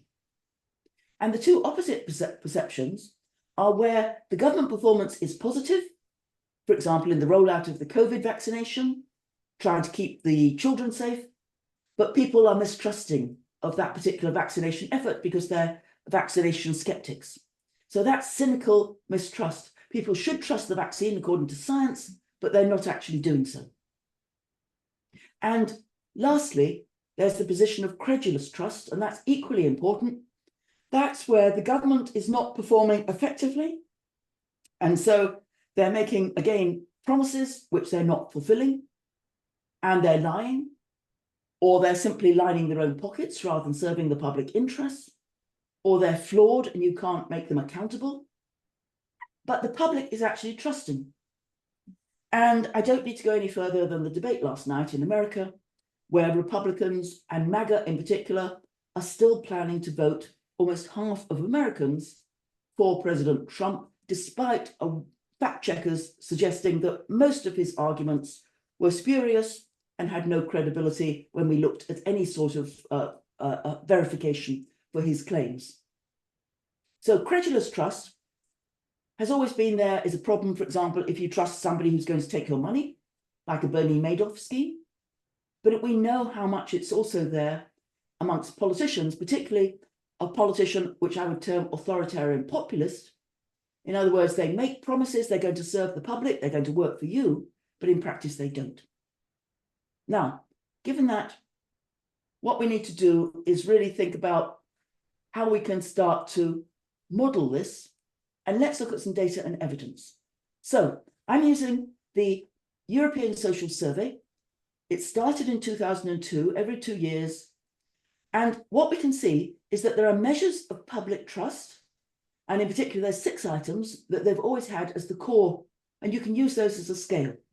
So it's trust in the national and European Parliament, the legal system, the police, the politicians, and the United Nations. And they do form a nice scale if you use a Cronbach alpha or a factor analysis. So that's my measure of my dependent variable. And then we have some measures of the individual use of the media, the news media. And so the European Social Survey, unfortunately, broke its series.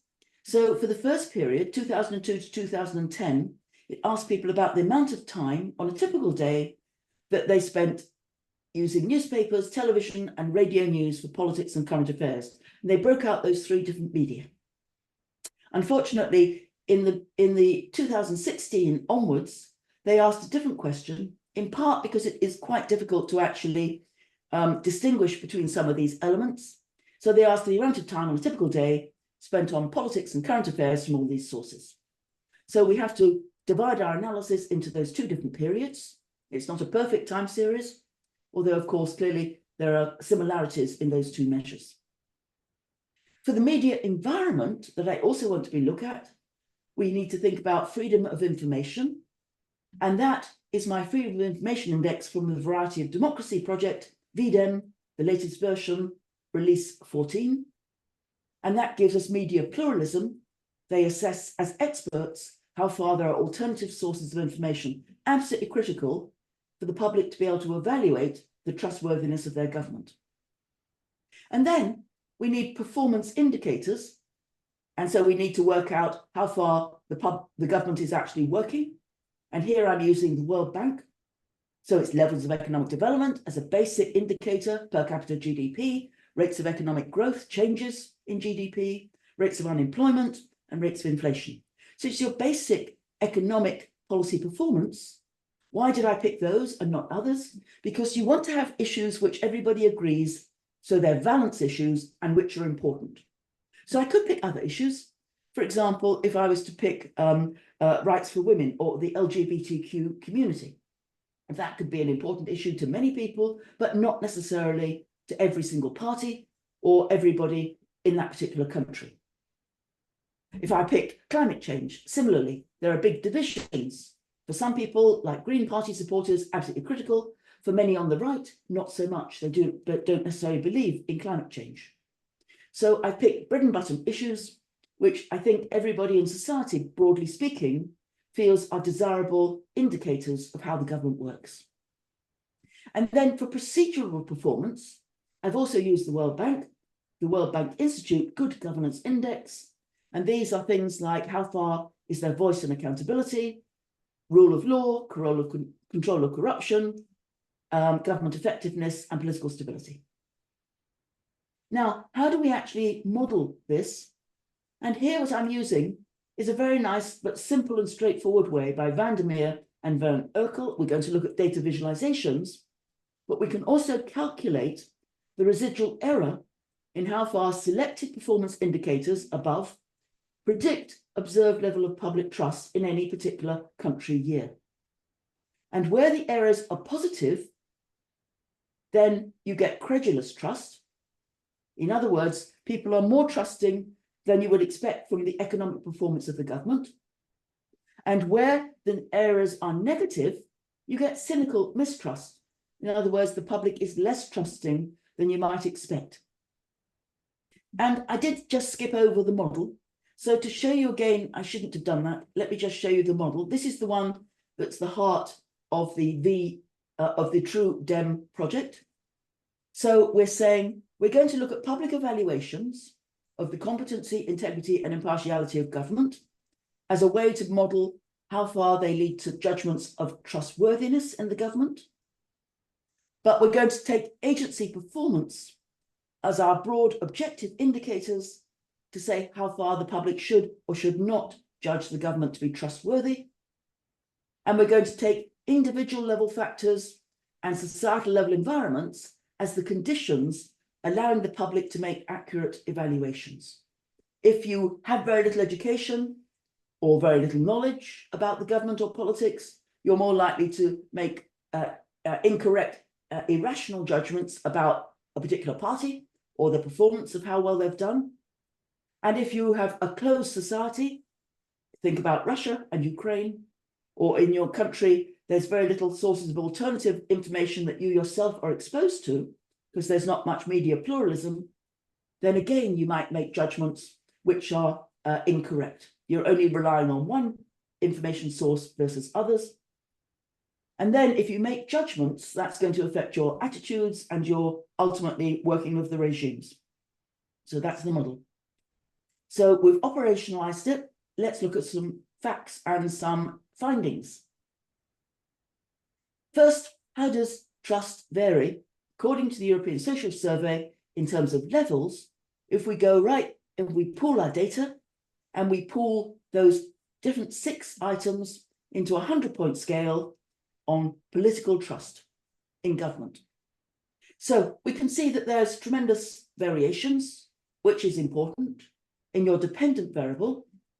And it's not surprising when you look at these patterns, because without even doing this analysis, I could have told you that we would expect Denmark, Norway, Finland, Iceland, affluent, small welfare states, which come out well on nearly every single indicator that you have.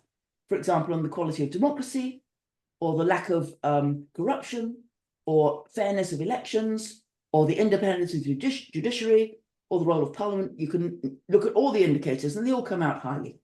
Switzerland, Sweden, the Netherlands, similar characteristics, similarly high. Over half, the majority of the public supports and feels trust in the political institutions over this long-term period. Next, we find a more mixed bag, which is interesting. So Germany, which of course, with the AfD recently, is a very interesting case and divided by East and West Germany. Belgium, the differences between the Walloon and Francophone. Ireland, Estonia, an interesting country which has made tremendous progress in democracy since they achieved free and fair elections after the fall of the Berlin Wall. Austria and Turkey. Turkey is interesting. Turkey has gone through different forms of democracy in the recent period and human rights. Right now is really on a backsliding track. But we can see there that Turkey has a similar level of confidence, roughly speaking, to Germany or Belgium. That I think we need to look at the trends, not just the average. And then we have a range of different large-scale countries, the United Kingdom in terms of population, France, Italy, but also Hungary, which I know that you're discussing, but also Lithuania, the Czech Republic, and then right at the bottom, well, Ukraine, of course, because of the problems both in the early era, when there are divisions between the Ukrainian and Russian-speaking sections of the country, and of course the invasion of Crimea, and then the subsequent war. Bulgaria, high levels of corruption by most indicators. Croatia, the same. Russia, of course. Latvia, Israel, Poland. So there's clearly a regional divide, not for every single country in the post-communist area. The Balkans are different to Central and Eastern Europe, but nevertheless, there is a regional divide. But also, let's look at the other countries more closely. And Greece and Portugal are actually rather similar to Poland and Slovakia. So it's not simply a divide between established democracies and newer democracies, to use that old cliche. Instead, there's something else going on. So the question is it the media or is it government performance? Let's look at this when we break it down by trends. And here what you've got, again, is the trend over time throughout the era 2000 to 2020 in your composite trust in political institutions on a 10-point scale, and a 100-point scale, actually. And you can look at how it's changed every 2 years where the study has been done. Immediately, you can see a broadly speaking flat pattern in many countries. In other words, despite the claim of quote unquote, a crisis of trust or a decline of trust, in fact, it really doesn't show that at all. There are some countries which have seen indeed a decline. Look at Israel, for example, and you can see that it was higher, almost 50% in the early period, and it's gone down. You can also see an enormous decline in Ukraine, although through a restricted period, because they haven't been doing that study in the ESS. And you can see some similar dips in particular countries. Look at Greece. And here you can clearly see the impact, I'd argue, of the Eurozone crisis and the 2008 financial and banking problems, which saw a tremendous decline, but then a recovery. Cyprus, also seeing a decline and then a flattened plateau. Hungary, seeing a decline and then a rise. Spain, seeing a decline, high levels of unemployment for young people, for example, and professional groups who suddenly lost their stable economic base, but then somewhat of a recovery. But let's also emphasize that not only is those patterns observed, you also have countries where trust has increased, not decreased. Norway. Whatever Norway is doing is something that needs to be exported because there trust goes up. Denmark, trust goes up. Switzerland, trust goes up. So 3 patterns. One is flat, very little change except for a few trendless fluctuations, little bumps. United Kingdom exemplifies that. But you also see some countries, but only a few, where it goes down over the whole 2 decades, and some countries where it goes up. Latvia is a very important example. It started very low in the first survey that was done and goes up. Lithuania goes up. Slovenia goes down with the economic crisis and then recovers to where it was. Slovakia, exactly the same pattern. The fact that you have similar patterns between Slovakia and Slovenia starts to suggest that there's a systematic pattern going on in the region, not simply a particular country. And of course, you can also observe differences in levels in between some countries with high levels of trust consistently and some countries with low levels of trust. And that is something which I think is clearest if you look at, say, Croatia, with low levels of trust throughout this period and no fluctuations because the survey was there. Bulgaria is flat, Austria is flat, Belgium is flat, but some other countries see much more volatility, and that needs to be explained. So the question which is there for the study, how far is this the media? So let me explain what we do as a model in the paper. First, let's look at the model which has got the green box. That's model A, which looks at the pooled time series. It's got the trust in government scale on 100 points per country year. It's aggregate data we're talking about per country, which controls for the size of the population and a number of other factors. And we're looking at the performance indicators of process and policy. And what you can see immediately if you look is that the performance of how the outcome of the government works by these different indices are strong and significant on good governance. That's the composite scale from the World Bank Institute. On economic development, highly significant. And on unemployment, which is negative, just as you'd expect. The worse the unemployment rate during these years, then the worse the trust. The more the government works, according to experts in the Good Governance Index, much more the trust in government. It explains 2/3 of the variation, which can be summarized by the adjusted R squared, in the 248 countries per country year. Now, some factors of performance don't work. That's important as well.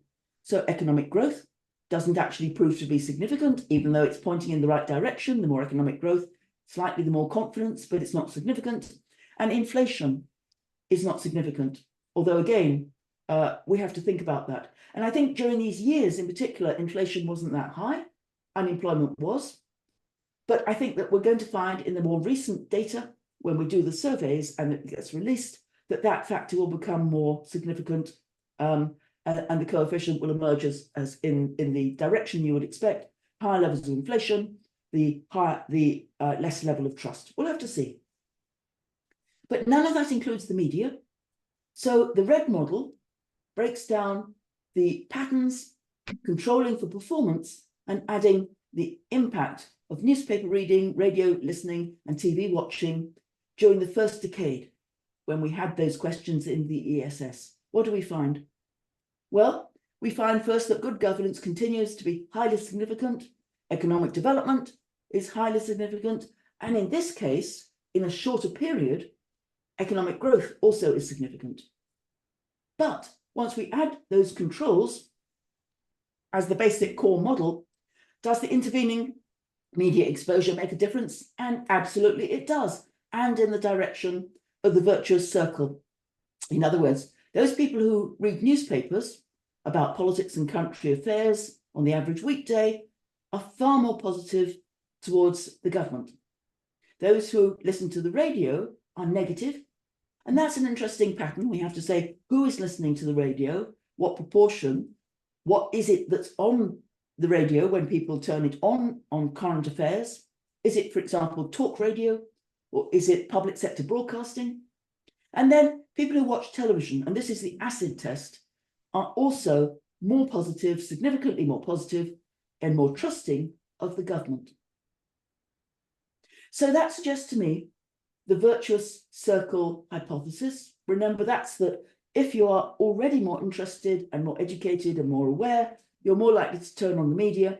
And when you turn on the media and listen to the news and current affairs, you're more likely to learn about government and therefore more likely to know how the performance is actually working. If you don't turn it on, then you might have less information, less attention, less interest, and you're less likely to be able to judge the ways that the government is working. Now, Model C simply runs the same thing, but with a slightly different measure of media exposure, because that's the one that's available. And again, it's just significant and it's just positive. So we shouldn't exaggerate, but nevertheless, even with that measure, for a few years, we find people who pay attention to news, politics, and current affairs in the more recent era are also more positive and trusting towards their government. So the acid test is this visualization. What this visualization does for the first time is to try to do a regression model when you look at the observed trends in political trust, standardized around the means, so z-scores, so it's from 0 to +4 to -4. The black dotted line is the residual errors controlling for government policy and procedural performance, as shown in the previous table. So where the residuals are below the observed line, which is the red line, that suggests cynical mistrust. And where they're above the red line, that suggests credulous trust. So let me highlight just a couple of cases to illustrate what's going on. Russia, look at what there is. So when you control for the performance of the government, the economic performance in Russia, you get the red line, which is fairly stable. But when you ask people, how much do you trust the government in Russia?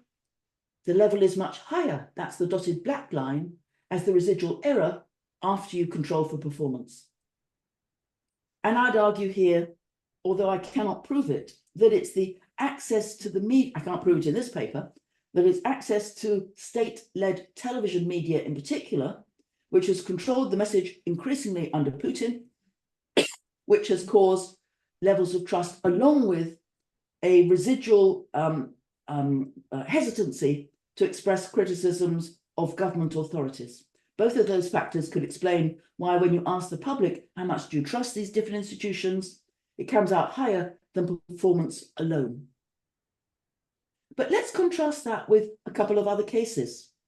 And again, where there's a gap, look at the pattern, for example, in Israel. And what you can see is that there was greater credulous trust in the government performance in the early period. It goes down, it goes down, it goes down, but that can't be attributable to the level of economic performance. It's either other issues, most recently the Netanyahu government and the war against Hamas, or, since this is earlier than that, other changes in the composition of the government and the role in particular of the far right and the division and polarization between those on the left and liberal side in Israel. And we can see some other interesting patterns. In some cases, there's a strong correlation between the two, so there's almost no difference. In Norway, Iceland, and Denmark, where there's a positive government performance, there's high level of trust. Those two things go together. In the Netherlands, you see something similar. In Spain, in Sweden, there's not much gap. But you can also get cases like the United Kingdom, and that's a case where the trust, according to how far we can observe it, is the standard residual, the amount left over from the economic performance, is always negative, meaning public in these countries, which goes through the Brexit period amongst others in 2016, is more mistrusting of these institutions than would be expected by the performance of the UK economy alone. And you can see a similar negative residual in a number of other interesting cases as well. In Slovakia and Slovenia, Slovenia shows the case of more cynicism than could be expected from the economic performance. In Slovakia, we see a slightly variation around the mean, but again, it's a broadly similar pattern. And look at Ukraine. And here what you can see is that the residual was too positive in the early era, and it goes down and then it fluctuates. Now, unfortunately in Ukraine, we don't have enough of a long-term series because the European Social Survey didn't continue to survey after 2012. And it would be great to bring them back into the countries so we can see what's going on. But again, another country where there's an enormous gap between public valuations and how much that's explained by performance is Turkey next door. Again, not enough surveys, but we can see that there the public is far more trusting than might be expected by economic performance alone. So, what's the pattern? Well, this is the broad pattern just in terms of changes in freedom of information in each country from the VDEM. And what you can see is that in some countries, particularly Hungary and Greece, that the media themselves have far less media freedom. And we can see a similar pattern in Russia, and you can see a similar pattern in Slovenia. But in some other countries, media freedom hasn't changed. For example, in France, in Belgium, in Finland, in Latvia, and so on. And these two things can be illustrated to go together if we look at this nice scattergram, which is a broader set of countries, and it's the World Values and European Values Survey, not the European Social Survey, and it beautifully illustrates the fourfold category that we started with. So what you have here is the Good Governance Index that we've already talked about from the World Bank Index on the vertical axis, and you have on the horizontal the Trust in Government Index from the World Values Survey, very similar scale to the one that we used from the European Social Survey. And we can see two sets of lines depending on the freedom of information categorized by VDEM's Freedom of Expression Index. So the countries in green are those which are open societies with many plural forms of information. The countries in red are closed societies. Let's look at the countries in green first and the regression line there. And what you can see is that there's a strong relationship in open societies between the quality of the governance, according to the World Bank, and trust in government. Norway, Sweden, Switzerland, highest trust, and open societies, highest performance. Netherlands, Denmark, Canada, Iceland, Estonia, Taiwan, countries which have got slightly lower levels of performance, slightly lower levels of trust. And you can look at some other green societies like Romania, which are worse in terms of government index, largely through corruption, Argentina, Guatemala, through violence and corruption, Peru, instability, Ukraine, instability. Those are open societies, but essentially people are more skeptically mistrusting of how far the government is actually effective through the good governance index. But look at the red countries. And what that illustrates is you have some of the most repressive regimes in the world in terms of media freedom. China, where internet dissidents are arrested or put into exile. Vietnam, a one-party state. Tajikistan, the Philippines, where Duterte used violence against many of the civilian populations. Myanmar, where the military junta came back into power and imprisoned the opposition leader Aung San Suu Kyi. Bangladesh, which has just had a coup d'etat against the leaders. Kazakhstan, Turkey, Azerbaijan. All of those countries have higher levels of trust in their governments than the Swedens, the Denmarks, the Canadas of the world. Why? Because the amount of information, I'd argue, which they're receiving is one-sided, not two-sided. In other words, what they get is either very little information or information which is very much pro the authorities, pro their leader, pro the party in power. And therefore, their judgments are credulous, meaning they're uncritical because they don't have information about some of the problems of governance, of corruption, of lack of accountability, which exist under many of those regimes. And what you can also see is there's a flat red line, which is the regression line for closed societies. And we can see that there's basically no relationship between the performance of governments, according to the World Bank Index, on its effectiveness, rule of law, and so on, and how far people trust their government. So, conclusions, implications. To finish off, I think that this is starting to move ahead, and it really critiques a lot of this stuff about misinformation and disinformation. What it says is that, in fact, even though that is a problem in Europe and in many other countries, we need to understand that attention to regular television news, newspapers, and other sources of social media is likely to have a positive effect for those who pay attention. And we need to understand this not by looking at trust, but by looking at trustworthiness. In other words, you need to have a benchmark for whether or not those in authority are actually doing the sort of things which they promise, that they are competent to do that, that they are that they have integrity and honesty, and that they act on the public interest, not simply lining their own pockets. Errors arise from both credulity and cynicism. We really need to take that into account, particularly in authoritarian regimes. The use of television and newspapers usually strengthens trust, involving both selection and media effects. Performance matters as well, as we've observed. And the macro level news environment is really critical as a condition for rational judgments. Now, all of this is work in progress. We're continuing to work on this as part of the TRUEDEM project, which will go on till 2025. And in particular, in our broader model, through our surveys, we're starting to get some new measures of some of these factors. Just to finish, I'll show you what we're going to be doing in our surveys. We're picking a number of different European countries, and these are the sort of things we're going to be asking about. In the new surveys that will go into the field in the fall, we're going to ask about social and political trust, as many other surveys have.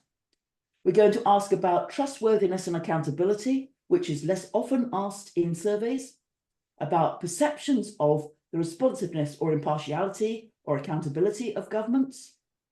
We're going to ask about media exposure and trust, and social media participation, perceptions of media bias, and a misinformation battery that's going to be really interesting. We're going to ask about the government perceived performance, not just the objective indicators, but also how the public understands them.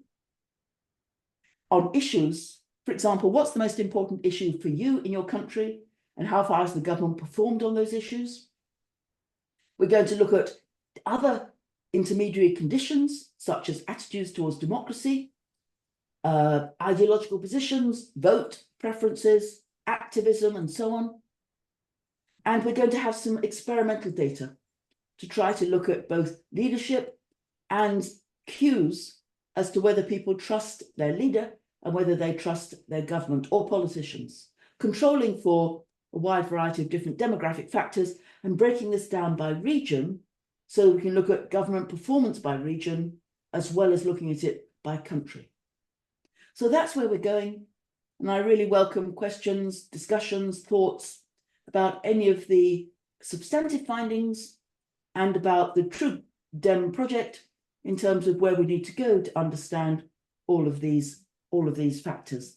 Thank you very much, and let's have some discussion about some of these issues.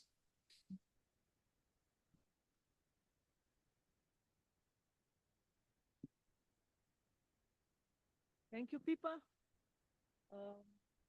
We have several minutes for questions or maybe for some further ideas how to deal with the questions of trustworthiness. Maybe there are some comments from your side. Please. Frederick, I would like to ask you to join me here.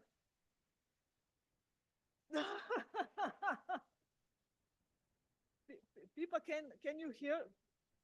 I can. If you can speak loudly or turn up the volume, that would be perfect. I can hear you it's just a little faint. Maybe it's my side as well. Let me check.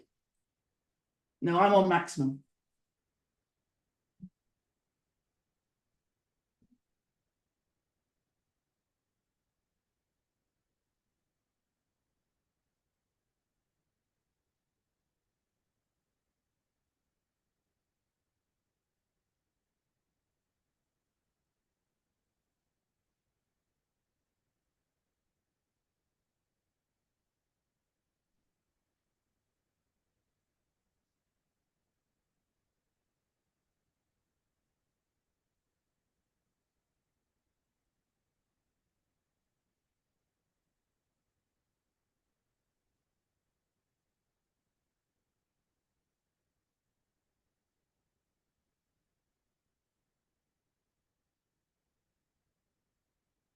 I'm not hearing anything right now. Is that okay?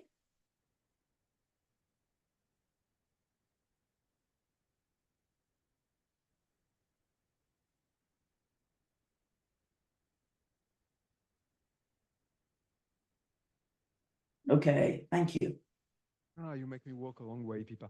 I- So just wondering, my point is about those who get their political cues not from the mainstream media, but from other platforms such as TikTok, Twitch or YouTube. And you know quite well, especially in the US, you have many content creators like Asanabi, who has more than 3 million followers. So would you expect that those who get their political cues from non-mainstream sources to be more versed into cynical distrust than their counterparts who receive their political cues mainly from mainstream media sources?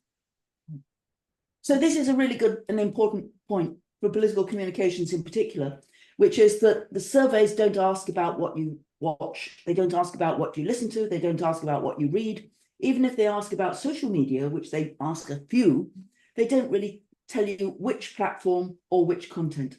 So unfortunately, surveys are pretty bad at really thinking about the contents and how far people are responding to the contents.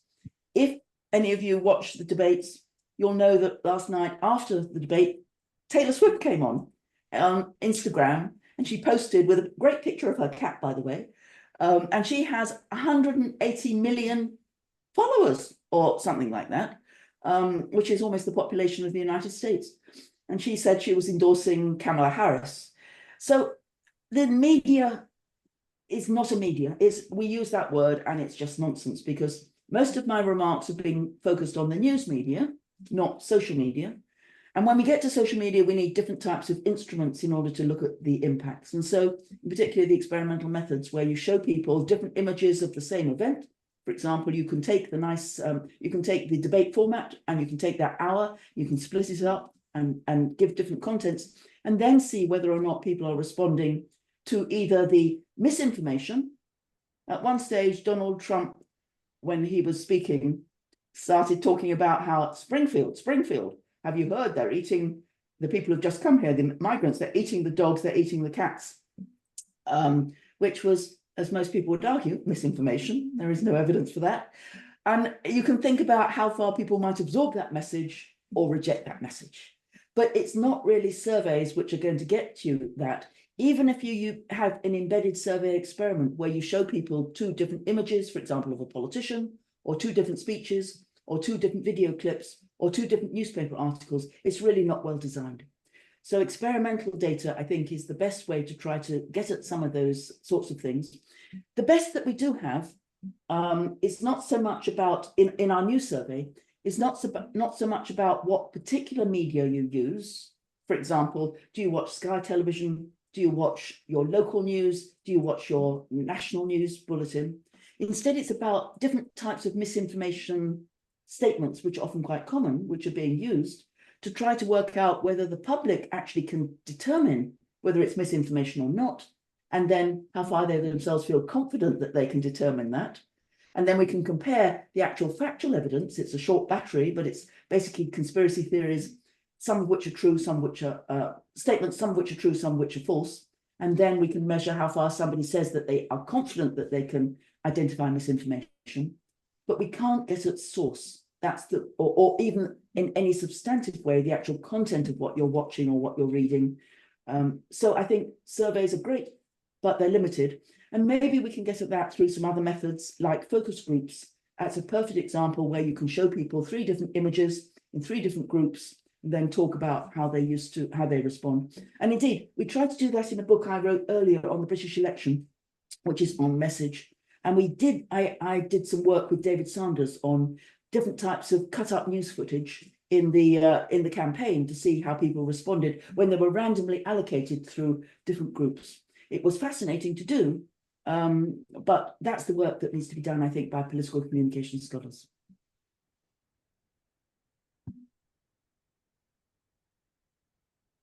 So another question, or maybe it's going to be comment, I don't know, but we are going to hear soon. Thank you. Thank you, Professor Norris, for a wonderful presentation, very rich as usual. The conceptual distinction between trustworthiness and trust is very clear to me. It was, I think, also presented in your book In Praise of Skepticism, and again today. I would like some guidance in terms of operationalization. That is, our first point, are there very clear empirical indicators which you tell us to use in order to measure the 2 concepts, trust and trustworthiness, in a very clear, distinct way? And second and last point, on the basis of existing data, for example, ESS database, European values database, are there questions on which we could say, yes, on the basis of these questions, we could measure trustworthiness instead of trust? To make a long story short, if I see survey results on the question, how efficient is the government, wouldn't I be just measuring trust? Yes. If the result is high, That's right. The government is deemed to be efficient? Thank you. So this is really where, in the earlier period, Margaret Levy and others started to say trustworthiness is the important thing, not trust. And so that in the theory literature really took off. And Russell Hardin used the concept as well. The problem is, and it has always been there, for survey analysts, if you only use survey data, all that you're measuring is perceptions. You're not measuring trustworthiness, because trustworthiness is this relationship. And in that regard, it's like the concept of social capital, which Bob Putnam had a large impact on. Social capital is not about you, and it's not about me. It's not about what organizations I join. It's not about what relationships I have with my friends and family. It's about a collective activity and a relationship which needs more than simply individual level survey data. So the best method, I think, is the one which Van der Meer has suggested, which was that residual analysis. But what you need is multi-level analysis to do this. In other words, you need your survey data, but then you need some indication of reality, if you like.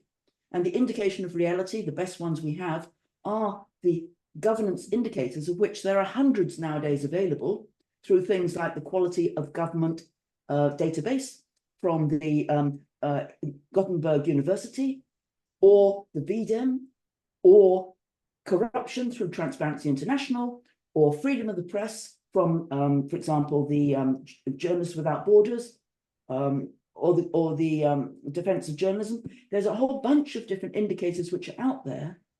And what we have to do is take the subjective perceptions, which are there in our cross-national survey data, ideally over time and across countries. And then what we need is the objective indicators. When I say objective, they're not purely objective, obviously, but nevertheless, there's something beyond the survey, which is what you would term a yardstick of reality, that you can compare your individual participants and your culture in a country against.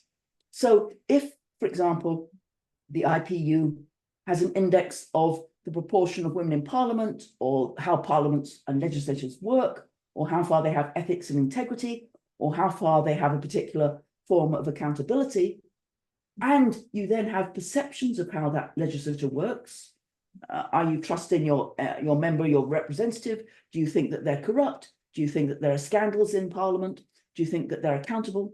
And you put the two things together, then the more that there's a gap between the objective and the subjective perceptions, the more that we have either credulous trust, if that gap is positive, people are more trusting than they should, or negative, in which case they're cynical.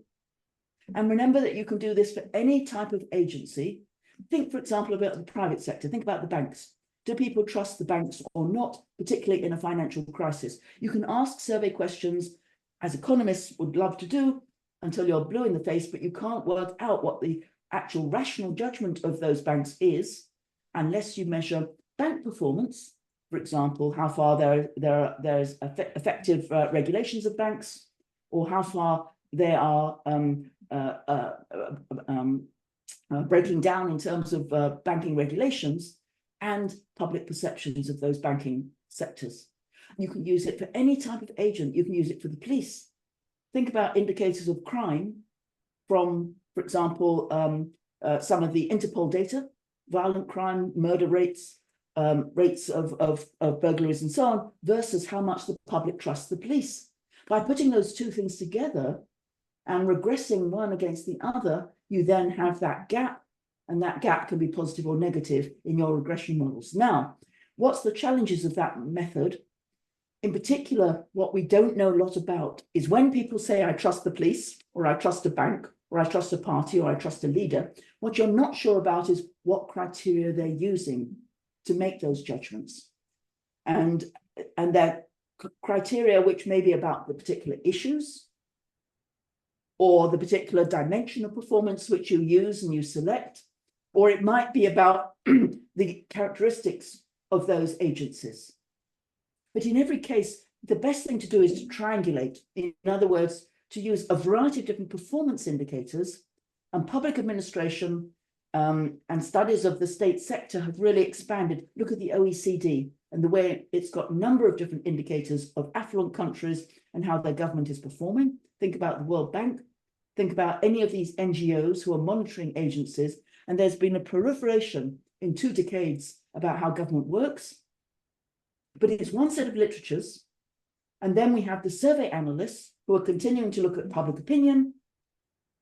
When you put the two things together and you use a variety of different indicators, that's when I think you can really produce some reliable assessments of trustworthiness.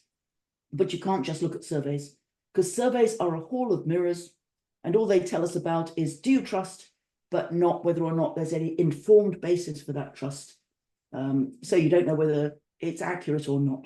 And clearly the two things can go in different ways. You can have lowering crime rates, but the public gets more concerned, or you can have a very effective government, which is becoming more positive, and the public's views are lagged. They're based on past years, but they're not based on current information. So you need them both, and better models where survey analysts use the models of political economy to really understand how performance relates to public opinion. That's my long answer, but I really think it's the next steps methodologically that TRUEDEM can do. We can do that effectively and take these new methods and really take us to the next level of the analysis. That's what TRUEDEM is going to really be valuable for, I think. That's where we're going to set the agenda. That's where we've got fascinating countries with different types of government performance, different government structures, and different levels of public opinion. So that's what I'd urge us to do in where we're going.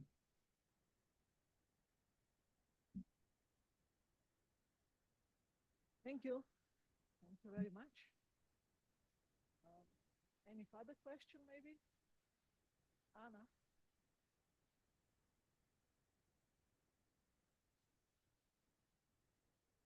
By the way, the question about different types of media content and about the methods that we use are absolutely central to what we're doing. Absolutely the right questions. Thank you. Fascinating project and lecture. Anna Matan from the University of Zagreb. You said something about it, but if you can expand a little bit, the role of political leadership in trust and trustworthiness. I'm asking this because I've seen some data from Croatia. My colleague is working on it, that people, as you presented it, like people trust a government, like if there were only one government, like for 20 years, and of course governments change. And I would suppose that, you know, people would trust one government in power more than another. That should make some sense. So do you agree with this? And do you plan to take this into account? Thank you. So that's another important factor. And in particular, that's a condition of whether or not you're going to trust the government in power. So always, if we're talking about leaders, we need to break it down by party vote, and we need to break it down to see how far partisanship is a filter about whether you perceive the government performance being positive or negative, how far you believe that they're competent, how far you believe that they have honesty and things like that. And a simple way of illustrating that, which is there's an extensive literature which is now developed in the United States, but is also in Europe, about the role of essentially confirmation bias in terms of the information that we take in. That's an important factor for our misperceptions, and negative partisanship. It's not so much necessarily because you love your leader or the party in government, but you hate the other side with party polarization. And so that leads us into essentially our media bubbles, and our partisan bubbles. So when you ask people, and I can illustrate it empirically just by a simple observation. When we saw a transition from the Obama administration to the Trump administration, and then from the Trump administration to the Biden administration, we also asked in all the surveys, like the Pew Research Center, how far do you think the economy is positive or negative in where it's going? What's the risks for the economy? And immediately after the election, within a couple of months, people who before there was a change of government thought it was positive or negative, depending on their partisanship, changed their views about the direction and the performance of the economy. Now, that's not because the economy suddenly shifted in a month, and so growth suddenly shot up or unemployment suddenly shot down. It was simply the change of administration and people projecting from their partisanship onto how far they felt that the economy was performing. And the same is true in the 2024 election. If you ask Democrats and Republicans, what's the seriousness and the salient problems? It's very much projected through your partisan lens. And so the Republicans will say immigration and the border, that's the most important problem facing America, despite the fact that in the last 6 months, the numbers of those coming across the border has shot down dramatically. That is not affecting their perceptions. Similarly, if you ask the Democrats, what's the most important issue? And they'll mention essentially the economy and inflation, despite the fact that inflation has shot down somewhat in recent years, and now in recent months, sorry, and the Fed is about to cut interest rates as a result of that. So when you think about how people make a decision about whether to trust a government or whether to trust any public policy performance, it's always going to be lagged. And it's going to be lagged because of your perception of the leader and your party perceptions. And so you don't change on a dime. You don't suddenly say that policy performance has got better or worse. It's going to be reflected in a whole accumulative set of judgments, and your partisanship is going to filter what media you use, what information you trust, and what your basic sense is of how the government is performing. So partisanship is really important. Negative partisanship is very important. If you hate Biden, you don't believe that the border has come under control. If you think that you hate Trump, then you don't believe that his performance was nearly as good as those who are supporting. So it's another factor that can lead to misperception of the objective indicators of their trustworthiness. In other words, as we've always said, partisanship is affective, not rational, by and large, and it will therefore condition your perceptions of your performance.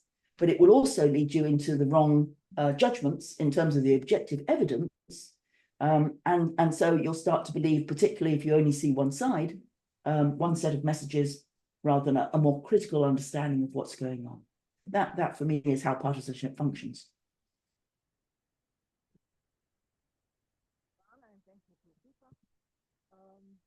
Let's make 5 minutes break, and then we are going to continue with the second panel, our last session at the conference on European elections and trusting institutions.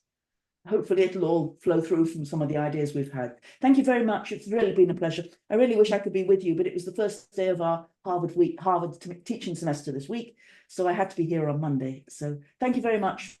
I hope all the rest of the conference goes well, and I look forward to seeing the papers from all of the articles as well. Thank you.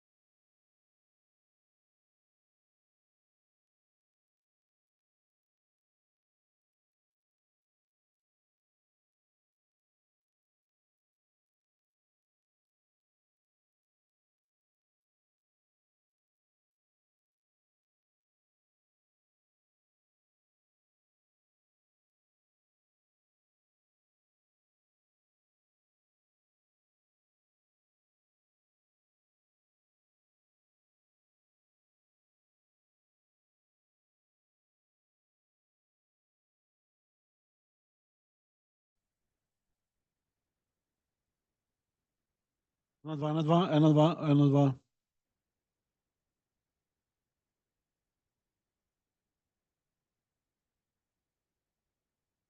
Ena, dva.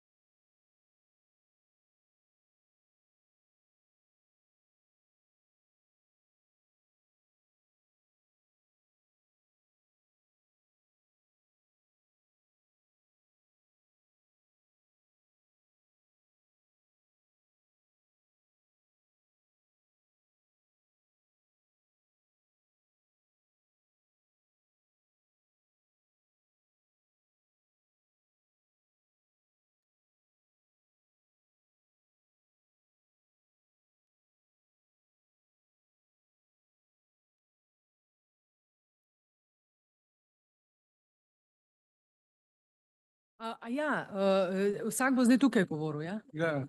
Sam probaj. Ene. Ja, cool. Okay.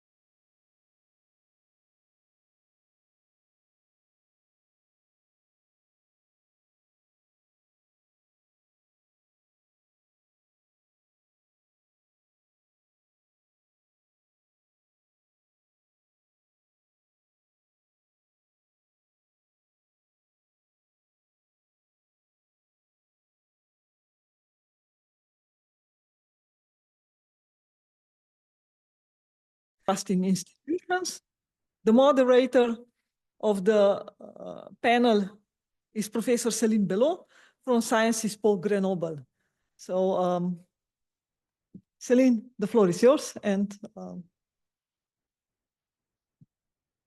so thanks a lot for inviting me to chair here tonight. So it's been a very thoughtful and challenging day. So thanks for those who stayed, as well as those who are joining us to this panel on European election and trust in institutions. So obviously, it's not a secret that 2024 was a European election year. And as political scientists working on citizens and institutions, we happen to be engaged in the analysis of these elections, which could be enough to explain why the Slovenian team wished that there will be such a panel on European election and trust in institutions in our TRUEDEM meeting. However, it's perhaps worth remembering that the question of trust in European election was already behind the choice to elect the European Parliament by direct universal suffrage.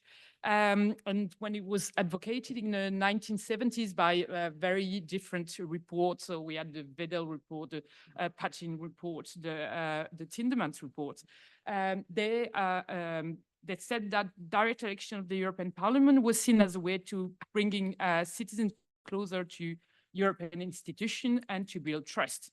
And so when the first European election occurred, so in 1979, results were then analyzed with this frame. I mean, with this frame, what they seemed to display was rather a kind of distrust from the first elections.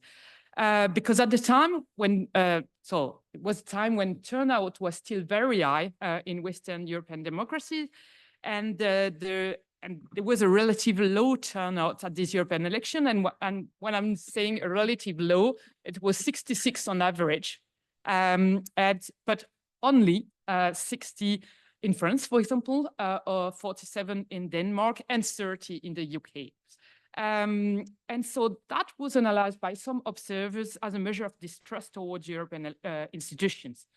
They claimed that trust was a prerequisite to any form of participation. So lack of trust was thus responsible for the low turnout at this election. So obviously, we all know that another model prevailed then and still, which is the second order election model, which was proposed in the very famous paper by Helmut Schmidt and Karl-Heinz Reif in 1980. But even in this model, in a way, the relation between trust and vote is not totally absent. So what we want to do in our panel is we propose to reflect on the 2024 European election broadly, but in order to go beyond such analysis of turnout and trust in the European election and try to answer a certain number of questions, such as, and I'm just opening the question, but obviously you will answer other questions as well. So what did this election tell us about trust in institutions? Did it tell us something on trust in European institutions or on national institutions or both? How much were the campaign used to critique the European institution and the European decision-making process? Were this critique led only by some political forces, or are they shared narrative expressed throughout this campaign, which can explain level of trust in the EU? And then what did European policies play in these elections? Because I was quite surprised when, so within interviews and focus group, I mean, focus with citizens and interviews with experts and political experts and CSOs as well, just before the election. And we had questions on the COVID, for example, in Ukraine. And I was quite surprised by the type of answers that we got from the citizens, for example. So I'm quite, I think if we can say something of the role of European policies in this election, that will be, and their relation to trust, of course, that will be quite interesting as well. And so maybe last question, but as I said, we will have more. Did question of reliability and accountability play a role? So we propose to examine such issues through 4 communications. So first, Christian Haerpfer from the Institute for Comparative Survey Research in Vienna, leader of the TRUEDEM project. So we will propose a cross-national analysis of this election. And then the second speaker will be Katjana Gatterman, and we from the Amsterdam School of Communication Research, with as well part of the leading team of the European election studies, and who will speak on the far-right party electoral performance and the perceived disinformation threat in the European Parliament elections. Then Claudiu Tsufis from the Department of Political Science at the University of Bucharest on how to keep extremists out of the EP in the last European election in Romania. And which maybe another answer, Aneta Vilaghi from the Faculty of Arts at the University in Bratislava, who will talk of the paradox of pro-European success in last European election in Slovakia. So Christian, the floor is yours. Right. Thank you. Thank you very much. So I talk about the main results of the 24 elections to the European Parliament, and we are studying all 27 member states. Why are these elections important? First of all, they are a measure of democratic representation. They provide EU citizens with a direct voice in the governance of the EU. Through voting in the elections, citizens elect members of the European Parliament, so-called MEPs, to represent their interests and concern at European level. Secondly, the election produce accountability and legitimacy. So the outcome of the elections determines the composition of the Parliament, which is one of the EU main legislative bodies. This legitimacy ensures that the EU has laws and policies reflect the will of the people and enhance the accountability of the EU institutions versus European citizens. Thirdly, by the elections, the European citizens influence the EU policies. MEPs play a significant role in shaping legislation and policies of the European Union, and by electing representatives who align with their values and priorities, citizens can influence the direction of the EU policies on issues such as environment, immigration, and human rights. And by voting in the European election, people are promoting the integration.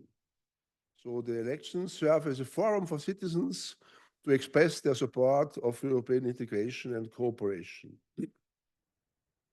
Then these elections also address transnational challenges.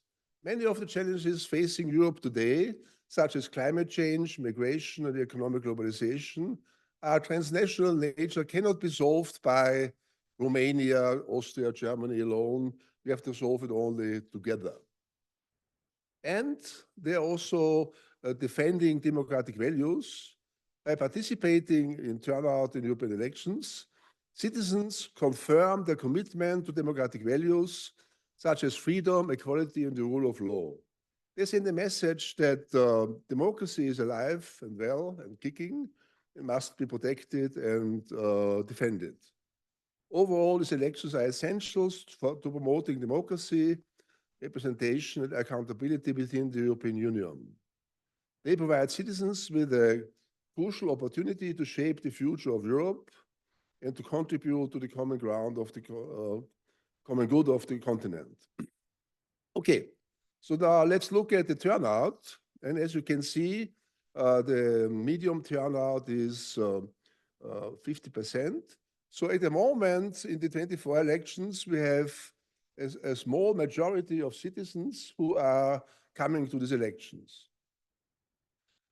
We have countries like Belgium or Luxembourg where the turnout is much higher, 80%, etc. And then we have Germany, Hungary, Cyprus, Denmark, Austria, Sweden, and so on, which are above the average. And then we have countries who are much below the average, like Czech Republic, Latvia, Bulgaria, Lithuania, Slovakia, Czechia, etc. So there is a bunch of Eastern European countries which have a very low level of turnout. If you go back to the question of our chair, we can see that the turnout since the beginning of election was lower than in national elections with 65%, but until the 90s, this turnout went down slowly and gradually down. So there was a crisis of legitimacy by saying less and less people go to the European Parliament elections. So there was a definite a weakness of support of the European Parliament across the whole European Union. The bottom line was in 2009 is 42%. That's the bad news. The good news is since that time, at every election, the turnout grows. So we have some sort of recovery of turnout. Of course, we can discuss what is the reason for this recovery.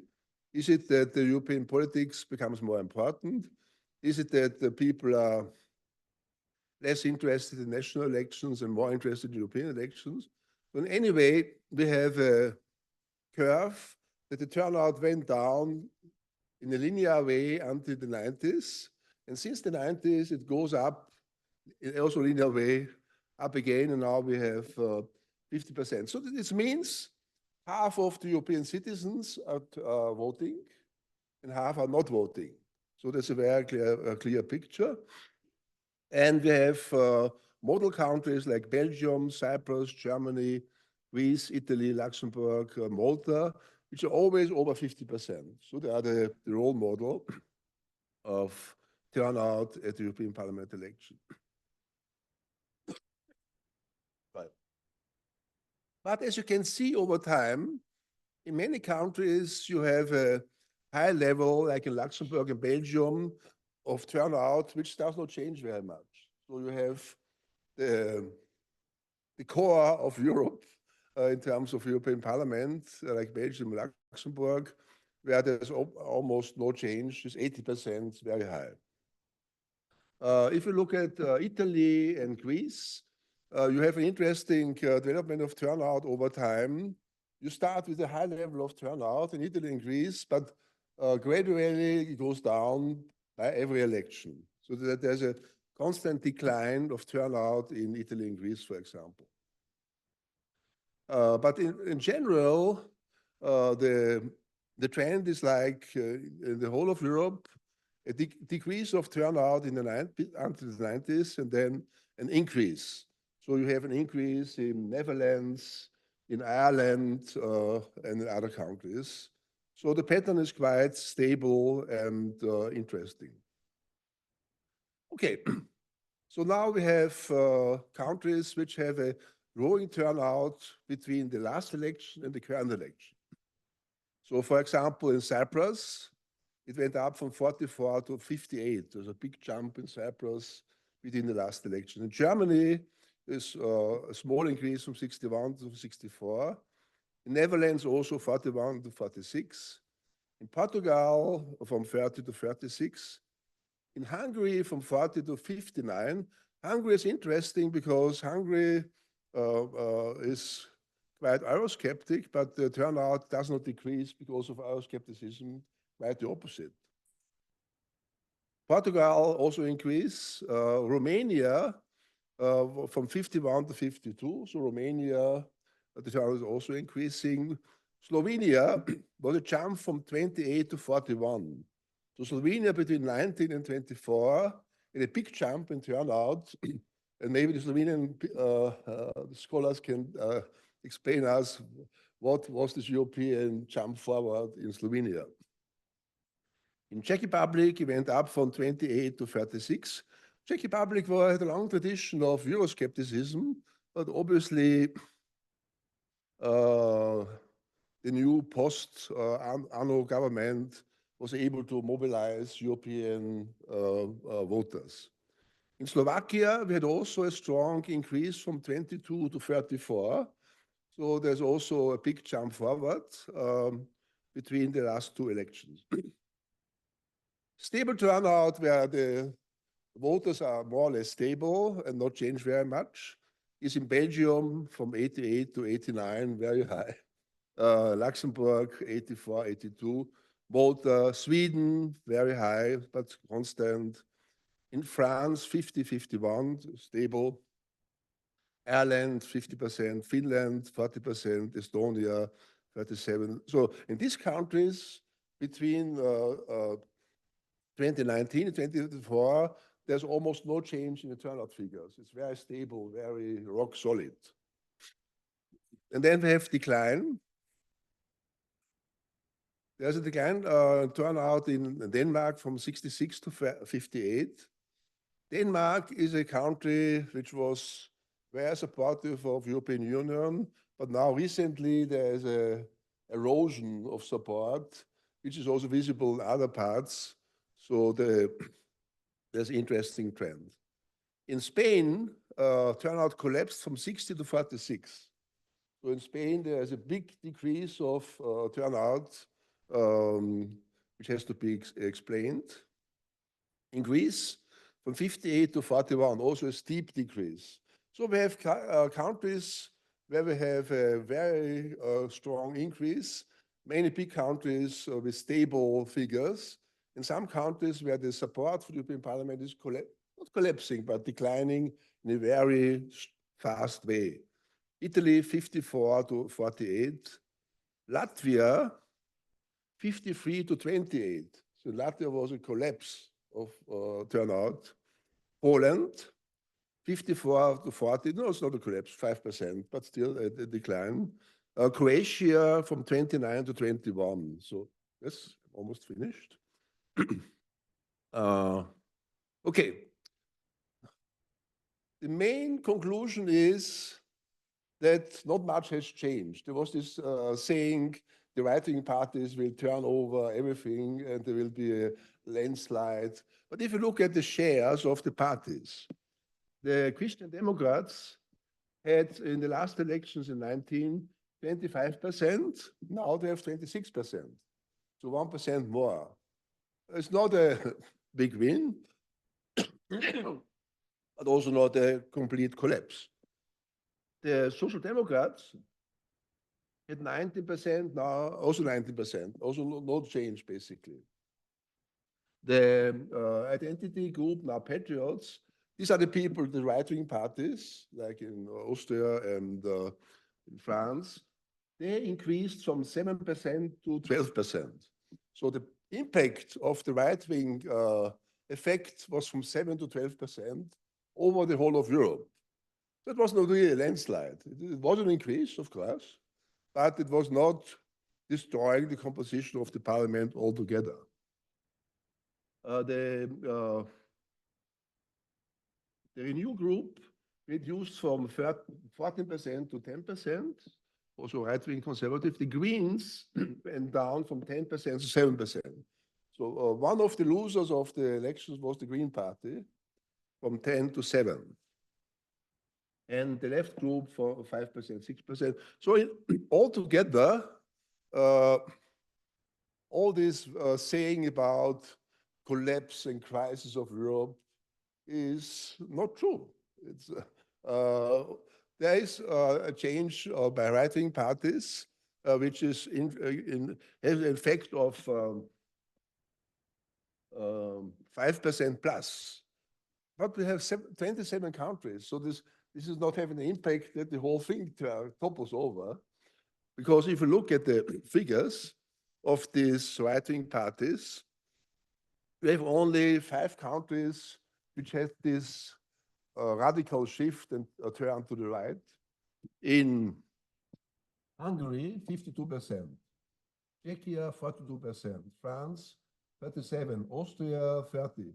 So basically, the Habsburg Empire, Hungary, Czech Republic, and Austria, they had this big increase of FPÖ in Austria and Le Pen in France and Orban in Hungary.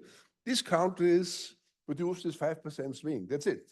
It's not a a right-wing move in 27 countries. It's 5 countries which have this big swing. But the swing there doesn't translate in much more position. This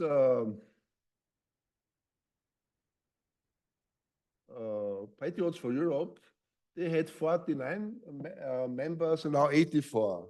So the number of right-wing extremist MPs went from 50 to 90. So there are 40 more of these right-wing people, but that's all. But this did not change the overall distribution of the parliament. So my conclusion is all rumors about a collapse of the parliament have been exaggerated. And there is some underground changes, but the overall results are pretty stable and the turnout figures go up. So it's not a reason to leave Europe and to move otherwise. Thank you.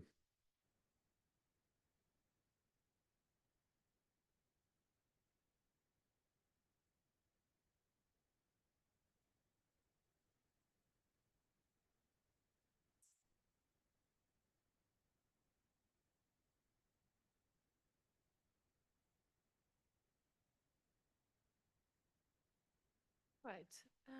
Thank you very much for having me, for the invitation, and for this panel. I'm indeed here as part of my role also in the European election study, which I'll talk about more later. But I also have a presentation. It's not a paper yet. It's very much work in progress. We rely on the first data of the European election study. And it's me and my colleagues, Elske van den Hoogen and Claes de Vreese, who are also both based at the University of Amsterdam. And we indeed look at far-right electoral performance and perceived disinformation threats. So probably you've also seen these worries ahead of the European Parliament elections, especially policymakers at the European level, but also journalists warned quite a lot about disinformation. They did this also in 2014. But there were quite some panic in Brussels also about disinformation during the campaigns, but also particularly on election day. This is actually, as we heard also this morning, it affects the European or the information environment, right? Professor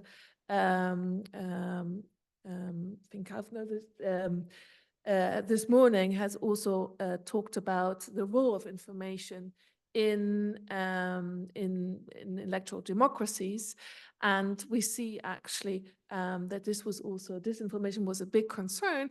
But another point is that also far-right parties have very much contributed, or allegedly also contributing to disinformation spreads across Europe, right? And the problem is they were expected, maybe they have not achieved all of the goals, but they were expected before the elections also to make quite significant vote gains. So this, we argue, creates quite some uncertainty also in the election campaigns.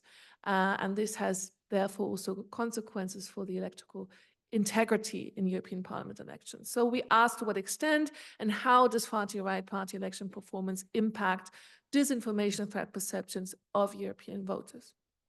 And we think about, just for clarification, we talk about disinformation. And disinformation means that it was deliberate to decide to manipulate, fabricate, or distort certain kinds of information, with the intention also to deceive people, right? Whereas misinformation is something else. Here it's not intentional that something is fabricated, and it's also not intentionally misleading. So it's not the purpose of misinformation.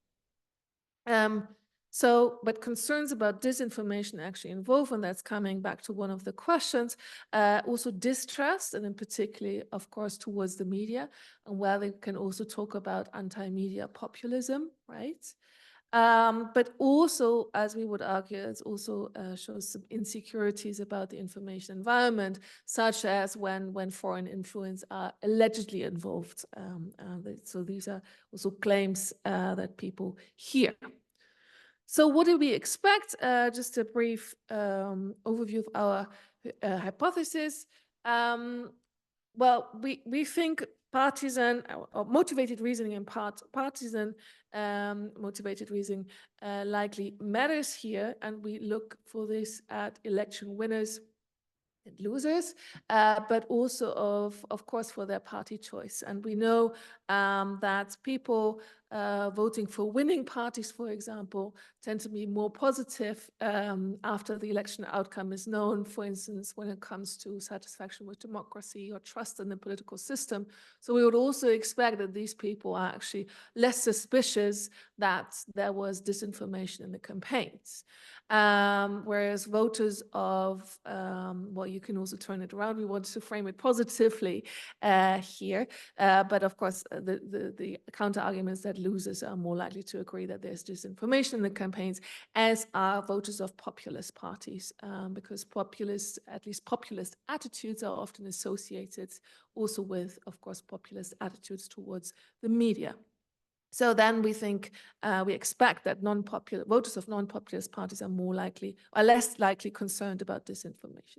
But we argue, and that brings the far right performance into our arguments, we think that political context plays an important role here in terms of moderating these effects. So on the one hand, in terms of direct effect, we think that in context where far-right political parties actually received high vote shares, this also impacts people's perception of disinformation, making them more insecure, and they're likely more concerned about disinformation. And this then should also actually moderate the effects that we previously hypothesized, so that they should be weaker in countries with higher vote shares. That applies both to voters of winning parties and voters of non-populist parties. All right, let me introduce you to the European election study. We are 8 core people on the board from different countries, and we have actually, for the first time, used crowdfunding for the voter survey. Because we've been unable to secure funding. We've had quite a few years with grant writing and reaching out to organizations, and it's very difficult to fund a European-wide election study because national funders will tell you, well, why don't you go to a European funding organization? But there aren't many, right? So this was very difficult. So in the end, we decided to crowdfund. We've got lots of support from researchers and grant holders also, who were able to contribute a bit. Then GACES with Representative Professor Katsanidou are coordinating both the data collection, the cleaning, and you will also find the data there soon. We had the polling company Demoscopy. I also heard earlier that TRUEDEM is also looking for or planning a tender right now. And so we've had positive experience with them. And the voter survey is actually very similar to those of you who know actually what we've done in the past. So there's also some consistency, right? Because the voter survey has been running since the first elections. And so we asked about political attitudes, policy positions, but also preferences, of course. Voting behavior, both in the recent European Parliament election, is a post-election survey, as well as in previous national elections, a part of that. And so, yeah, you'll find the survey soon. So we have the public data release for planned for November, and you can already find the master questionnaire on the GACES website. So if you follow EES research on X, you can get updates, or if you just Google for now, Google GACES and European Election Study, you'll also find the current master questionnaire. You can already look what we're covering. Yeah, so that about the survey. and I present you some first results of it. Again, these are just preliminary. We have 27 countries with an N of almost 26,000. We always aim for 1,000 per country, except for the small ones, Luxembourg, Malta, and Cyprus, which are about 500. Our dependent variable, tapping concerns about disinformation, was asking, there was a lot of disinformation in the media reporting of the European Parliament, and it was an agreement, asked for agreement basically on a 5-point scale. The mean, so higher values indicate agreement, and the mean is 3.3. The question was adapted from the Europinions project, actually, which was a previous ERC grant of Claes de Vreese. And disinformation, of course, is also a more distinctive measure than misinformation, also to respondents, right? And media reporting, we kept it a bit more unspecific compared to hard media populism measures, to then also have leeway to include spreaders as well as transmitters. So think about media reporting. What Trump said in the debate, we heard the example earlier about the people eating pats, right? So if the media, of course, reports about, they also spread disinformation in some way or another. The key linking variable we have is vote choice. And for this, for the first hypothesis, we're interested in election winners. And we know from the literature that people tend to or use different benchmarks to identify winners and losers of elections, right? Particularly in proportional electoral system. So we have the plurality winner, but also vote changes compared to the previous election to the European Parliament, but also the previous national election. Could be another indicator with government participation, but in the European Union, that is, of course, not relevant. For H2, we identified, I forgot to mention them here, but we rely on the populist. That is the populist data set by Matthijs Roduin and colleagues. So identified the populist parties, and of course the non-populist parties are the other ones. And then we measured far-right vote share at the country level. And for this, and we've just seen the party groups, we included members or parties who afterwards became members of the European Conservatives and Reformists, Patriots, and now the last one, sovereign nations, as well as parties, but there was great overlap with also the populist set. They were far right. Someone was shaking their head with the ECR, but Meloni's party, for instance, is part of ECR and one of the biggest, if not the biggest, I think. So yes, of course, we can discuss the classification. So here's an overview of our vote share variable across country, and we've also seen actually with us as Czech Republic the highest vote share of far right parties altogether, right? It's just not one. Unfortunately, but it's 64. So my outlook would be more negative from before. This is actually quite worrying. I think that we have quite, there's only 2 countries which have 0 vote share for now. And we know that in Ireland, there's already some movements forming, right? On the far right, they have no electoral representation in this election, but we will soon, I think, not hopefully, on the contrary, we will also see in the future perhaps more bars there. And when it comes to our dependent variable, so the variation across countries, so higher values include agreement to the statement that there was disinformation in the media reporting before the campaign or before the election. And we see that Hungary here has the highest value, and some of the lowest values were reported among Lithuanian and Finnish people. It's already quite interesting because in Finland, the far right actually lost quite significantly compared to previous elections. So maybe already an indicator. But let's look at the hypotheses. We find actually our 3 measures of election winners, right? The plurality, the vote difference, it ranges in each case from -25 to +25 compared to the last 2 elections.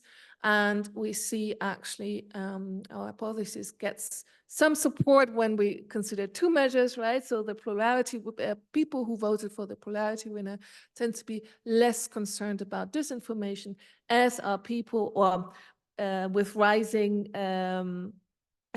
vote gains, their voters are also become less concerned about disinformation.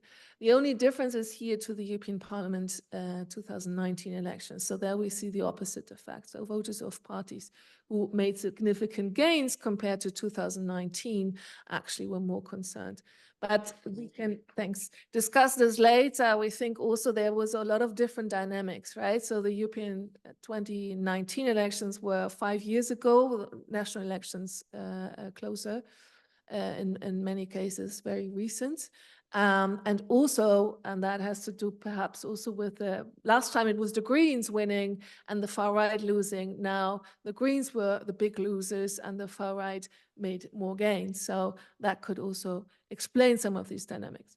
But looking at non-populist voters, our hypothesis is confirmed again, that these people who vote for non-populist party tend to be less concerned about disinformation, and those people in country with rising far-right vote share in a given country, these people become more concerned. So our third hypothesis is also confirmed here. However, looking at the two moderating hypotheses, first for A, we see a different picture. So we expect a weaker effect, but here we actually see a clear negative effect for the plurality winner, right? That was not what we expected. The comparison to 2019 in terms of winning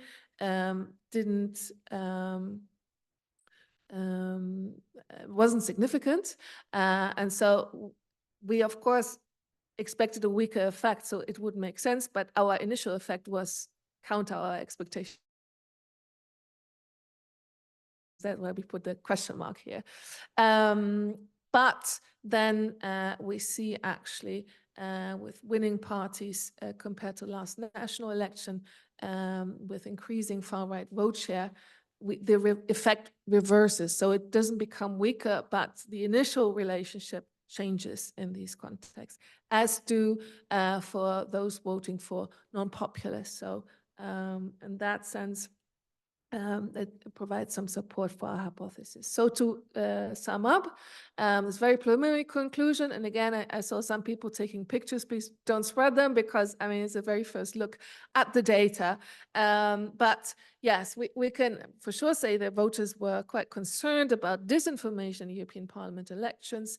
The findings are preliminary, but they suggest that the presence of far-right parties can make voters feel insecure about the information environment. This has consequences, if confirmed also with in the next versions, this has consequences for electoral integrity, and could potentially also further help the far right, right? It can be exploited by the far right, which would not be good. I mentioned already, we need to look really into the election outcome dynamics, and some results from the previous election. Actually, I should also add Poland to this list, like Italy, Netherlands, and Poland were similar also to the last national elections, whereas some other parties, we heard it earlier about Slovenia, there were new parties around. Romania also had many new parties actually from last year. So that, of course, adds a bit of also in the research design. Yes, next step also is for us to disentangle more the far-right winners and the far-right losers. We want to zoom into that. And then for future research, we suggest also that we really need to also understand a bit more the antecedents of disinformation concerns. So coming on the one hand from the populist attitudes, but also the election context. So thank you very much.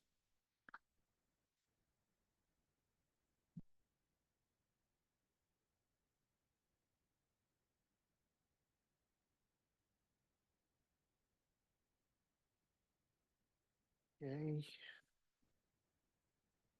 Thank you. I'm here, but I don't have a presentation because I'm moving more and more towards sort of narrative discussions, and I'll try to keep the time as well.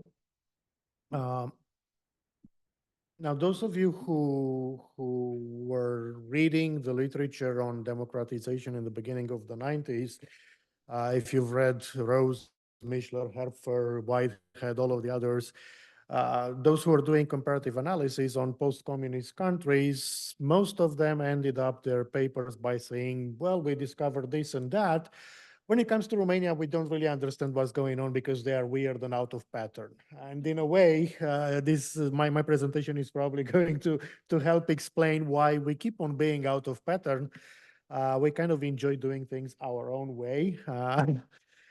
So I will take probably 2 minutes because Romania is not a very well-known country to explain very briefly the context in which we've had these elections. And there are two important things here. First, we have 4-year cycles for the for the parliamentary and the local elections, and then we have 5-year cycles for the European Parliament and presidential elections, which means that once every 20 years we have overlapping elections. 2024 was such a year, mega election year. We started with the European Parliament and local election in the same day. And then in November and December, we will have first round presidential, parliamentary the next week, and then the next week, second round presidential. So we keep on running from election to elections in Romania. So that's important to know. A second element that it's important to know, the 2020-2024 cycles of the last 4 years were characterized not only in Romania, pretty much all over the European countries, but in our case, first the pandemic, and then the pandemic transformed into the Russian-Ukrainian war, which for Romania is important because it's at our borders. But again, that's not something specific to Romania. Poland has the same element as some other countries as well. However, it's important for two reasons. The fact that this cycle has been characterized by these two huge significant events. First, a significant part of the Romanian population is quite hesitant when it comes to vaccines, which means that the whole pandemic and especially how the government responded to the pandemic and the vaccines played a significant role in the narratives leading to the 2024 elections. And it explains, for instance, these new parties that have managed to enter the European Parliament. Second, while Russia is generally disliked in pretty much all of the Romanian population, we really don't like them due to our history. There is a significant part of the population who also do not like Ukrainians. And most of the times, this significant part overlaps the vaccine hesitant part. So there is an overlapping sort of pressure that's coming from this part of the population. So these were important topics that have set up the discussion around the elections. In terms of the political context in Romania, we do have only 3 political parties that survived from the beginning of the post-communist transition in 1999 to the present. We have the Social Democrats, we have the Liberals, and the Hungarian Party. Since 2004, until 2004, we used to have a very strong ultra-nationalistic party. That one dissolved due to the fact that its leader died at some point, as they tend to do. Since that, in 2008, we had no this kind of party, nationalistic extreme right. But then we keep on testing new parties every round of elections. So we had in 2012 the People's Party, populist, nationalistic, got into the parliament with 15% of the vote, dissipated within 2 years. So it did not even manage to survive one full legislature. Then in 2016, we had the new political party, Union Save Romania, which was a little bit populist, not nationalist. It was middle-class political party. They managed the performance of getting into the parliament in 2016 with about 14% of the votes, 9% increased to 15%, and now they decreased to 9% as well. And then 2020, we had this Alliance for the Union of Romanians, which is really extremist right-wing ultra-nationalistic party. They managed to get into the parliament and become the fourth political party in the Romanian parliament with 9% of the vote. And nowadays in the European elections, they managed to actually get into the European parliament with 15% of the vote, but we'll get to that. Now, all of the context that I told you leads to the fact that prior to the European Parliament elections, the Social Democrats and the Liberals, who are governing together in Romania, decided that they need to do something to keep down the ultra-nationalistic Alliance for the Union of Romanians. And after they thought about it, they decided that they have a very easy solution to that. And that solution was to combine European Parliament elections with local elections, which doesn't really make sense because they are the opposite ends of what you should talk about, local issues versus the European Parliament issues, European issues. And they also decided to run, even though they are S&D and EPP, they decided to run on a common list in Romania. So we had a common list of candidates representing both Social Democrats and Liberals, which doesn't really make sense. What happened as a result of this decision was that basically we had no European Parliament elections in Romania. We had them, but nobody was talking about European issues. Everybody was talking about what was important for these parties. They wanted to test themselves before the November parliamentary and presidential elections. So everybody was thinking about the local elections and how many mayors they are going to get and how many local councillors and everything. The argument that these two parties put together in order to justify to the population the fact that they are combining two elections 3 months before the election time, they decided this in February, was justified. The argument was two-sided. The first side was that we're going to keep these extremists out of the European Parliament. And the second argument was that, we're going to have a lot of elections this year and people are going to get tired and it's really expensive to run so many elections. So maybe by combining this, we're going to save some money. Did it work? Well, yes and no. Depends on how you measure the success of the measure. It did not work because this extremist party actually got into the European Parliament with 15% of the votes. And not only that, one branch of this party who considered the party itself to be too mild actually managed to get into the European Parliament as an even more extreme version with another 5% of the vote. So we ended up with sending 20% of our European MPs coming from extremist parties.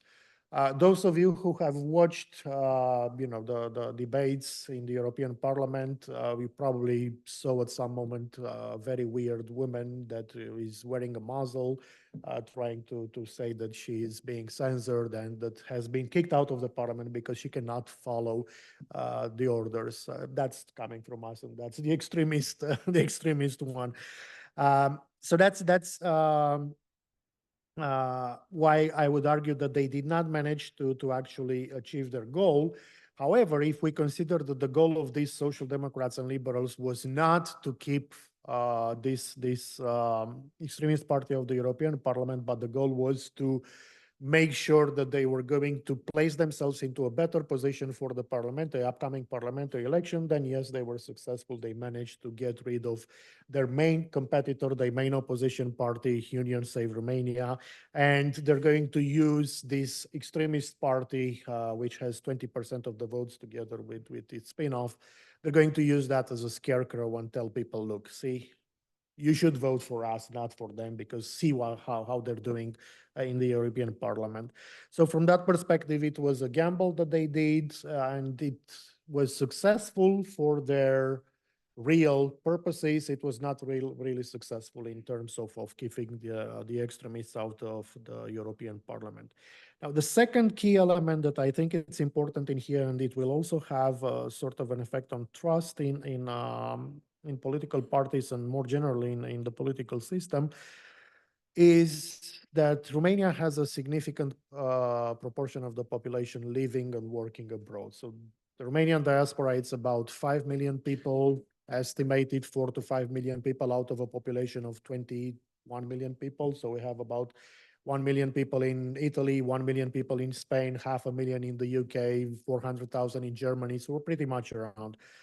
Now, these people played a significant role. The diaspora played a significant role in previous elections. And by changing various aspects of the electoral system, they managed to, the Romanian authorities managed to open even more polling stations across Europe, expecting a large proportion of people from the diaspora to vote. However, this time around for the European Parliament election, they did not bother to vote. They did not bother to vote for two reasons. First, Social Democrats and Liberals running together, they are basically pushing away people who hated one of the two. Social Democrats who don't like liberals had no reason to come. Liberals who don't like Social Democrats had no reason to come, and so on and so forth. So as a consequence of that, whereas in 2019, so the previous European Parliament, we had about, I don't know, 300 and let me find exactly the number, 350,000 people voting. Nowadays, we have only 200,000 people voting. And that was significant less than the maximum number of people who voted in the diaspora, which was close to 1 million people in the presidential elections of 2019. So there is this huge discrepancy. What's important, however, is if you look at how these people voted, you realize who they are. And these people voted with the exception of Moldova, which is a specific case in the Romanian context. Basically, the liberals helped themselves to bring people from Moldova that have Romanian citizenship to vote in the European Parliament elections. So with the exception of Moldova, in the UK, 20% voted for SOS Romania, the small, really extremist party, and another 17% voted for the Alliance for the Union of Romania. So overall, 40% voted for extremists in the UK. In Italy, 43% voted for these two extremist parties. In Germany, 44% of the Romanians voted for those parties. Spain, 40%. In France, they divide themselves into, I don't know, 20% who are voting the extremist party and another 20% who are voting right-wing parties, and so on and so forth. So generally, we have three directions in the Romanian diaspora. The first one is the Republic of Moldova, which again, that's separate. There is a very strong connection between political parties in Romania and Moldova, and they help each other. Second, pretty much anyone who voted in the diaspora voted as a protest vote. And they decided to vote for these extremist parties. And finally, there is a third group of countries. I did not mention them before, but the Netherlands and Belgium, so these countries which have either a strong proportion of Romanian highly educated migrants. In the Netherlands, there's a lot of Romanian students. In Belgium, it's all of the Romanians who are working at the various European institutions. So these ones voted for let's say, the good political parties. But other than that, most of the people who got out of the house to vote for the European Parliament elections voted for the extremist parties. So what does it mean in terms of trust, to bring this discussion to our topic? Well, in terms of trust, I think there are very few reasons to keep having trust in politicians and the political parties. At least this is how it seems that most of the Romanian people are thinking these days. So just to use the classification that we've heard before in Pipa Norris's presentation, it seems that most of the Romanians, if they are a supporter of a political party, they are in the group of credulous trust, so they trust no matter what. And when it comes to the other parties, they are into the category of cynical distrust. So basically, trust, in my opinion, this is only a hypothesis that we will try to test with the data that we have from the qualitative studies, from the interviews. In my opinion, trust is no longer trust in Romania. It's just a marker of identity. It's a marker of belonging. It's a marker of tribal belonging to your group.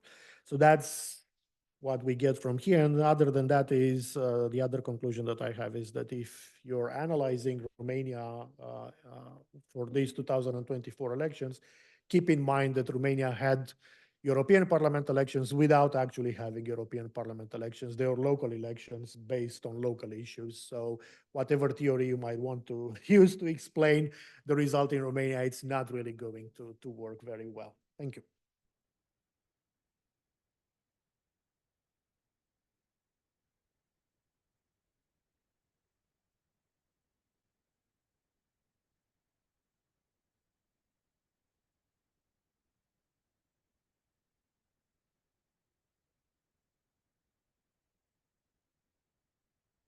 Okay, so we heard a lot about radical political parties, far-right political parties, and I'm going to speak about pro-European success in Slovakia. However, as you will see soon, we will get to Eurosceptic political parties pretty soon in this presentation as well. So I'm not going to, speak differently in this panel and be black sheep or how you say it in English. So speaking about Slovakia, I will start with 2 brief comments about this case. First would be that Slovakia for many years was considered to be very pro-European country. And also when you follow the trends of popular attitudes toward the EU and you would pick up different indicators for this, you can see that Slovakia is usually about the level of the EU average for support of the EU. However, when you look closer to those trends, you can follow that Slovakia has the potential to be a most supportive country within the Visegrad region, for example, for the EU in good times, but also it can experience the steepest dips in support during the time of crisis. So we had some crisis just the last few years, and Slovakia followed this pattern as well. And the second comment about Slovakia would be that for many years, Eurosceptic parties were almost unknown in Slovakia. And most of political parties, there was overall consensus about European Union being portrayed to be something that is very beneficial economically, mainly economically from this point of view. So utilitarian strategies to promote the EU integration and in membership was used. And really Eurosceptics stances were rather few of them. However, there was this pivotal moment in 2011 with the debate over the Greek bailout and following financial stability plan, when in Slovakia, political party, and it was governmental political party, became to openly criticize European Union as an institution, as organization that it's that went too far in the integration. And then there was this turning point when we look at the political system in Slovakia, or party system in Slovakia. And that was migration crisis in 2016 that was used again by governmental political party in the election campaign to actually spread the fear and also to criticize the European Union. So since this time, you can find in the literature also some conclusions about Slovakia actually having the sovereignty-based Euroscepticism in the political parties already since 2016.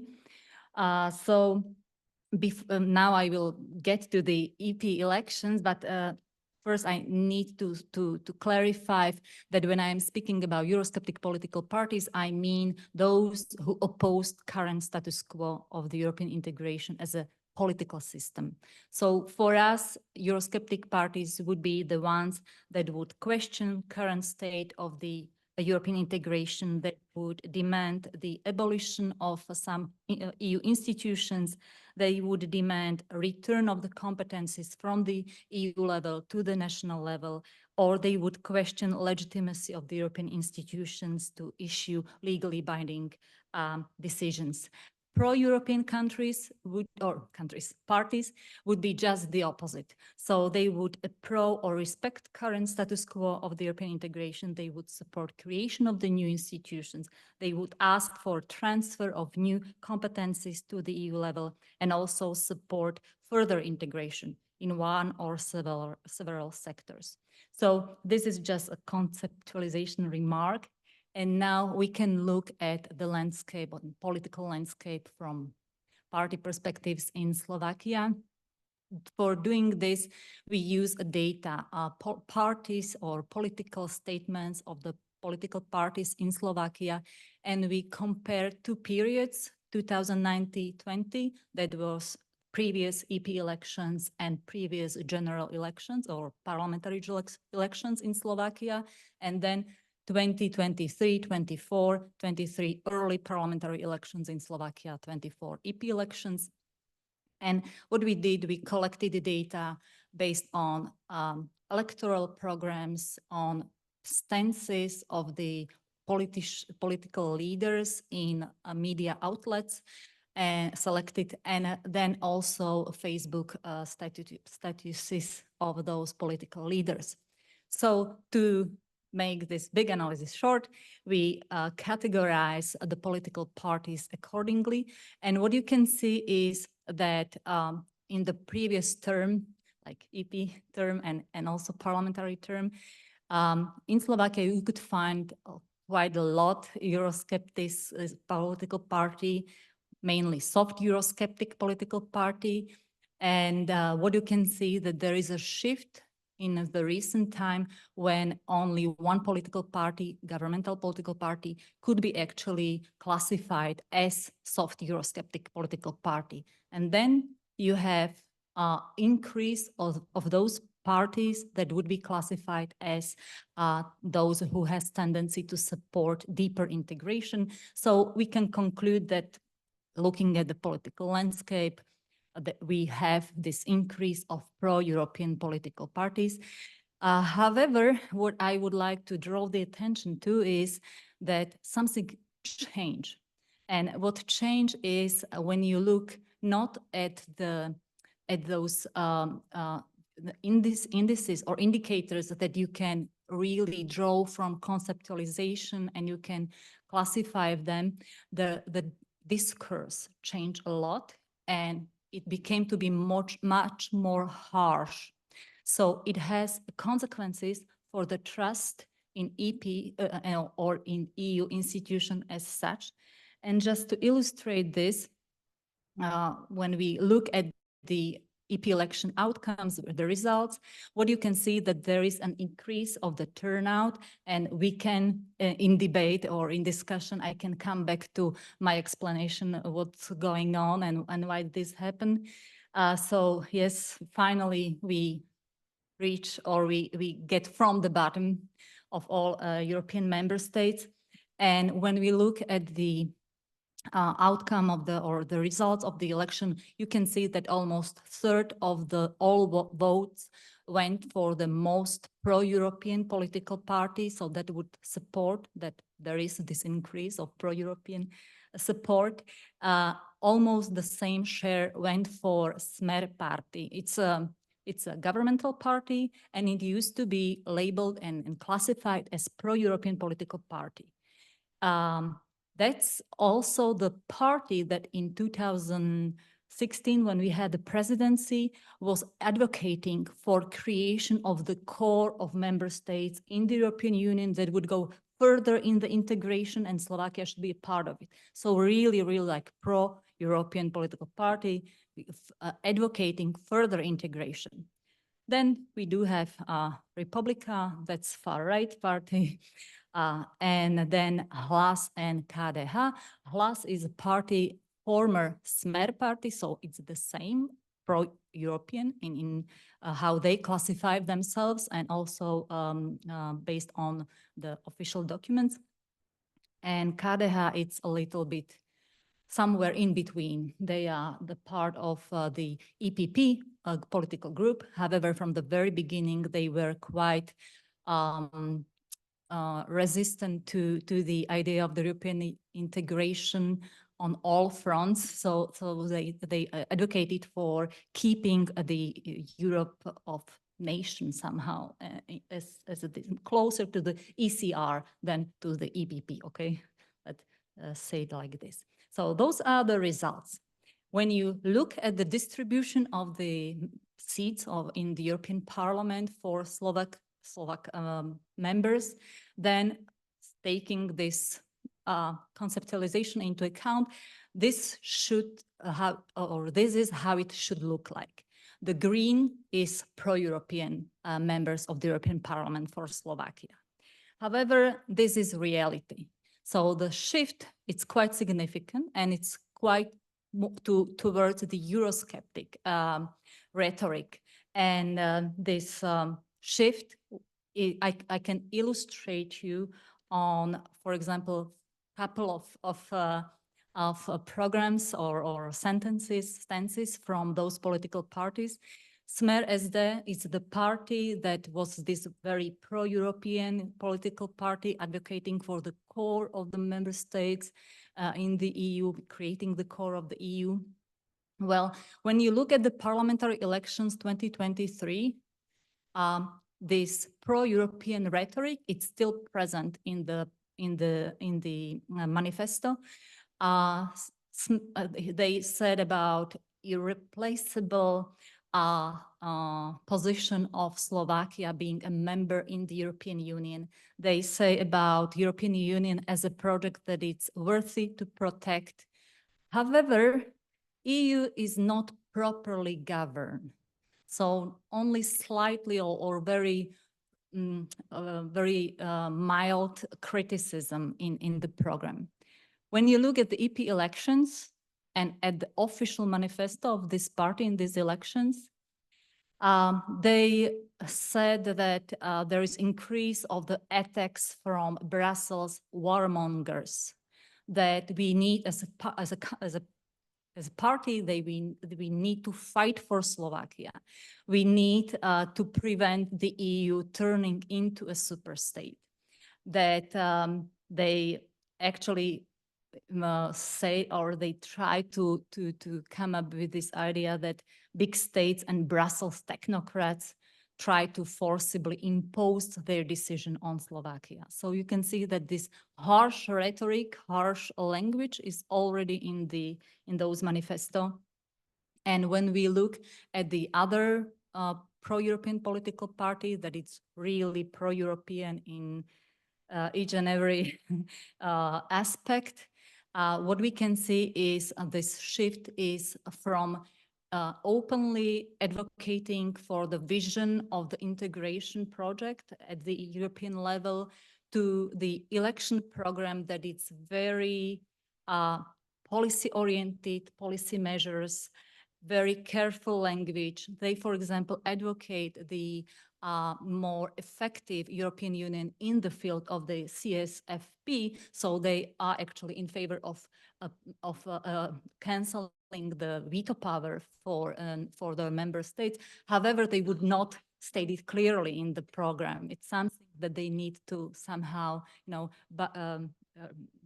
beat around the bush, or how it's said in English. So there is this shift, and just to explain it, why this could be, there was mentioning the period of crisis and how it actually had the effect on different member states. In case of Slovakia, they had the effect on how the EU integration became to be a part of contestation, became to be a dimension within the polarization. So basically what happened over the last few years, that coalition parties or this camp in polarized society, this camp became to be more Eurosceptic, was pushed toward the more Euroscepticism, while opposition was those who were trying to differentiate themselves against the coalition parties, so they became to be more pro-European. And you can see some of the parties that are truly pro-European, some of them are just trying to, to be against Fico or against the coalition. So, for example, there is a moderation of soft Eurosceptic party, as there is a moderation of Christian Democrats that we mentioned earlier, and so on. However, this polarization is clearly taking this dimension, and then that's also what happened during the EP elections, that there was this mobilization based on such polarization. And just to conclude, because I don't have time, what we wanted to see or what we wanted to say is that there is this increase of Euro-optimistic parties on paper. However, you can see also that there is increase of political discourse, that it's much more critical towards the EU, and this could have impact on the trust toward the EU institutions in the near future. That's what I am afraid.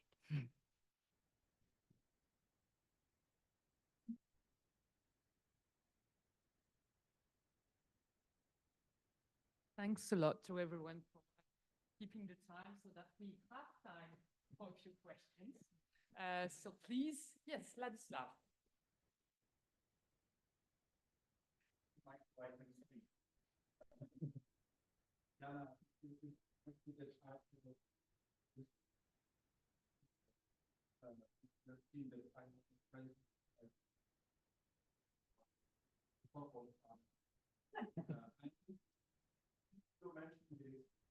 Maybe every political scientist makes a mistake that we follow media language and many of the politics. So I remember that the terms part of it is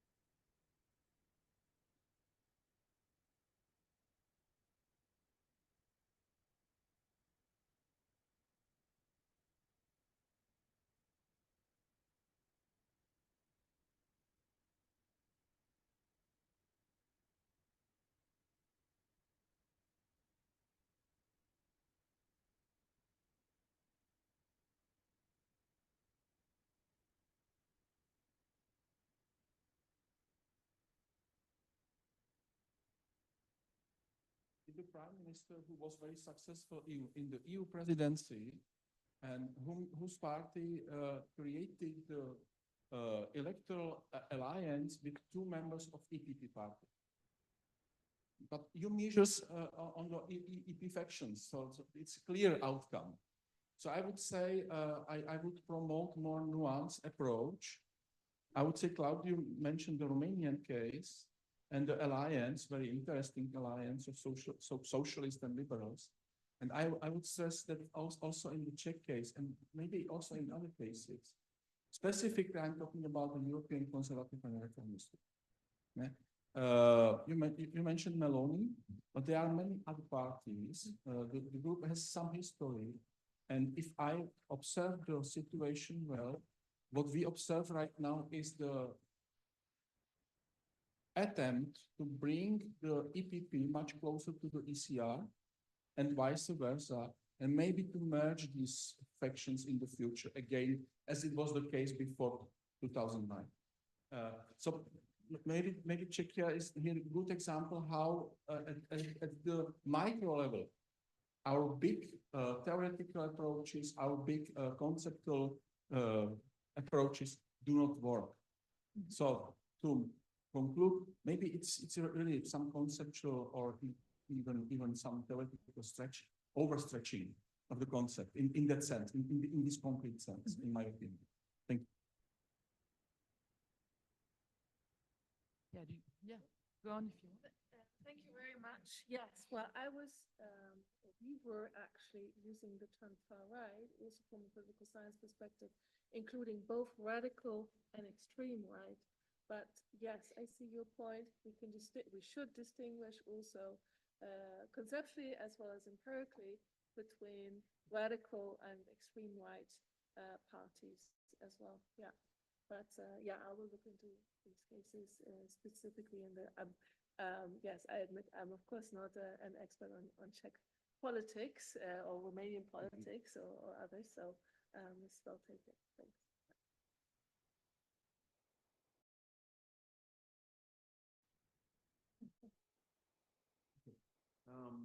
So to begin with, Aneta, I strongly support the argument, the case that you made that the fact that European integration has become an issue and has become a highly polarized issue within party systems, within national party systems.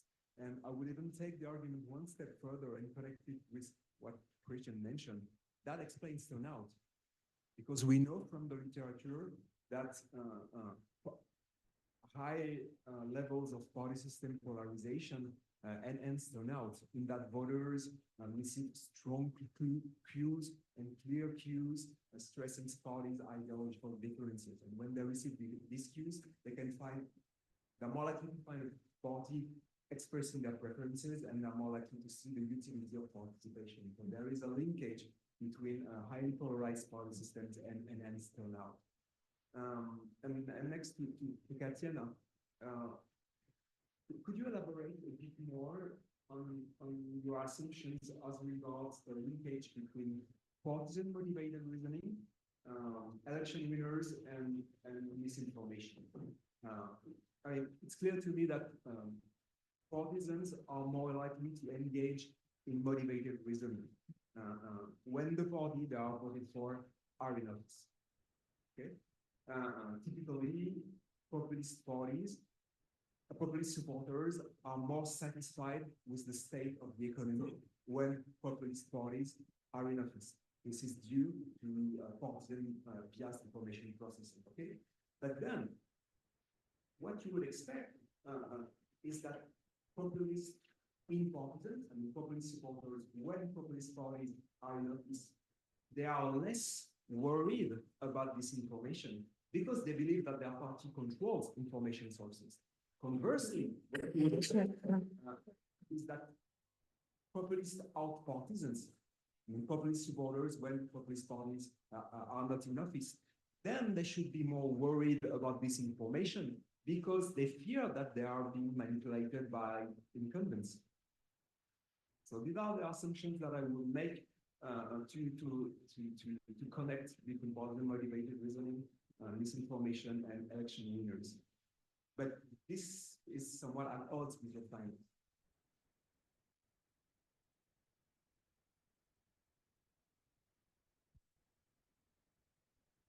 You are right, Frederick.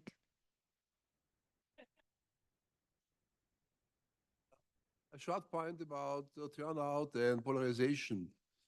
In Austria, the opinion polls were that the FPÖ, the right-wing party, will have 32%. The Conservative Party will have 28%, and the Social Democratic Party 22%. And so there was a big mobilization of these parties, the Social Democrats and the Conservative, to stop this predicted victory of the FPÖ by going to the vote. And the result was all three parties have between 25 and 26%. So they are the same. The reason is many Social Democrats and many Conservatives went to the election booth to stop this victory of the Freedom Party, and they managed because the opinion poll was 32% for the FPÖ, and they got 26%. Because of this, so your point about the impact of polarization on turnout, in our case, was very clear. Stop the Freedom Party to win. And this was one of the main drivers of, maybe also other drivers, because I don't have the data from you yet about Austria. Maybe there are other predictors, but this is definitely clear that all the people who want to defend democracy, they say we have to go there, we have to stop them, we have to put some counterweight against this right-wing wave.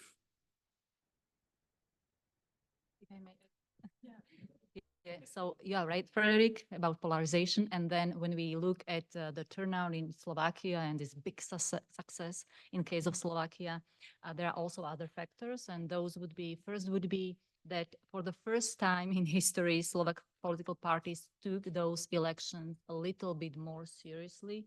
So when you look at the candidate list of the political parties, usually there were like second-class politicians, like party politicians listed on the candidate list, or there were people who were very well known as persons in society, but has little political ties, like they were not politicians, sports elites or whatever, I don't know, ice hockey player and something like this.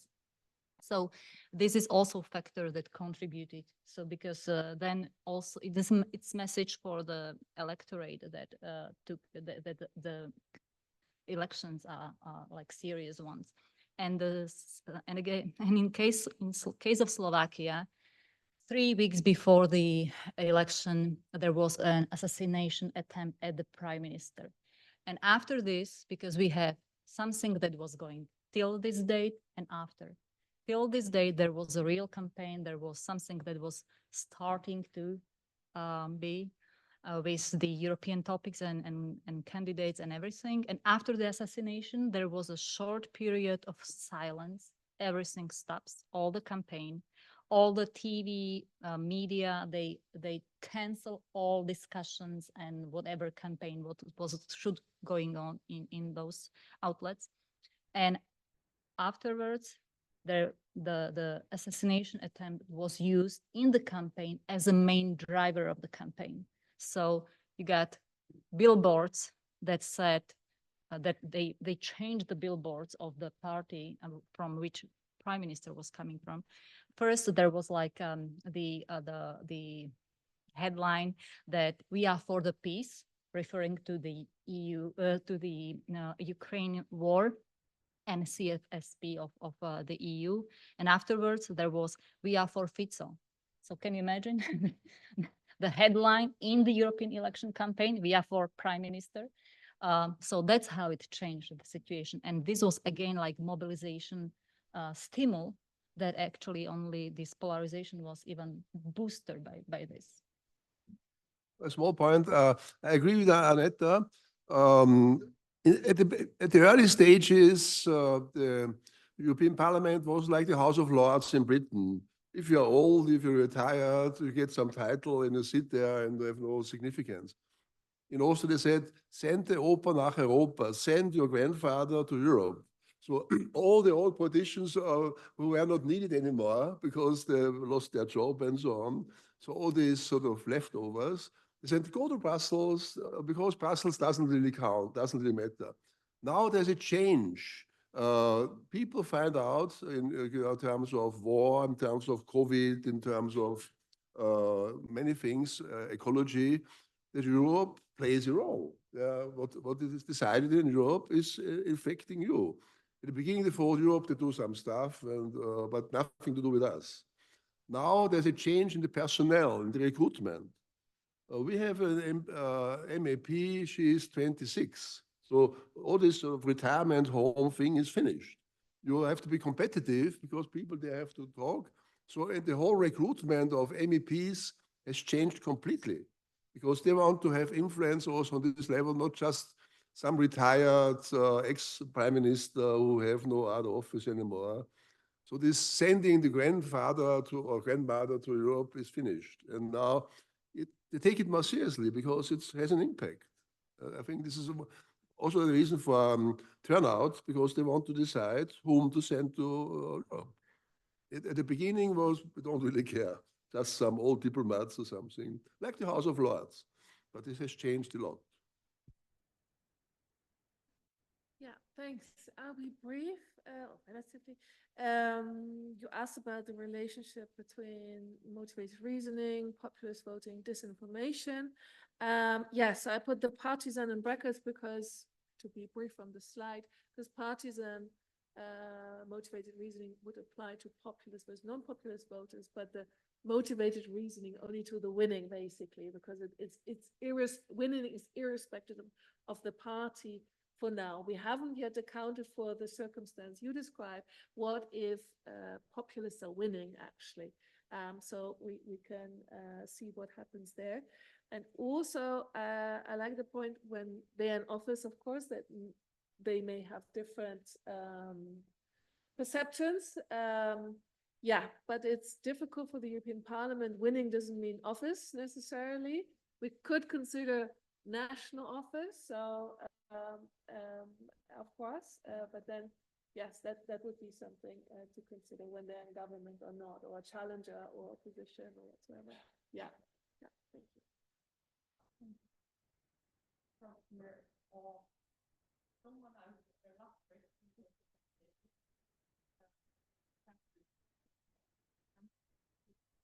I mean, I just talked about the Romanian case, and if people are interested, I can give more information via email or something.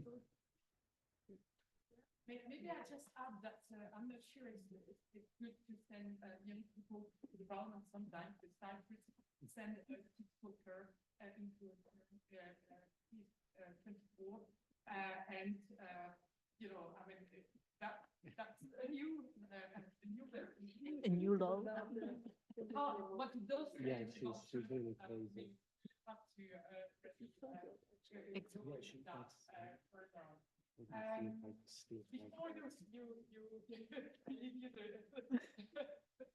I wanted to thank you. I want to thank you and the whole team for organizing this day. It was really a great conference, and so thanks a lot.